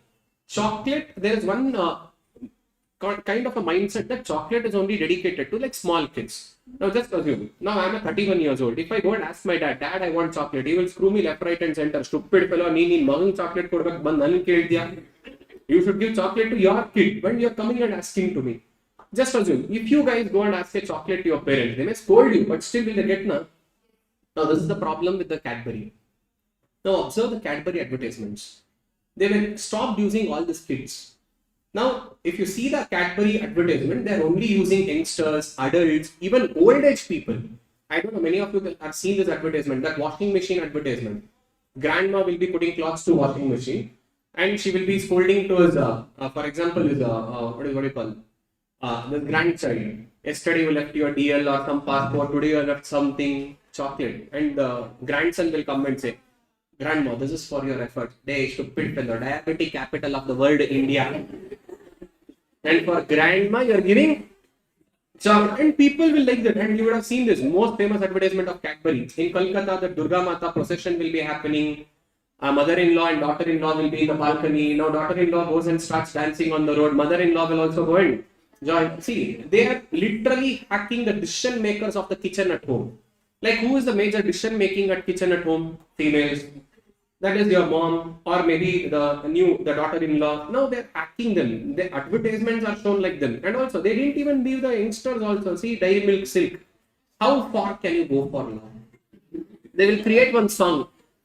Full. Don't sing the song. Offer rejected.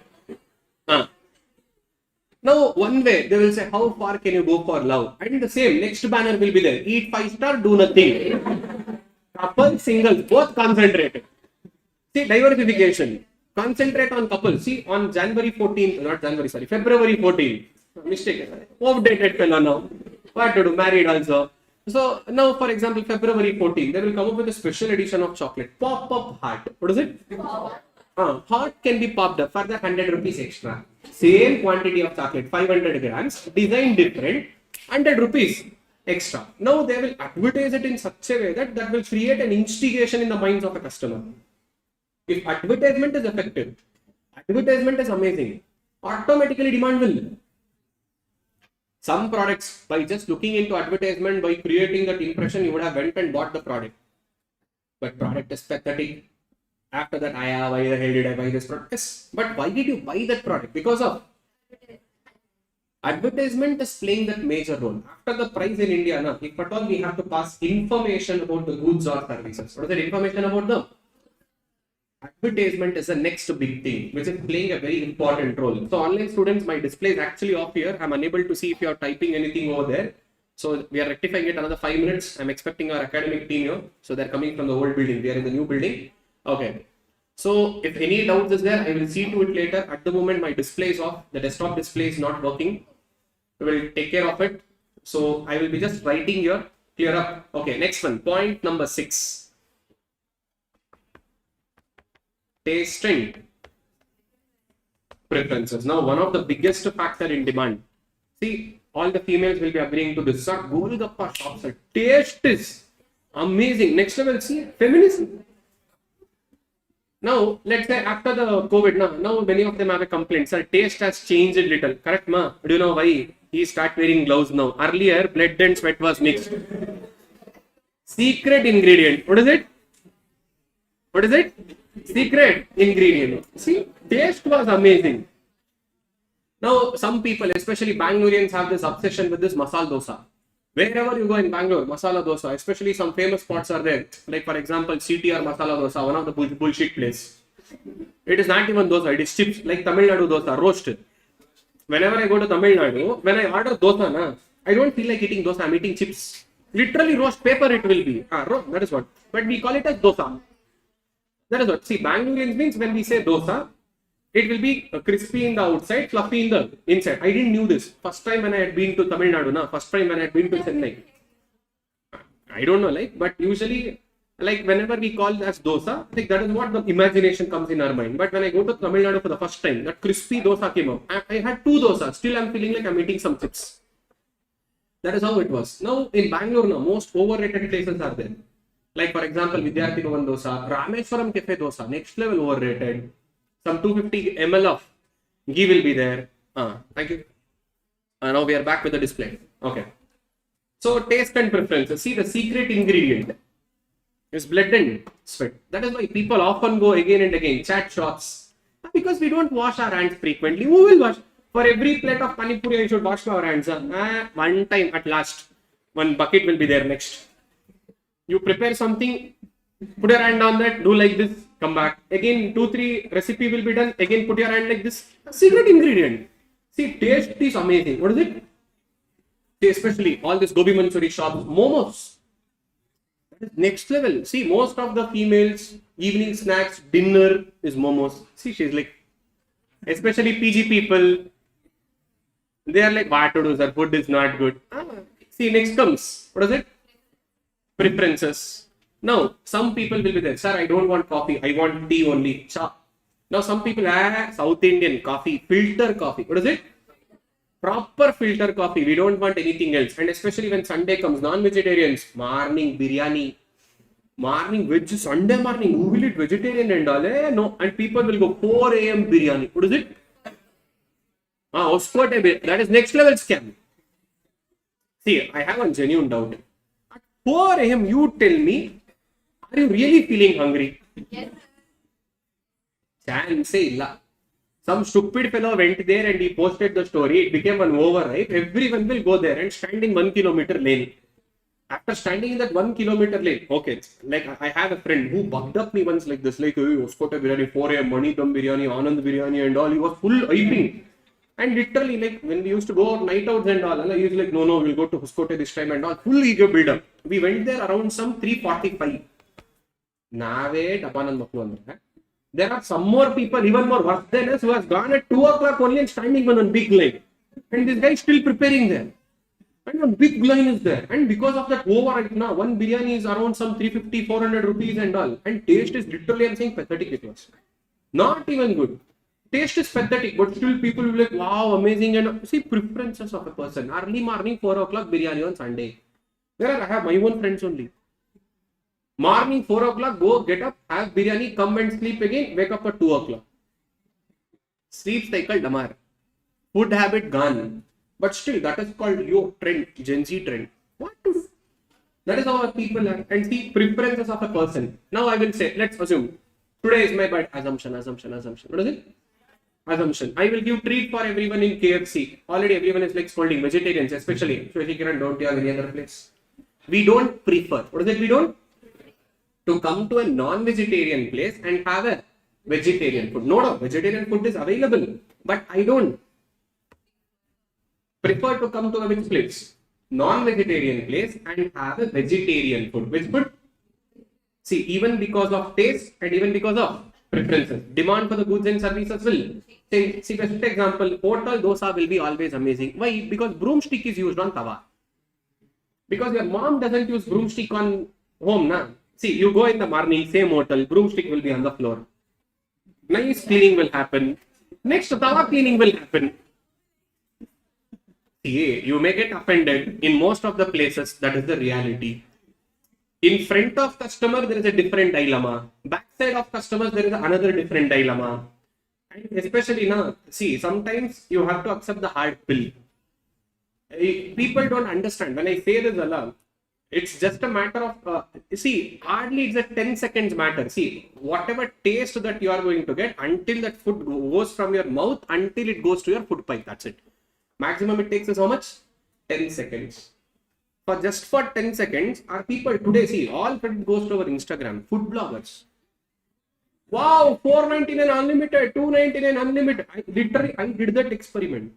I posted on my content, blood sugar level, cholesterol, LDL, HDL cholesterol. If anyone wants to really see that, I literally did this experiment. 3 months I had continuous outside, wherever, full popular places, whatever high places, no, at least one time, just one time. What is it? Not even 3 times, just one time. Then next 3 months, properly had home food. Not even a single meal outside. Blood cholesterol level, LDL, HDL. LDL was shot up like crazy. I had 114 LDL. LDL should never cross above 100. 114 is extremely high. Just for having one single meal outside. And why is this happening? People don't understand. Cooking oil. 99% of the places they use palm oil. High in saturated fat. And first of all, that packet oil, whatever that they use, that itself is bad. Refined oil. What is it? And by the way, you do some little R&D on this refined oil. How did this concept of refined oil has come to India?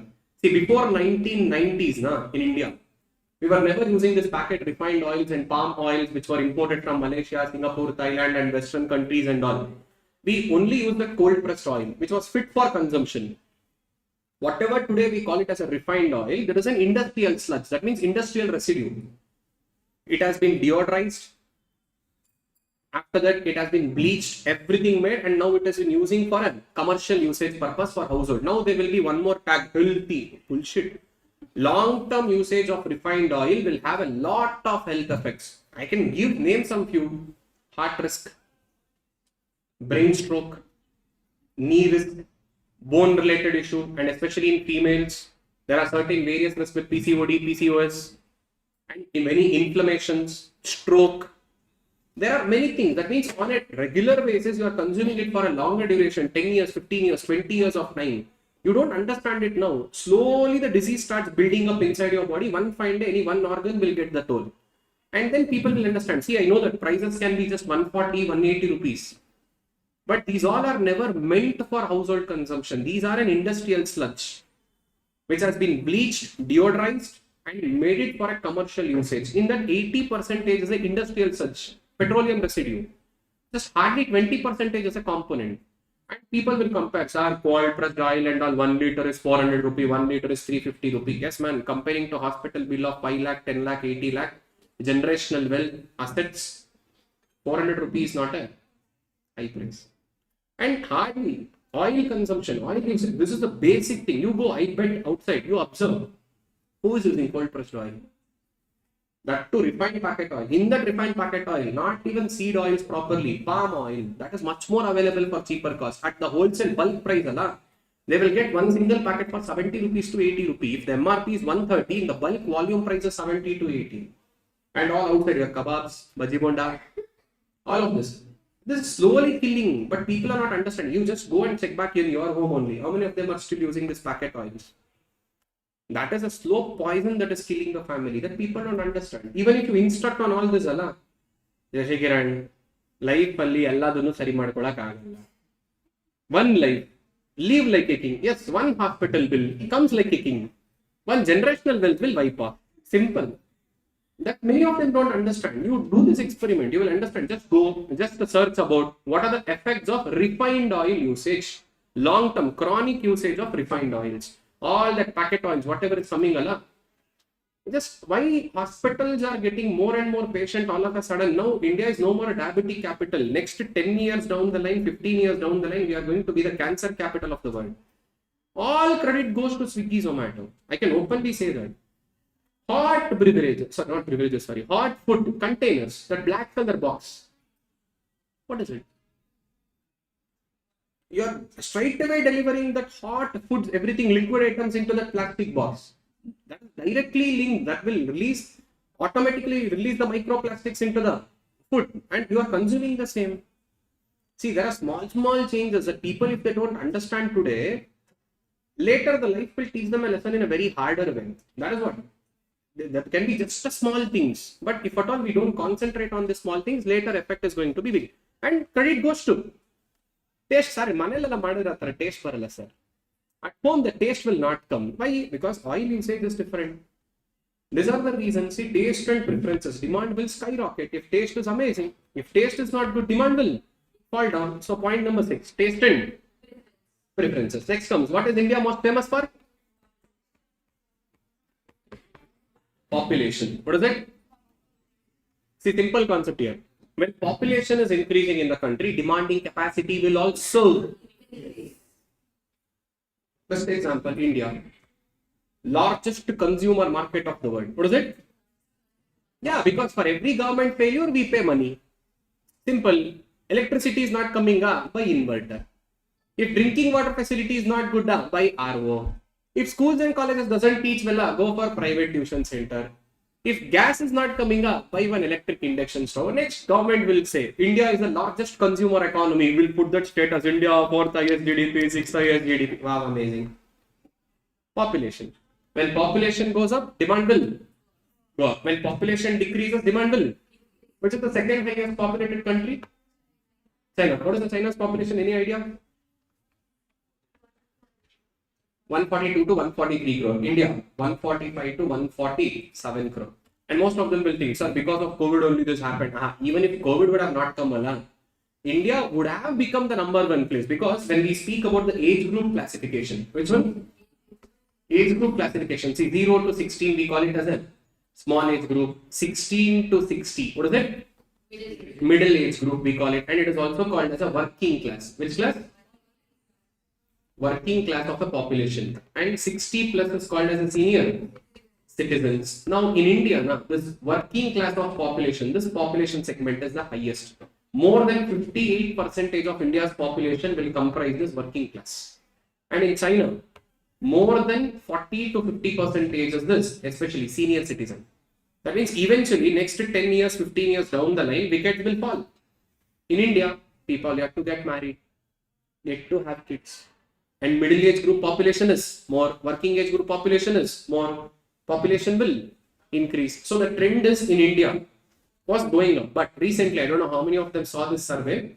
Recently, the fertility rate surveys in India, the female fertility rate has dropped down to 1.9. That means in a lifetime, a female, the number of birth that takes place, any country to maintain their existing population level, fertility rate should be 2.1 in the country. But in India, now it has dropped down to, expecting that going further, the population growth rate may not happen what we have seen in the past. To such extent, faster growth will not happen. Yes, growth will happen, but the intensity, that intensity will not be higher, intensity will drop down. So fertility rate has gone down to 1.9. Any nation to maintain their exact population level, fertility rate should be. But India, it has dropped down for the first time. Actually good news. But many of them are bad news now. What? Highest populated country on the earth. 145 crores. Second 143. Third highest populated country. Sir, we know winner and runner. Consolation prize and all, we don't remember. Any guess? Which country? Population is decreasing. Ministry of Population. I explained now she's in Russia. Wow. USA. Any idea what is the population of USA? How much? 140. World's third largest populated country, USA, 37 crore. That means even if 10 COVID comes, India's place is still safe. No one can touch India. Anyone from Maharashtra and Uttar Pradesh in the class? UP and MP? UP, Uttar Pradesh. Maharashtra, MH? No one. Combined population of Maharashtra and Uttar Pradesh is 38.3 crore. We don't need 28 states to give competition and all. Just 2 states to USA. By the way, in that 37, some of us only are there. Indians are only are there. Still 2 states, just 2 states, not even 28 states and all. Just 2 states, top 2 states of India. Still higher than third populated country on the earth. Wow, achievement. Contribution comes from grandma and great grandma. You don't know still.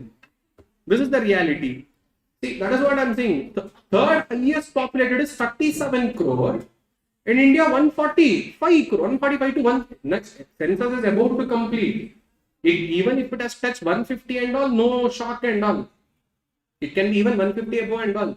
The data is yet to come still. And this is literally the real values. And people may feel like, wow, sir, comedy, but this is the reality. The amount of population which is going up, going up, going up. So demand is also increasing. See, anywhere in the globe, when the population of that particular geographical location or that nation increases, demanding capacity will also. See, that is why most of the MNC companies, why are they planning to enter inside India? This is the reason. One of the largest consumer economies, and here now, whatever gets failed in East and West gets dumped inside India. And there are many products like totally failed in Europe, totally failed in Singapore, totally failed in many of the developed countries. They are freely being sold inside India. No rules, no regulation. In India, FSSAI is there for comedy. And once they wake up from the sleep, in between they will send some notices. And environmental standards in India is like totally gone. And all the manufacturing, leave about that BPOs, all call centers, majority of the call centers of US based, German based, everything is in India. Why? Because in India, people are ready to work graveyard shift. You know what is graveyard shift? Night shift. No, they will offer you normal day shift, first shift or second shift. If your salary is 30,000, night shift is 35,000. 5,000 extra you will earn. Okay. 2 years of graveyard shift. Next, health gets totally spoiled. Whatever you saved money, go and give it to doctor. And people are there, man. Youngsters only. Observe, night shift. Between the age group of, let's say, 21 to 35. This is the age group where most of them are working in the night shift. That is what I technically call them as. That is literally called as a graveyard shift. It is not called as a night shift. That people don't understand. See, when population goes up, automatically demand will increase. And all the third world countries are receiving more and more manufacturing units inside the country. Why? Because of population advantage, labor force, labor market. India, cheap labor ka dukan. That is how the label is. We work here. That is what I said. Now, 30,000 rupees salary. BCom fresher will be like full happy. Same amount of work, if they have to get it done in the Western countries, equivalent to Indian currency, if I have to speak, 1,50,000 rupees salary. In India, 5 people can be employed. Now, 30,000 into 5. Population. See, population will either act as an advantage to the country or a disadvantage to the country. In India, it is like total 50-50 only. And next, we already 845. Yeah. There's actually 8 point was the most important point. Complementary and substitute course. But we'll take that tomorrow. I see, this is the drawback of evening bus. We can't extend. Even 5-10 minutes, if I extend, people will, sir, bus will go up, sir. They will start. So we'll stop here. One more point is there. Point number 8, the most important. Just write this down. Just write the pointers and example. Entire detailed explanation is given in my material. I didn't see the time actually. It's already 8:45. Okay, taxes. Income represents purchasing capacity. Right now. It's already 8:45. I didn't see the time. Attendance. Okay, wait. One second. People are very curious about attendance. Take it down. Enjoy. It is there. Whatever that I explained, everything is in the material. Not to worry. And only the tax part, the direct and indirect, that alone you should write. Because I will connect that with chapter 6, progressive, regressive. Those things should be written. And YouTube live students, whoever is watching this, there is one more YouTube live which we have done in Chennai. I think 1 month back. In that I have covered everything, and we have also gone to the law of demand concept. If anyone is watching in the YouTube, so this topic, if you feel it is still incomplete, complementary, substitute, this is explained. Demand function is explained. Law of demand is explained. There is one more live YouTube video which is from Chennai branch. First day, which we have taken, that is already there. You can watch that. The previous video of the economics class, first day of economics class. In that it is there.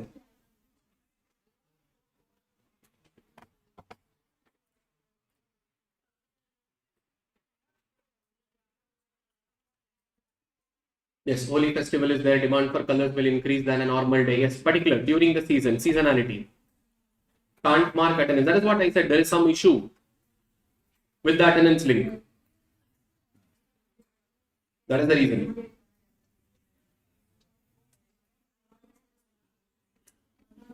One child policy in China, but in India they will never implement. Water back here.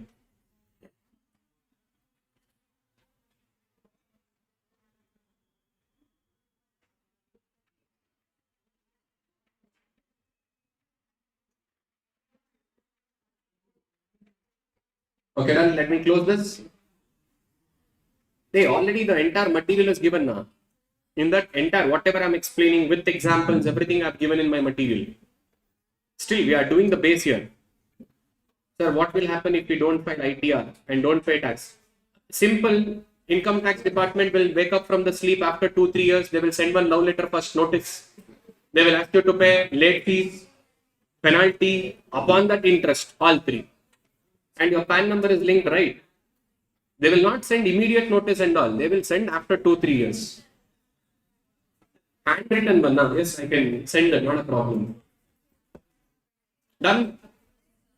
Okay, bye bye. We'll meet you guys tomorrow. Yes, you can write it. Just simple. The pointers also you can write. Even it is there in the material. The soft copy which is shared. And you can write this. Income represents purchasing capacity. That purchasing capacity meaning. Example, tomato example. If anyone is finding that you have to go very far distance, you can leave. Not a problem. Others, if you have a time, you can write this. We will continue tomorrow. Don't worry. I will show it. Still, point number 8 is pending. And with this, yes, attendance, there is some issue. This part. Hey, this is actually not a part of your syllabus, only for your knowledge purpose I shared. Other one, now, this you write it. This is important. Again, I will ask it in chapter 6 and other places. This progressive, regressive, 2 classification, this will come.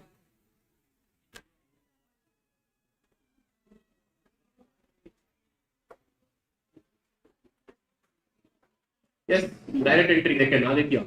Direct entry they can opt. Again, it is not working attendance. Use email ID and allow location. Access to location should be given while marking attendance. Done? Okay.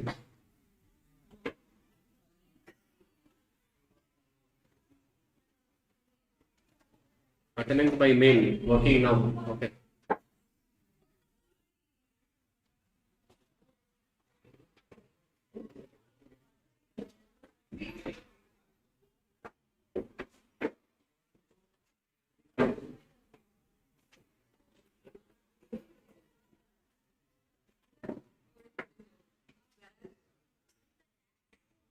Tax one, and the slab rate is not a part of your syllabus, just for your knowledge purpose I shared.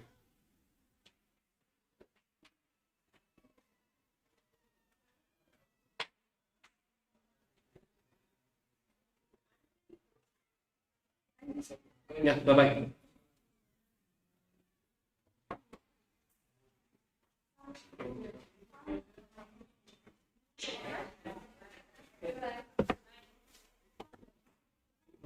Screen expander. This is expanded version. Workshop. Which topic are you speaking about this? Yes, ma'am. So you go better, the cost benefit analysis, it is not that Not very